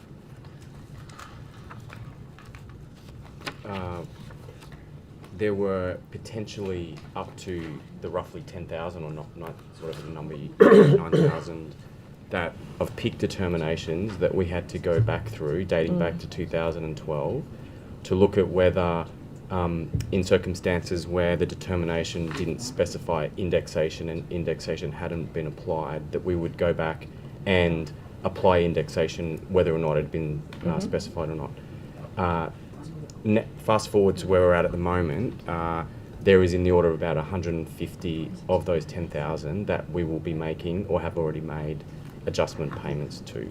Okay, So the original issue was from 2012, but the actual misapplication then of the indexation was a more recent error, was it not? The lack of application of indexation on these claims was from the period from 2012 up until CIRA clarified the treatment of indexation on PIC determinations, which was by way of a direction notice in August of 2025. Okay, but that itself, that 9,400 people, so you're saying, sorry, there was 150,000, around 150,000 who were underpaid, or? 150. 150 people, Ms. Boyd. 150 people. Workers, yeah. So are they the ones who have reached out, or are they the only ones that will actually be subjected? So, have been subjected to this? Ms. Boyd, just to clarify, it's where there was a PIC determination, so from the Commission, and they didn't note indexation, so we went back then and reviewed all of those claims with a PIC determination for those dates. So they hadn't reached out as such. It was a change in or a clarification by CIRA of how indexation should be applied, where the PIC determination was silent on whether indexation should be applied. But how does it differ then, the 9,400 and the 150? Well, we when we did the broader indexation program, the PIC determinations were not part of that program, and as we closed out that program, there was an ongoing discussion with CIRA around, with PIC determinations, sometimes they specify indexation, sometimes they don't. And in this case, following the closure of that original indexation program in 2024, we received a direction from CIRA in 2025, I think it was in July or August, which clarified that whether or not it was specified in the determination, that we should go back, look at indexation and apply that. We had to go manually back through 10,000 determinations to look for circumstances where indexation hadn't been specified, and to then take those claims out, have a look at whether or not there was an entitlement under the basis of the direction from CIRA to remediate, and that's what we commenced in the middle of last year and will be finished by the middle of this year, reaching out to those claimants dating back to 2012. Thank you, Mr. Wesley. Your position. Thank you very much. Minister, the Digital Systems Bill requires guidelines to be issued. When will those guidelines be issued? Thank you. Thank you, Mr. Farlow. And can I just say to yourself, and I see that Shadow Minister James is in the gallery, that we're doing some preliminary work, speaking to the peak organisations, those that are interested, and the relevant unions and others. The Commissioner is setting up workshops in terms of working through those industry-specific guidelines, and happy to provide yourself and Shadow Minister James an update. We're happy to, I'm very happy, as I try and do, engage with the opposition and crossbench in terms of these matters. So happy to involve you in that as well. Thank you, Minister. And Minister, how long will that... I'm sorry, Mr. Farlow, good try, but 12:45. So it's time to get questions from the government. We don't have any further questions, Chair. Thank you.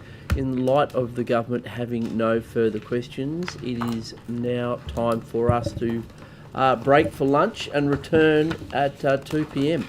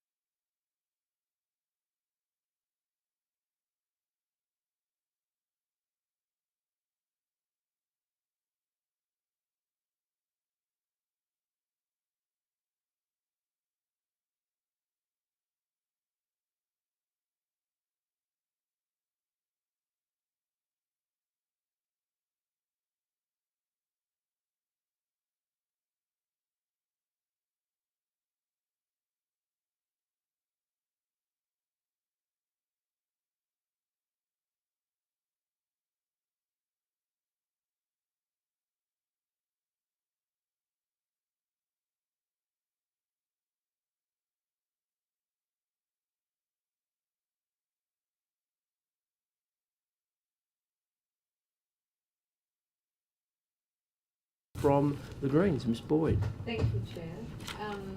Good afternoon.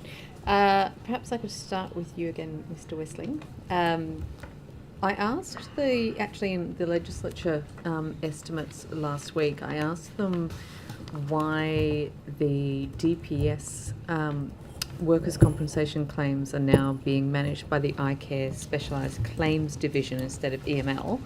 And in their answer, they told me that this was part of something that iCare determined. And in fact, not just DPS, but also IPART, the Ombudsman and a couple of others had been put into that specialised care model. Why was that decision made? So if I could explain, the iCare Specialist Claims Team is the name we provide to our in-house claims team. Mm-hmm. They do claims for uninsured liabilities, they do claims for volunteer funds, we do psychological claims in the NI, and we do a portfolio of TMF claims as well. Mm-hmm. Last year, you might recall, we moved on to a new contract in the TMF, and as part of that, we exited one of our providers, QBE, and there were a number of agencies that moved around providers. That was just part of sort of the outcome of the procurement and the process that we went through with the new contracts in the TMF. Mm-hmm. As part of that, iCare, the internal claims team, does a small portfolio of small government agencies. There's actually about 48 agencies as part of that portfolio, but it makes up between 1% and 2% of the total share of the TMF. It's a very small portfolio. So it was really, Ms Boyd, just the outworking of the procurement process, which essentially breaks the TMF into 14 portfolios. Mm-hmm. There's 12 portfolios, which are the large agencies, so New South Wales Police, its own portfolio, education, etc. And then there's 2 portfolios of the very, very small agencies, of which iCare does one of those. So can you tell me which agencies iCare does then? Oh, I don't have the list with me, but it's a long list of very small agencies. I could get it maybe while we're talking. Perhaps. That would be good. And which of the smaller agencies aren't covered by iCare? And I guess why the difference, how that distinction was made between which smaller agencies were going to be part of that iCare. I can explain that part. So when we looked at, with the contracts, dividing the agencies into portfolios, we have 12 very large agencies that are large enough to be their own portfolio, and then we have, because we cover about 200 agencies, the remaining, whatever the balance is, are so small, they're like small employers, they fit into 2 portfolios, they're called C11 and C12. So iCare internal claims team does one of those portfolios called C11. Mm-hmm. C12 will sit with one of our claim service providers. It was a division of the portfolios as we concluded the procurement process with the external claim service providers. The portfolios are constructed because the actuarial team essentially manage those as portfolios that we can performance manage and the like. But with those smaller, there's such a long tail of smaller agencies, they get consolidated into their own 2 portfolios. But Are there, I guess, are they grouped by certain similarities in the type of claims or work that is there may be. performed? Can I take it on notice and maybe come back to you on how those 2 small portfolios were constructed? That would be good. And when those new agencies were brought in-house, did that require additional resources? Did you get more case managers on? And did the team grow? No, it did not. Okay. No. So we have essentially claims managers based in Gosford and in Wollongong, and as I said before, we manage a large portfolio. We used to do more work in the NI. We do slightly less work in the NI and more work in the TMF after last year, and essentially it was load balancing. Okay. Thank you. Can I go to you, Ms. Scora? The High Risk Workplaces and Repeat Offenders program, in the legislation that we passed last year for the standalone regulator, there was a requirement that that list of high risk workplaces and repeat offenders be published on the Safe Work New South Wales website every 6 months. That legislation came into effect on the 1st of July, so we would expect to see it on the website, but I can't find it. Does it exist? Yes, thank you. So we did publish the guidelines at the beginning of last year, and so there's two parts to the program: assessing high-risk workplaces and assessing repeat offenders. And there are the guidelines set out the framework that we use to make that determination. We've had 5 assessments completed of duty holders who were identified as repeat offenders through that program. As to enter the program, but we haven't had any progress into the program as yet. And there have been, as repeat offenders, if I didn't make that correct, and then 4 assessments of high-risk workplaces. Those assessments are still being finalised. But what I would say is the outcome that we want from that effort, particularly from organisations that are, as the guidelines outline, willing to work with the regulator, we are seeing that the intervention that we can do around education and compliance is having better outcomes in terms of safety, and I think that's the objective of the program. Okay, so which duty holders are in the program then? So which PCBUs? Sorry, Which duty holders? Yeah, so we were looking for, so every 6 months, Safe Work is required to publish the list of duty holder participants in the program. Are you saying that there aren't currently That we have any? we have assessed people for entry into the program, but there aren't any in the program as yet. Okay. That's a distinction then in terms of, so what would you think of in terms of them being in the program then? Is it when, like at what point are you defined to be in the program as opposed to having been assessed to be in it? For the high risk work, the criteria really sits around compliance history and where there has been repeated contraventions, but particularly where there is a willingness, there has to be a willingness to work with us around changing some of the practices and compliance. And so, as I said, ultimately what we want is that the outcome is changed safety practices in the PCBU. Yeah. And so where we have intervened, we have seen that. And the repeat offenders program has some other criteria around it in terms of, I'm just trying to find it, in terms of convictions within the last 5 years. So that does have a narrower criteria with it. Okay, but when you said that there have been 6 assessed under the repeat offenders program and 5 under the high risk, 6, this is one program, but 6 repeat offenders and 5 high risk workplaces have been assessed.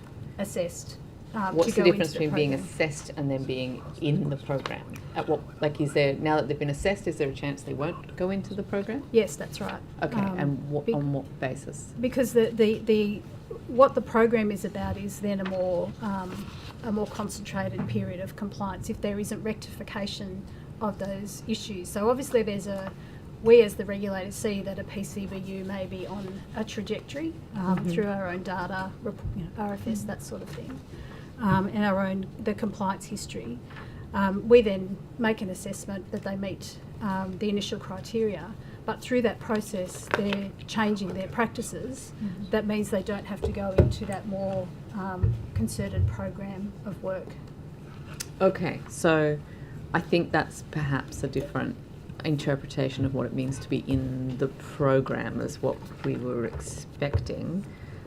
So I guess how has the program, or on what sort of legislative basis are we saying that the program only takes effect from if these people are going into the more intensive part of it rather than just having been identified as high risk or... Yeah, I mean the guidelines really talked about how do we align firstly with national policy, but also with providing duty holders with a level of, lost the words out of my head, procedural fairness. Okay. Before they're published somewhere, that we assess their capacity for change And if there is no willingness or capacity for change, then we enter into a different stage. And at what, I guess, how long then are they given the chance to be sufficiently sort of rectified before they will just be moved? That I'll have to provide you on notice. I don't know that off the top of my head. I mean, I guess it would be a sign of success potentially, but is there a chance we could end up with nobody ever being published as being in the program? There may be a chance of that. I think in my short experience in this role, does seem unlikely. Mm-hmm. But as I said, I think what we want as the regulator is the outcome, and that we see meaningful change in their safety systems, and in those PCBUs that we have been working with, we have seen significant rectification of their safety systems. As a matter of transparency, would it make sense to then publish to say that under section whatever of the Act that they are currently 0? So Yes. that then we know that, Yes, we can do that that, it's yes. not a failure to publish, but just that there There's aren't nothing. any. We can do that, absolutely. Okay, thank you. Another one for you, Ms. Scora, the consultation for the new tunnelling code that was, I understand that closed in November. Yes. When will that be finalised? Dr. Casey might be able to provide more of the detail on that. I would say it's imminent. The new code is imminent. So after we did the wider consultation, we went back to the working group who had designed it with us just to make sure that any of the changes we were making post consultation were sort of internally consistent with the document, and then it will be published. I think that's a fairly accurate summary. I agree. Look, we're just going through the last editorial part, so it should be in the next couple of weeks. Okay. I half smiled when you said imminent because it's the answer I get to every question I ask about timing for something from anybody in estimates. Yes. Can you be more specific? Is there I think are we talking would say weeks, months? we'd have it published by the end of the month. Okay, Yeah. that is imminent. Yes. That fits my definition of imminent. Thank you. That's very useful. I might go back to iCare. I understand, Mr. Wesling, that the iCare board met in November 2025, and on the agenda was the commencement of a comprehensive nominal insurer premium model review. What is the terms of reference for that review? What's going to be considered as part of that? So the review, which will take place over the course of 2 years, is really looking at the product and premium structures engaged in the nominal insurer, and we will be working with Treasury on that. In terms of the specifics of the terms of reference, it'll be things like the premium structures, how they're meeting the needs of employers of New South Wales. The premium and product model that's in place has been in place since about 2018, so it's really an opportunity to have a look at how the product and premiums are working for the employers of New South Wales. So 2 years that review is scheduled to take. When did it start? So the discussion with the board in November was almost like a framing discussion. Our focus at the moment is on executing the premium change, or the premium rate freeze for this year. So the team is very much focused on that at this point in time, because there is quite a bit of work to do with that. We would then commence that review shortly after we've got the premium rate freeze. So then will it be 2 years from then? Well, that's building in time for development, so there'd be a lot of work with the likes of our actuarial team to understand, how the model's working today, how it's meeting all the requirements. There will then be a period of consultation, then to think through changing a product and premium model would take technology development and the like. So the 2 years was more the time it would take to go through a design consultation and then think through how you would go about executing any changes to that model.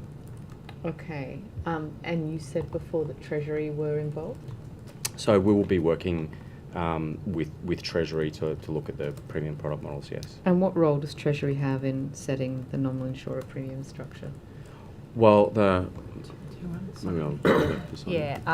we don't have a role in that. Treasury's role is overseeing the financial and performance and governance of iCare, so we would be looking at it in that broader context. But it would be a matter for the board because it's iCare who file their premiums with the regulator. Yes, that's right. I'm a little wary of. I know that Treasury now has a board rep. That's correct. I think I, for one, regret supporting that decision when it came through the legislation. But there seems to be a little bit of Treasury creep into workers' compensation more generally. At what level of input is Treasury having into something like this? So as I said, in terms of the review that the iCare board are doing, that is a matter for iCare. Mm-hmm. Treasury has a number of touch points, and like any of our commercial businesses, we have a responsibility for investment management and impacts to the budget, which is our primary focus. In the context of workers' compensation reform, we are one of many agencies. This is a cross-agency effort in terms of the reforms and the implementation of those, and we will have a particular focus on the benefits realisation and monitoring the outcomes of the reforms. And yes, I do understand that New South Wales Treasury has a focus on the impact on budget, but the iCare legislation is not set up that way. It's supposed to actually prioritise or consider fully the impact on injured workers. Absolutely, The objectives were changed to clarify those under this term of government, yes. Okay, I'll keep an eye on that. Also on the board meeting agenda was the proposed approach for an iCare New South Wales Treasury review of the Treasury Managed Fund workers' compensation contributions to develop recommendations for expenditure review committee approval. What's that about? There are many aspects of the workers' compensation system that are being looked at by government. One of those is how the operation of the workers' compensation insurance and operational funds work, and they are funding elements of the reforms. As part of the cross-agency steering committee, there are draft terms of reference that are being considered as to how that review would be undertaken, and that will have input from all relevant agencies, including Department of Customer Service, CIRA, iCare, and others. Has the requirement for insurers to certify reasonable prospects of success commenced under that legislation? I don't believe so, no. Okay, when will that be implemented, do we know? I think other than elements of the legislation that were prescribed as having a starting date, indicatively the rest is looking to start from 1 July, but some of that may be staggered to support implementation. Okay, why has that one not been implemented? Well, I think the recent legislation only passed a few weeks ago. The regulations are still being developed and will be consulted on before commencement of the other parts of the legislation. This was in the first bill, not the... Yeah, so this has been around for a bit. Has it... Yeah, I guess this is a pretty important piece of the puzzle, and in fact the only one to really benefit injured workers. So are we ensuring that that's being brought forward so that we stop giving the insurers a free ride? We have we're running an implementation program for the reforms, which wraps into probably, a wide range of pieces we have to implement. We haven't implemented any of it at this point. Okay, all right, but it's going to be 1st of July then, you think, for most of it? That's the indicative working date as per the half-year review papers, yes. But there may be elements that are staggered, and that's still to be worked through as part of the consultation process. Okay, because practitioners are quite confused by what's going on in terms of the provisions, and there was such a lot of talk of urgency that then has seemed to have just gone away. So, yeah, I guess they were looking for that clarification, but 1st of July. Thank you. Thank you. Miss Monroe. Thank you, Chair. Going to long service leave portability for community care workers. Who is best placed for that one? Thank you very much. What total levy? We heard that $600 million was the figure that you put out this morning for the expected levy collection. I just wanted to make sure, is that still Yeah, so the they case? are, the figures do get revised and the forecasts get revised based on information to hand. So we as of when the forecast was put together, it was approximately 600 million, and that includes both the forecasted revenue and the investment as well. But what I will say is that as workers are yet to register, we're unclear how many workers will be registered for the scheme, so those estimates are likely to change based on the actual worker numbers. Sure. So when were those estimates put together? That would have been at the beginning of the financial year or last financial year. I can get you the exact. Thank you. Exact So information. was there a figure then for the forward estimates? Yes, there was, yes. Could you please tell me the figure for 2026-27 and also 27-28? They are getting, there would have been a figure that was included, but they do get adjusted, so I'd need to take that on notice and come back to you. Thank you.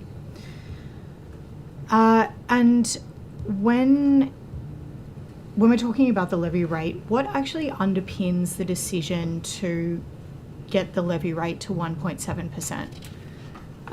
Actuarial advice informs that. Okay, and so how does that, what was that advice? So the actuarial advice, and this was, the levy itself was set in April of last year, and it was actuarial advice that informed that at the time, and it would have taken into account what's the stable levy for the scheme to start operation and then remain in operation over a period of time, based on things like how many workers and how many employers will be in the sector. Okay, so was there any advice around the reduction of that levy over time? Do you mean when the 1.7 was set? Yes. That was before my time, but that would have been informed by actuarial advice in April of last year. Okay. Yeah, just trying to understand if that advice included a portion that was about reducing the... Oh, reducing it over the levy, time? yeah. I'd have to come back to you on the specifics of that actuarial report, but what I will say, in some of our other schemes, it has reduced over time. Okay. With that actuarial advice, does that incorporate the basically the sector's ability to pay for the scheme? No, that's something that would be factored into the broader decision making around the order setting. Okay, so who is responsible for that portion of the advice around the community engagement? So, and again, the 1.7 was set last year. So we provide, and again, this would have been before my time at Long Service Corporation, but I imagine that it would have involved actuarial advice and other factors that helped inform setting the ministerial order at 1.7. Mm-hmm.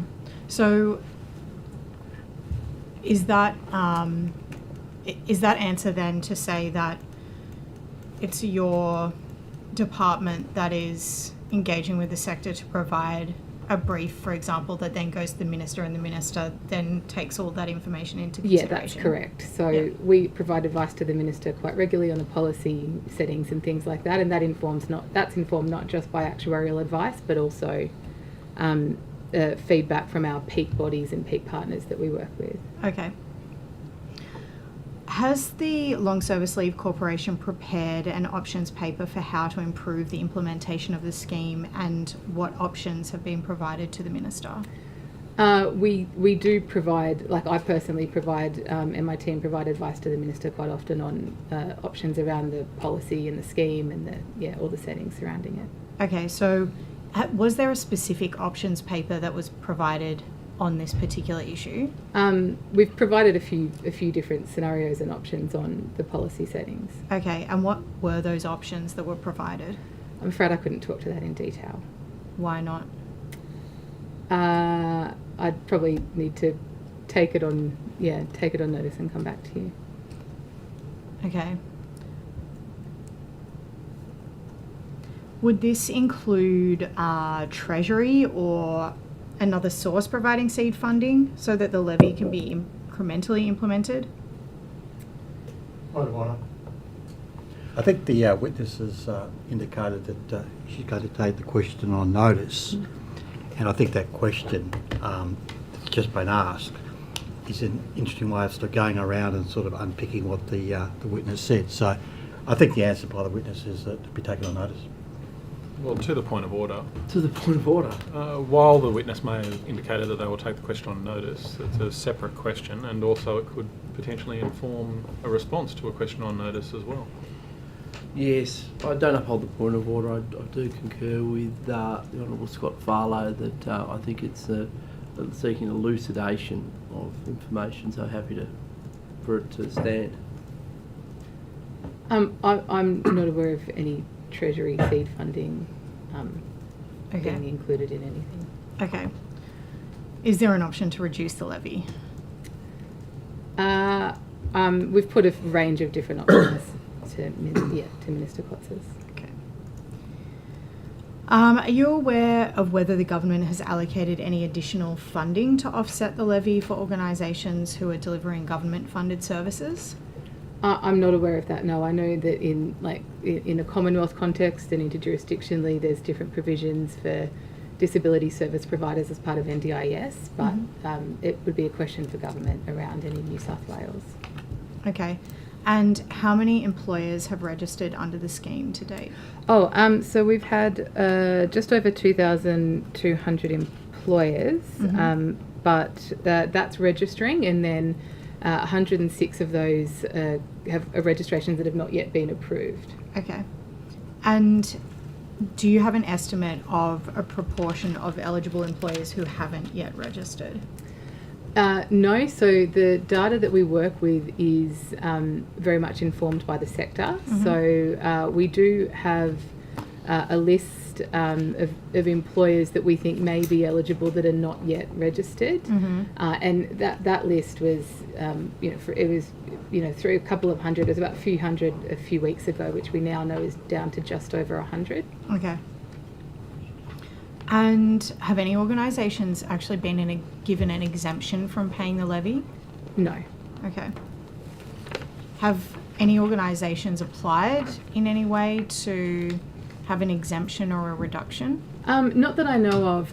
We do work quite closely. We run a lot of education campaigns for the sector around the levy and employer obligations from April, but I've not had, we have had feedback around the levy, but I've not had anyone, any representations to me, and I'd have to check with the team around actually being exempt from paying it. Okay. It would be helpful if you could please take it on absolutely. notice around whether any employers have requested an exemption or a reduction. That would be helpful. And what about carers to that point as well? Can they get an exemption or the like, or? Do you mean individual carers? Yeah. Or so sole traders can choose to be part of the scheme, and if you're a carer who's in a sole sole trader under perhaps NDIS, you can choose to be part of the scheme. But I'm not quite sure I understand the question. Okay. Are there any of those that have chosen to be part of the scheme, or? I'd have to take that on notice. Okay, if you can, that'd be good. Are there, in terms of obviously with the 2,200 of employers registered, is there an understanding of how many carers would be part of that, or employees? So we, and again, we will know more in April when employers actually start to register workers. But modelling tells us that there could be between 160,000 workers up to, it was initially thought to be 250,000, but that's revised down now. We think it could be, 160 anywhere up to 200,000 workers. Okay, thank you. And does service accrued under the New South Wales scheme recognise prior service under equivalent portable long service leave schemes in other jurisdictions? So we will put, and there will be interjurisdictional arrangements in place, but it will be from the effective date of the legislation, which is the 1st of July, 1st of July 2025. Okay. Do you want to... I'll jump in if you want. Yep. Now, just continuing on, not on this topic, but on the Contract Cleaning Industry Portable Long Service Leave Scheme Amendment Bill 2026, which is before the House. How many workers does the government estimate will be eligible under Schedule 1A as it's drafted today? So our understanding is between 600 and 800 workers will be eligible to transition to the Department of Education. Okay. And does that estimate come all from the Department of Education, or? Absolutely, yes. Okay, yep. And what's the government's estimate of the total long service leave funds associated with the Hunter and Central Coast cohort that'll be transferred out of the Long Service Leave Corporation and put back into So I can get you government's account? I can get you the estimate, but it would be an estimate because with those workers specifically, until we know who the actual worker cohort is and can calculate the accrued service in our scheme, we won't know the final amount. So I'll get you the figure.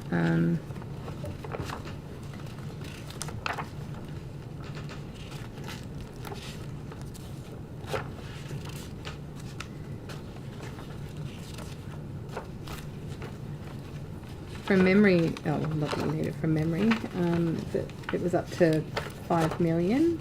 5 million? Up to, but Up to. I'd have to come back to you with an exact figure, which I can probably do in this session. Okay, great. But again, I really have to iterate that it would be dependent on the specific workers and entitlements they've accrued. As you said, there's a band of 600 to 800 potentially. So if it's 600, it's It's let's lower. say it's 3.5, 805. Okay. And is it correct to say that the modelling is done on the impact of the scheme is limited to the Hunter and Central Coast cohort of workers moving into education? Yes, that's correct. Okay.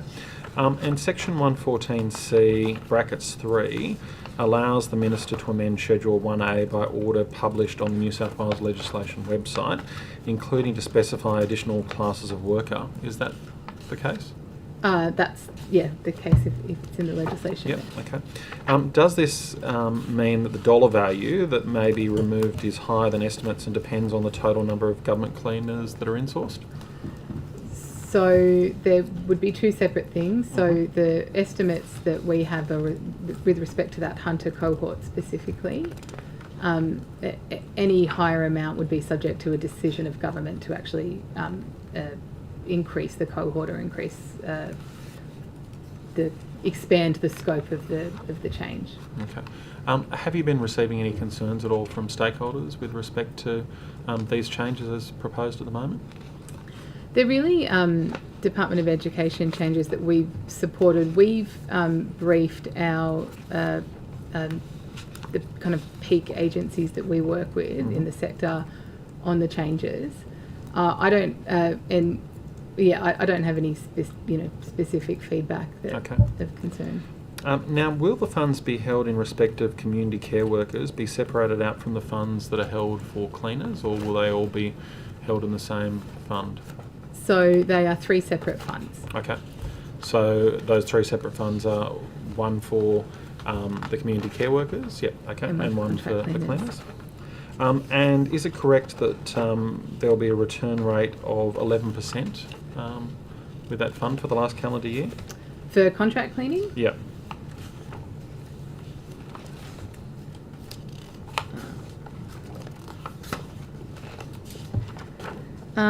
So the contract cleaning scheme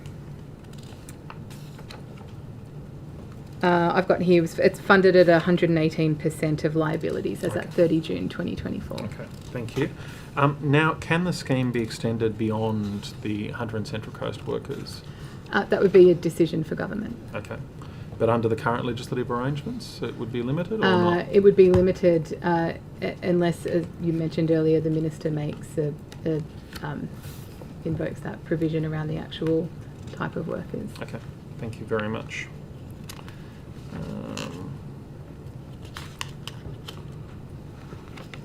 Okay. Now, just returning, I don't know if this is to you, Mr. Draper, or to be directed within the Premier's Department, but referring to the ETU's application for a multi-employer single agreement across the state, has any advice been provided to the Minister on the impacts of a multi-employer single agreement for construction projects across the state? I'm not aware of any advice, but I can ask my colleagues if they've provided any advice. Thank you. No, similarly, Mr. Barlow, I'm not aware of any advice. I couldn't say for sure and certain that no one in the team had provided advice, so I'll take that on notice, but not that I'm aware, and not that my colleague, Marina Rizzo, is aware of either. Thank you. And similarly, if you could take on notice whether any advice has been provided to the Minister on her power to intervene under Section 559A of the Fair Work Act as well. We will also take that on notice, but again, no, I'm not aware of any advice. Okay. And referring to the New South Wales Government's fair pay and bargaining policy, as part of wage negotiations, has the government provided increased pay for a productivity enhancement committed to by a union at all? Sorry, can you ask the question So just again? with respect to the government's fair pay and bargaining policy, as part of wage negotiations, has the New South Wales Government provided increased pay for a productivity enhancement committed to by a union? Has that occurred at all under that policy? Yes, on many occasions. Okay, I can list them if you like, Yep, or that'd be provide great. them on notice. If you'd like to list them, if you've got the information there, or otherwise we can provide them on... I do. So let me just get the right note. Thank you, Marina. Okay. I don't want to take up the committee's time, but under the... That's right. Let's say you've got 3 minutes and 13 seconds Okay. you can take up. Maybe I'll just pick the eyes out of it then. So under the agreement with the PSA, so that's for the Crown Employees Awards, there was numerous productivity improvements agreed with the union as part of that deal, including the removal of obsolete and outdated allowances and the consolidation of two policies, one being the Managing Excess Employees policy and the other being the mobility policy. In the agreement with the Teachers Federation for the Crown Employees Teachers Salaries and Conditions Award and the Teachers in Schools Related Employee Salaries and Conditions Award, again there were improvements in attraction and retention, increases in salaries for the beginning and the top of the scale teachers, and there was other productivity measures, flexible working arrangements, leave enhancements, including leave to attend sorry business, removal of evidence requirements for family and domestic violence leave, other leave entitlements, restrictions of staff meetings before and after school meetings were restricted to a maximum of 1 hour per week, school development days, and reduction of administrative burden on teachers. You'd be very familiar with the productivity improvements and enhancements in the Police Association deal, so the Crown Employees Police Officers Award, that was a significant reform to the Police Blue Ribbon Insurance Scheme, so a productivity improvement there. There was enhancements, productivity improvements as part of the deal with the Health Services Union. That's a whole heap of awards related to the HSU, including entering into an MOU to engage in award reform discussions over the term of that award, and then specific improvements in relation to a new model long service leave clause, a new single classification structure for general services to allow greater flexibility other minor things, updates to annual leave clauses, reintroduction of multi-loading for patient transport services, and removing the barrier preventing health managers working shifts and weekends, thereby reducing overtime costs. Should I keep going? Well, look, you've got 26 seconds, but why don't we put it to this then? If you would be able to provide the rest perhaps on notice, and if I could ask you as well if there is any figure that is attached to them in terms of the dollar cost of those and the dollar value that is returned to workers through those agreements by those efficiency savings. And Thank you. Happy to take that on notice. thank you very much, Ms Dobbins. Thank you. The Greens, who is going? Okay, do you want to split that 10 and 10? No, I will start and then I will hand over. Thank you. Thank you. Just one question, just coming back on the issue I was asking you about, Ms Scorer, in relation to the high-risk workplaces and repeat offenders. When would those workplaces and offenders given notice that they could be put on the program? Well, as soon as we start the assessment with them, they're aware that that's the trajectory that they're on. Okay. So, under the, as I understand it, under the guidelines, it says prior to being included in the program, Safe Work New South Wales will provide duty holders with notification that they're being assessed for the program. Yes. With a reasonable opportunity to respond. And then it says specifically notified duty holders will be given 14 calendar days to submit their representations.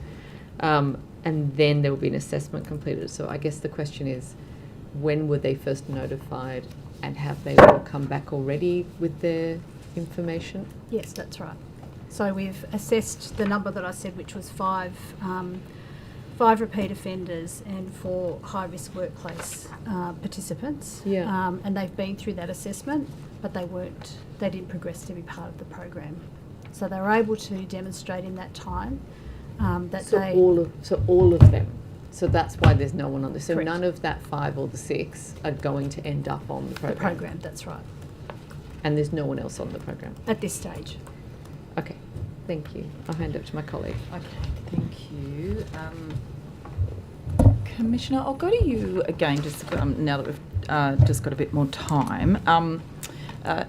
So in relation to the notification of lead in high lead levels in workers that engage in lead risk work, the requirement for notification of safe work, what's the process for that?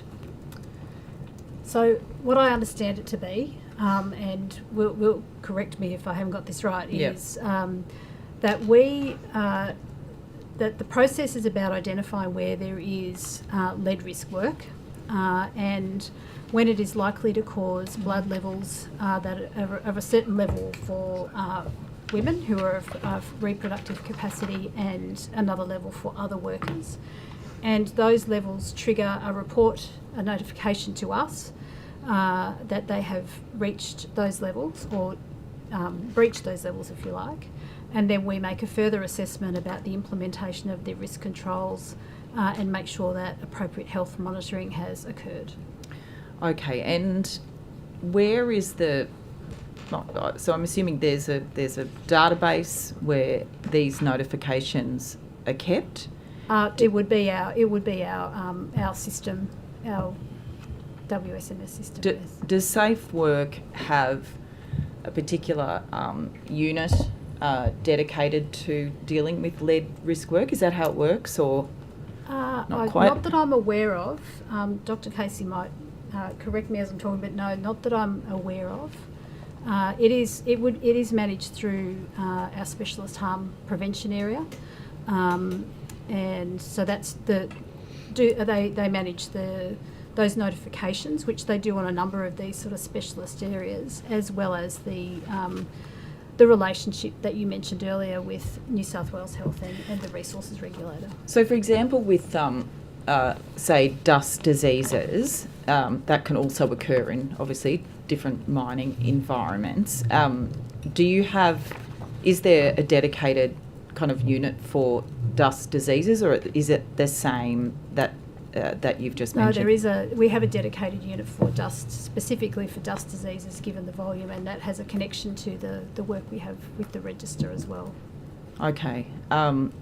It does seem as though the issue of lead risk has escaped in terms of how important the issue is. It does seem as though it's not on anybody's radar. I'm not sure that it doesn't seem to be, with respect, it didn't seem to be on yours, Commissioner, or the ministers, and I'm just trying to get a handle on what Safe Work is doing. That's a fair comment, but I guess what I would say is that we are actively involved both at a community level, and I acknowledge that we don't have a dedicated staff member working in Broken Hill, but we've made a number of visits out to Broken Hill over the past 6 months, as well as participating in the blood lead regulator interagency group, which is also includes the Ministry of Health and the EPA, and doing work locally around behaviour change with the EPA. So I don't think we're absent from the conversation, but I take the point that if it if it isn't a growing issue, we're very happy to look into it further. Is there any work being done around recommendations around reform, legislative reform? Because one of the issues that has been identified, that I know has been in internal correspondence and is raised reasonably frequently, in fact it was raised in an email from Safe Work, is the issue of the difference between the way in which contractors are dealt with compared to mine workers. That's a big issue, I understand, and also a couple of the businesses that have come up in the documents I've seen has been, and I'll name them. One is Lawrence Engineering, which is an engineering firm in Broken Hill that contracts out workers to undertake. They had quite a few notifications. And another one, as I said, was Boss Constructions. And there's been quite a bit of discussion around the issues in relation to the regulatory environment for contractors versus full-time workers. Is there any recommendations around reform in that area? So if I can summarise the issue, if you can check that I've got it right. Yeah. So the issue there is, which is I think a fairly common one, the relationship between who might be the primary PCBU and a subcontractor, and then who carries the responsibility both for the controls, the health monitoring and the reporting of that. That's certainly a scenario that we see quite a bit. But if your observation is that it is particularly falling through the cracks in this location and around this issue, there is some work we can do around that. As a regulator, we have a number of actions we can take that are more educative around particular guidance. If it's not clear what the subcontractor's role is, they still have to meet WHS obligations, and so there would be a forum for us to take that up with them and clarify what the primary PCBU's accountability and the subcontractor's accountability would be. Because the document, as I said, the documentation, the returns that I asked for information via Standing Order 52 in relation to lead from Safe Work, it had just 2 significant interactions, and again this was between Safe Work and the PCBUs that I mentioned in Broken Hill, and I think that's really in the last 6 months after, to be honest, a bit of a rocket was put under the bums of the EPA and New South Wales Health on this issue, and it was those two, New South Wales Health actually and the resources regulator, that's notified Safe Work. So I suppose the question is, what is Safe Work now going to do in terms of the fact that clearly the PCBUs haven't been notifying you for many years, I'd say. Or else either that or the information hasn't been produced that should have been produced to that order. That's right, and so I think that's what we need to look into. Agreed. So you're saying that potentially you have been notified of more. I can't comment on that without looking into it. But I guess what I'm saying is, if either of those scenarios is true, that either it's not been reported to us or it has been, and we haven't taken the action we needed to, then I will absolutely undertake to investigate that further. I mean, is it possible to have a look? Is it possible for somebody to have a look into the database and see whether that's happened this afternoon? Because there's either one of two situations, both of which are reasonably serious. One is that the information wasn't provided to a request to the Parliament around lead notifications to Safe Work. The other, to be honest, which is probably worse, is that the businesses aren't notifying Safe Work about it. Yeah, I'll do what I can this Okay. afternoon, but very happy All right, to provide. you've got the message. I think I'm sorry to throw you. Wait, no, No, I'm ready to roll. No, I'm all right. You're done? Yeah, I think I've done. Okay. Thank All you right. very much. Thank you. Oh, you know what? No, I forgot. Sorry, wait, forget that. Intensive keeping you horticulture, guessing. I did just want to see if we could get a little bit more of a response, because I missed the response that the Minister provided, or whoever provided, in relation to the workers.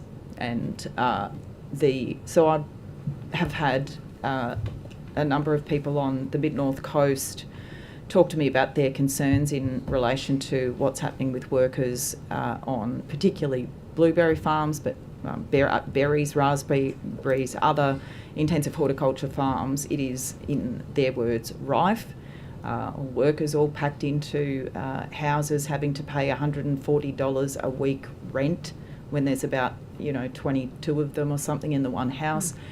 Really, really shocking conditions. And this has been going on for many, many years. Whose responsibility is it within the governments to look into that situation and try and fix it?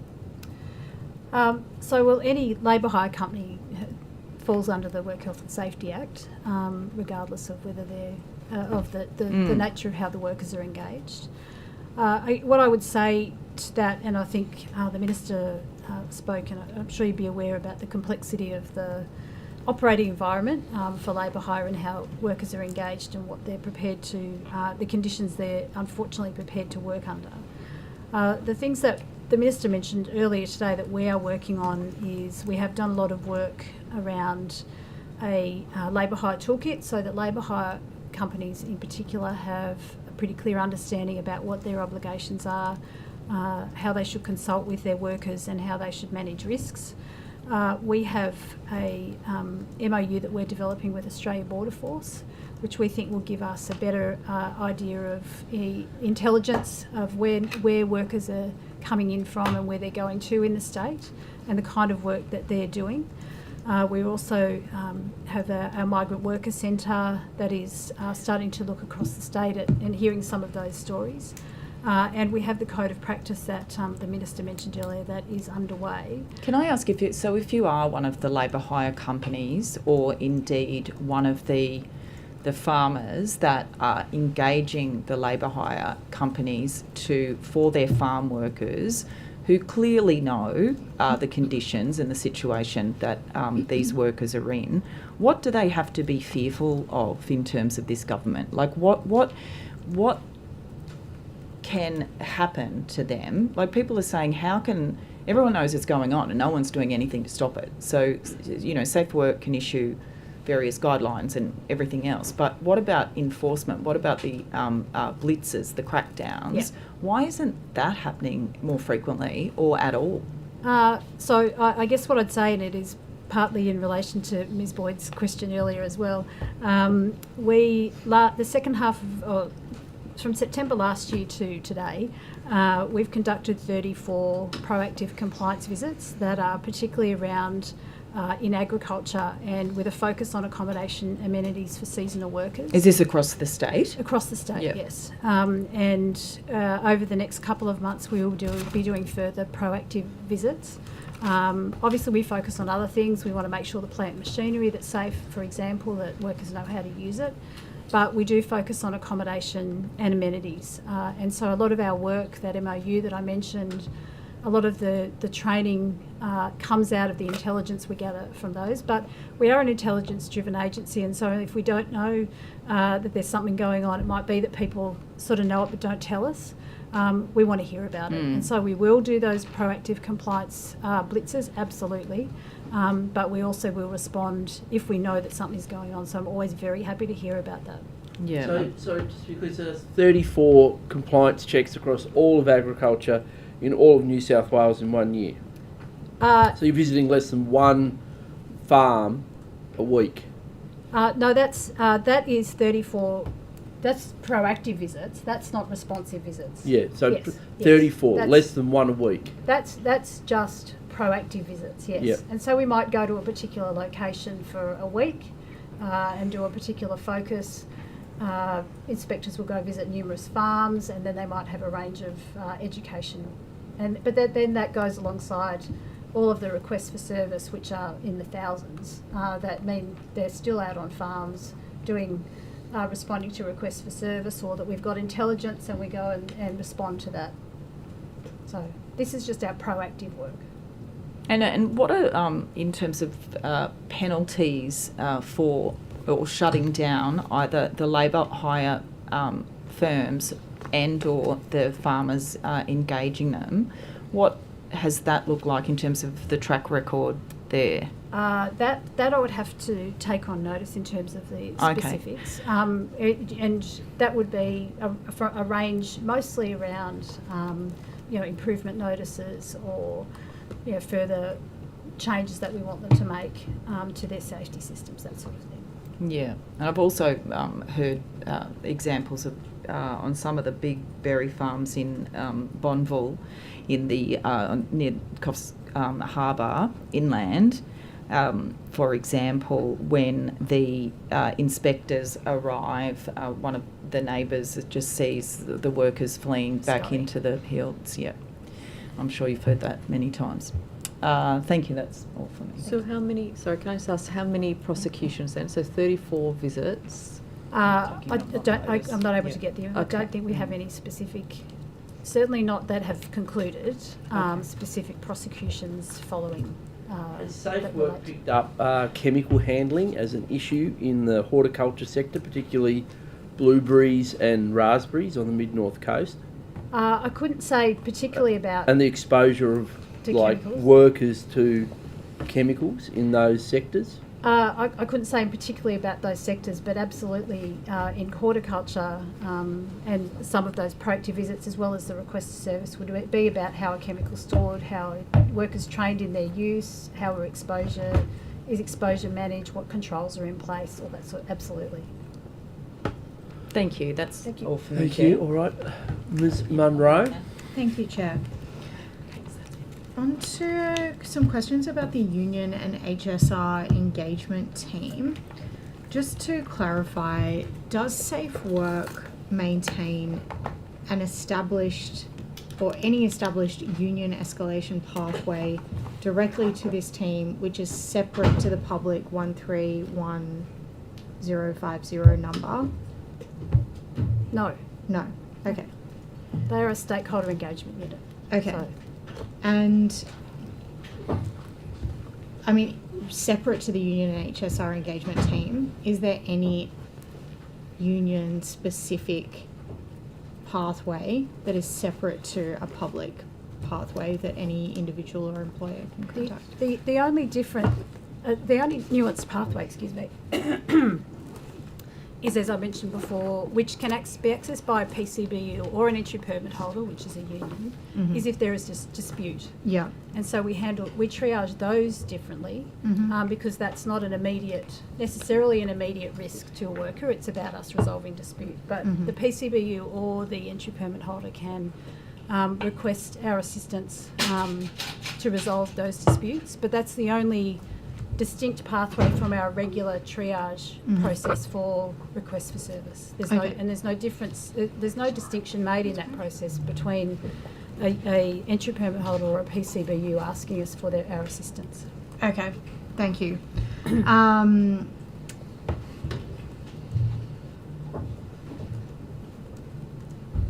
does Safe Work provide identical service standards in terms of things like KPIs or response times and escalation rights for businesses and individual workers as it does for union representatives? So the only difference is that in the dispute, the situation of dispute that I mentioned earlier, we have our operational guidance is that we have a 3-day turnaround. It doesn't matter whether it's the union or the PCBU who has asked for our assistance. The inspector goes out within 3 days. Mm-hmm. Obviously, for other sorts of requests to us, so if there's a fatality or if there's been a major incident, we have faster turnaround times, and that's usually within a day or two. Yeah. But for these matters, it's 3 days, but it's the same regardless of who asks the question. Okay. And sorry to go back to this, but just to clarify, so unions go through that public 131050 number? They go through the same channel as everyone else, yes. Yeah. There's not a Okay. separate channel. Has any union been directed to contact the union HSR engagement team rather than using the 131050 number? No, as I say, they're a stakeholder engagement team. Thank you. Okay, this That's is our us still. time. Yep. Okay.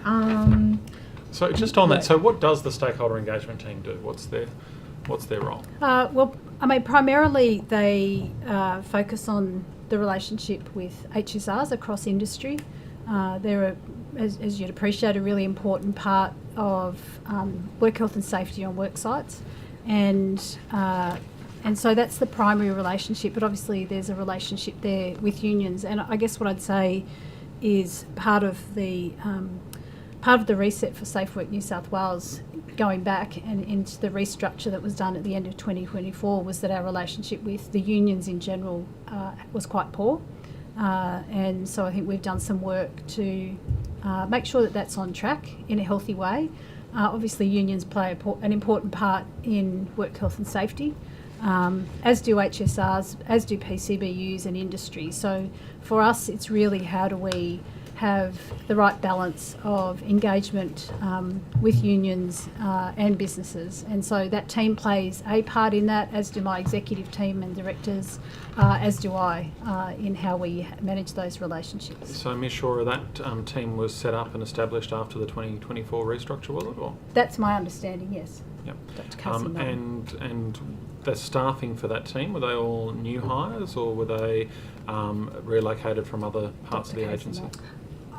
Before my time, but Dr. Casey. Look, I would imagine it was a mixture of both. So some of them were existing Safe Work staff, but I think there was probably some new hires into the team as well. Okay. You'd be able to take it on notice in terms of what that mix was. That would be helpful as well. Yep. That's it. What I've got on this, you want me to go through, please? Okay. Now, I might have... let's go around the grounds and we'll start with Safe Work, but just interested in terms of the Premier Circular Advice to Government Agencies on Return to Work, issued on the 5th of August 2024. What steps has been taken, and I'll ask this of everyone, so maybe if we go around there, what steps have been taken by your agency to mandate that employees should work principally in an approved office, workplace or workplace-related work site? Dr. Casey, do you want to speak to that? Yeah, well, look, as the circular said, we have advised our staff that the preferred, I guess, policy is principally 2 to 3 days of work in the office. We primarily, as you can imagine, have at least 50% or more of our workforce are inspectors, so they're actually out on the road. They're not expected to be in the office. We would like that work being on the road, is part of that policy, so we're not expecting them to be in the office. We absolutely have flexible work practices within that. We have also suggested to localised teams. We've got 16 regional offices across New South Wales and allowed them to put some localised arrangements in place that make sense for them. But absolutely, I guess primarily that 2 to 3 days in the office. Okay. And under your policy, does an employee require a formal approval outlining reasons in order to work from home on a regular basis? We do have in place flexible work arrangements, and we do require our people to submit a form which includes a conversation with their direct managers in relation to any particular issues that they may have or workplace adjustments that might mean that they can deviate from that. Thank you, Ms. Casey. And maybe for iCare, does iCare have similar arrangements in place in terms of the requirements that workers or employees should work principally in an approved office, workplace or workplace-related worksite? We do. We have a gather together guideline that we've updated for our employees. We also report on attendance just on a monthly basis through the general managers, and discussions are held with individuals where we're seeing sort of patterns where they're not attending to try and understand why that might be.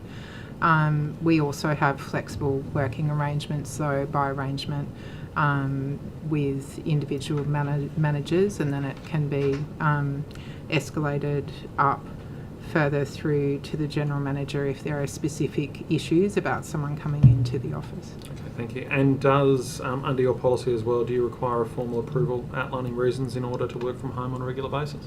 It's not a policy, it's actually a guideline, so there isn't that formal approval required, but it is required to get flexible working arrangements if you have a different arrangement other than what's in the guideline.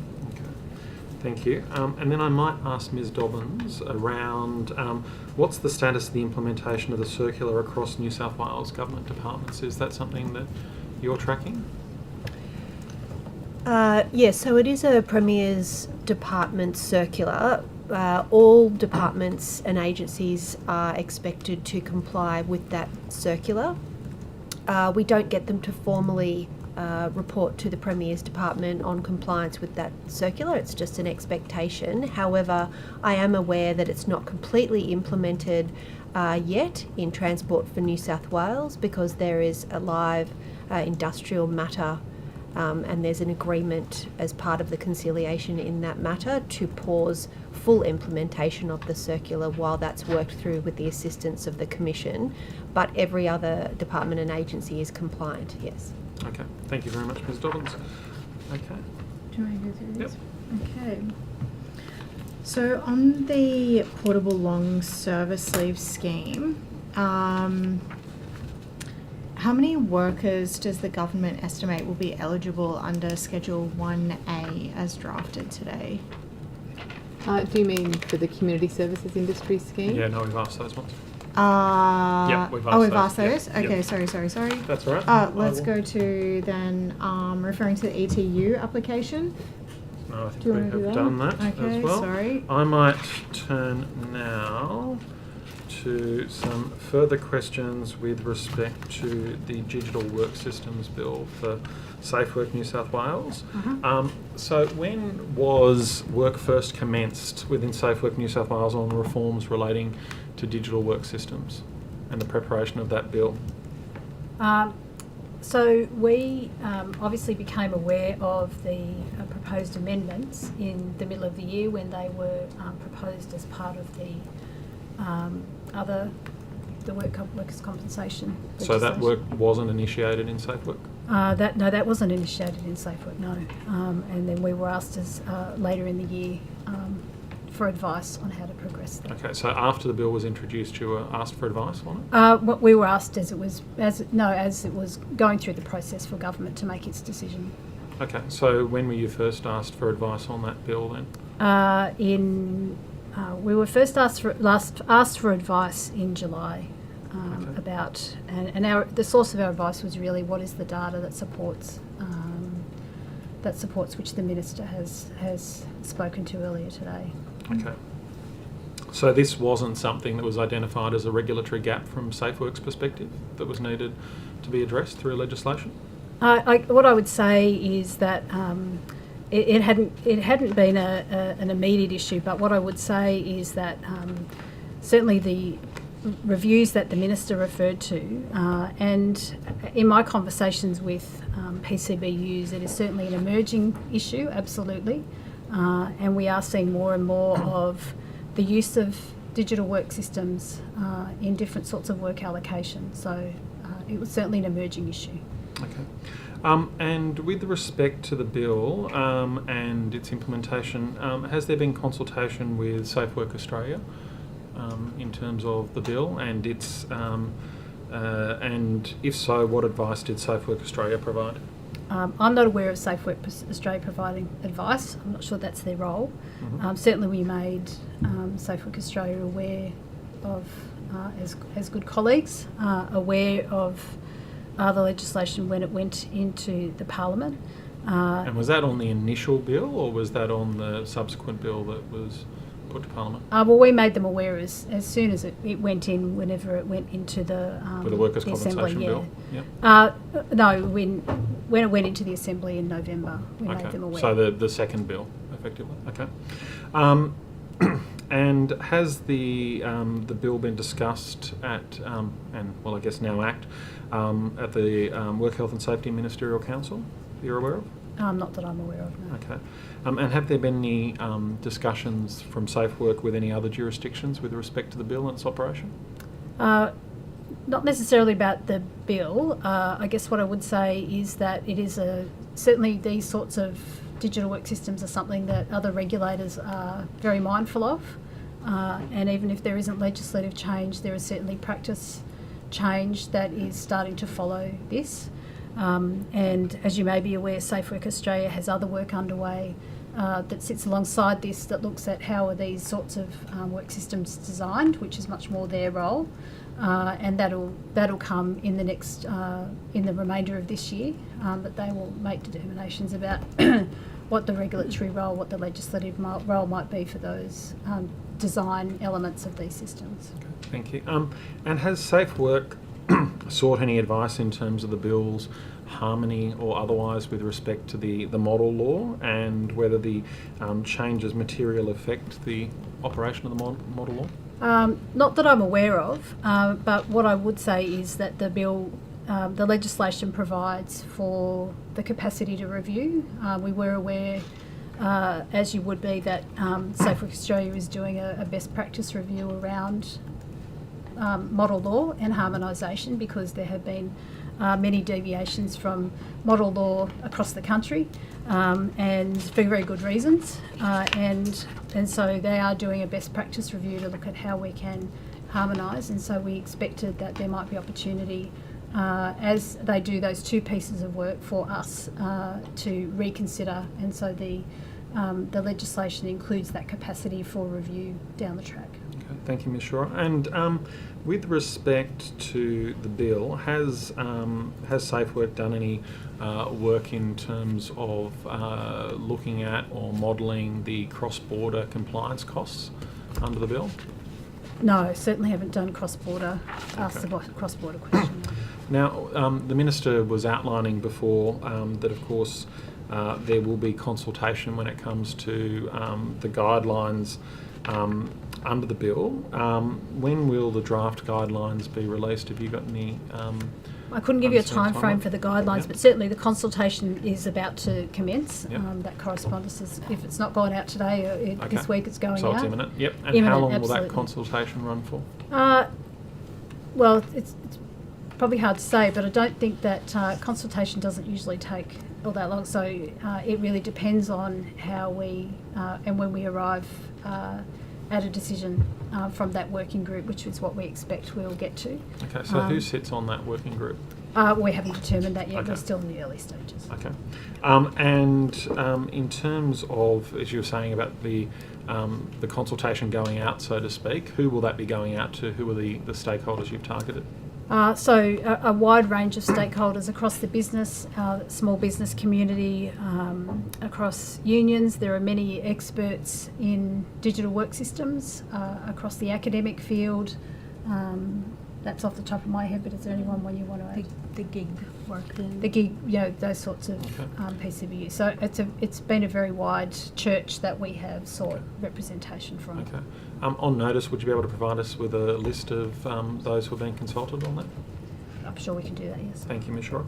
And in terms of the bill and its operation, how is Safe Work ramping up to enforce compliance with digital systems obligations? So for us as the regulator, it already forms part of work systems. I think the main change for us will be over the next period of time equipping our inspectors to understand the impact of digital work systems. Obviously, as the legislation outlines, is how do we understand that in the context of work allocation? So where might they start to see it in terms of rostering, fatigue, when that's reported to us through RFS, other aspects where there might be surveillance or, having to make performance targets, all those sorts of things. So it's really just bringing an awareness to our inspectorate that those systems might be in place, and then how they start to examine them. So that'll be an education program from us. So and Ms. Shore, is there any additional funding or resourcing that's allocated to Safe Work or found within Safe Work to be able to take on these functions? No, we haven't got additional funding for that. I guess what I would say to that is industry is ever changing, and so it's really our job to make sure that we have the internal training and education for our inspectorate to respond where there is changes in industry practice. That's our internal job. Okay, thank you. And just under the existing work health and safety laws, does a work health and safety permit holder require any advance notice to enter premises when investigating a suspected work health and safety contravention? Yes. I haven't got the exact guidelines in front of me, but there is a notice period. Depends on. As I said before, there's two aspects to an entry permit holder's rights, whether that's for around a suspected contravention or for consultation, and they have different notice periods for both, but there is still notice that's required, and obligations on the PCBU there as well. Okay, and is court approval required at all before exercising that right? No, there's not court approval. No. Okay, thank you. On the Industrial Relations Act, is that Ms. Yeah, thank you very much, Ms. Dobbins. Referring to Chapter 2A, is the facilitated mutual gains bargaining process being exercised by government agencies and unions? Sorry, Ms. Munro, can you repeat the question? So referring to Chapter 2A of the Industrial Relations Act, is the facilitated mutual gains bargaining process being exercised by government agencies and unions? Now, having confidently said that it is me, I'm going to pass you to my colleague, Ms. Ritson. Hi. So it has, not by all agencies. It's not a compulsory process, it's a voluntary process. But during the course of probably the last 18 months, yes, there have been government agencies and union parties who have utilised that with the assistance of the Commission. Okay, and which agencies or departments? Look, I should take that on notice because I don't want to mislead you. Certainly Health and ASMOF, the Doctors' Union, utilise the process extensively. Okay. But I'll take it on notice. That would be helpful, so the departments and the unions would be helpful. Thank you, or agencies. Are you able to identify any examples where a union and agency reach an agreement during the facilitated mutual gains bargaining phase? Yes, so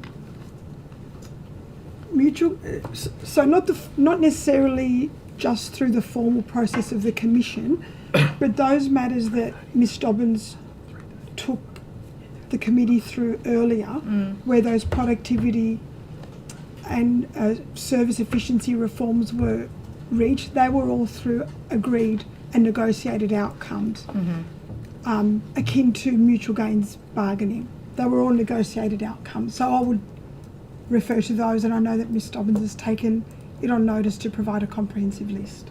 Okay. In terms of, yeah, okay, so was it under a facilitated negotiation by the Industrial Relations Commission? Not all of them, not all of them. Some of them were inter-party, where the parties approached the negotiations on the basis of a mutual gains perspective. So, no, the majority weren't done under the auspices of the Commission. Okay, but some were? Yes. Okay, if we could find out which ones were, that would also be helpful, please. Yes. Okay, thank you. And if I could just add, it may have been that some of them were through a conciliation process, Okay. not necessarily through a mutual gains bargaining approach, because the policy identifies a number of ways of negotiating Okay. for an outcome. All right. And did any resolve in that phase in terms of Yes, that negotiation? yes, those matters that Ms Dobbins took you through earlier. Okay, thank you. Were agreed. Yeah, I think that's okay. it. I've just got a couple for Ms Applin. Just interested in terms of course, the recent workers' compensation inquiry. One of the issues that was ventilated was in terms of the scheme performance and outcomes for injured workers. Why can customer advocate reviews at iCare take approximately 18 months to complete, and what steps are being taken to reduce those timeframes? Thank you for that question. With the customer advocate reviews, we're currently going through a process to look at what is going to the customer advocate and how that's escalated, and the times particularly that it had been taken, in my view and others, it was unacceptable. So just working through how we look at shortening that time frame to get back to people that have applied through to the customer advocate. Okay. And does iCare record and monitor the time taken to complete customer advocate reviews? Well, we monitor when the complaint comes in and ultimately when the response is provided. Okay. So yes. And in that, and I suspect this might be on notice, but what are the average, median and longest timeframes for finalising these reviews? If I can, I will take that on Indeed. notice to make Yep. sure that I get you the appropriate data. Okay, thank you very much. And what measures do iCare have in place to ensure the safety, security, storage and accuracy of claimants' personal and health information? And when were these last measures independently audited or reviewed? That is a quite a large question in terms of, obviously we have a cyber security lead that works within our digital and transformation team, and ultimately reports up quite frequently to both the board and the board risk committee in terms of all of the security and alignment with New South Wales cyber.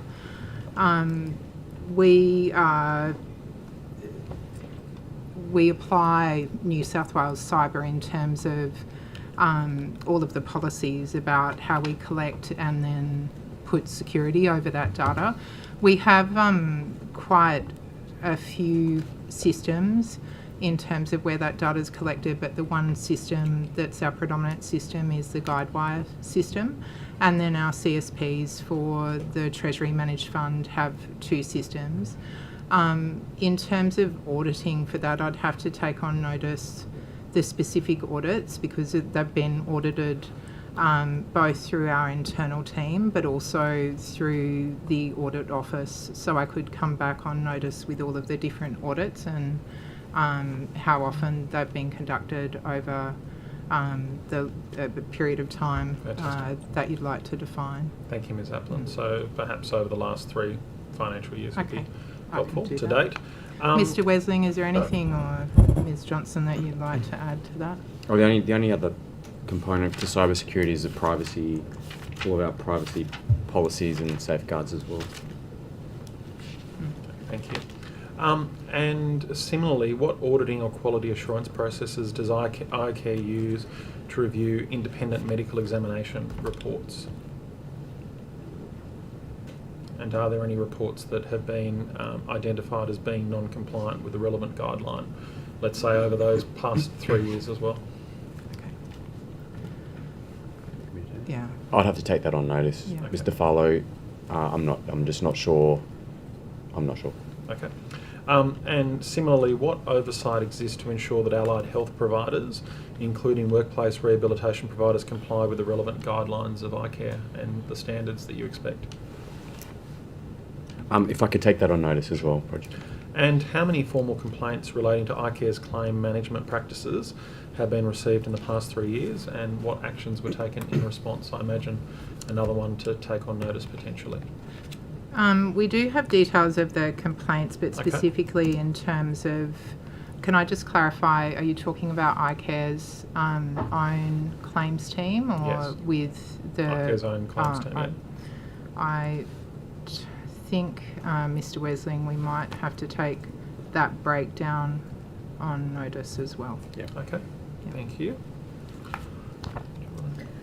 It was just a clarifying question, just going back to that union engagement team with Safe Work.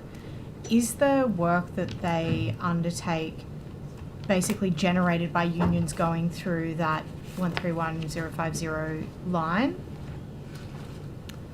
No, the unit sits under Dr. Casey, but no, that's not my understanding. Their primary work is about building an engagement with unions in its broadest canvas to understand their education programs. We have an annual as well as a series of smaller health and safety rep forums where they're a big point of education for us. So they do most of that work. It's really about that engagement. So they're building a scope of work for themselves and then proactively engaging with external organisations to determine what those organisations require in terms of support, or? Well, no, it's sort of more that they're talking to unions to understand what they're hearing from their work, from their members about what is happening in particular industries, and feeding that into us to enable us to understand what are unions hearing that we then either need to do proactive work on or focus our compliance efforts. And then, as I say, particularly around the role of health and safety representatives and educating them. So is the idea then that each person is responsible for particular unions and then goes out, works with them, like shares their, not a public number, but a personal number to be an engagement point? Is that? My executive team does that. We have a stakeholder engagement approach as an executive team because there's a lot of stakeholders. I can't do it all. So my executive team will have an allocation of business and union representatives, as would our directors, that they would engage with. And so that would be a mixture of unions, business, industry, peak groups, all those sorts of things that they would have a day-to-day relationship with. That would be primarily about intelligence gathering as a regulator. That's what we're interested in. How do we understand what's going on the ground? We can't be everywhere, but they help us to know where we need to be. Okay. That's all? That's all from me. We've got 57 seconds.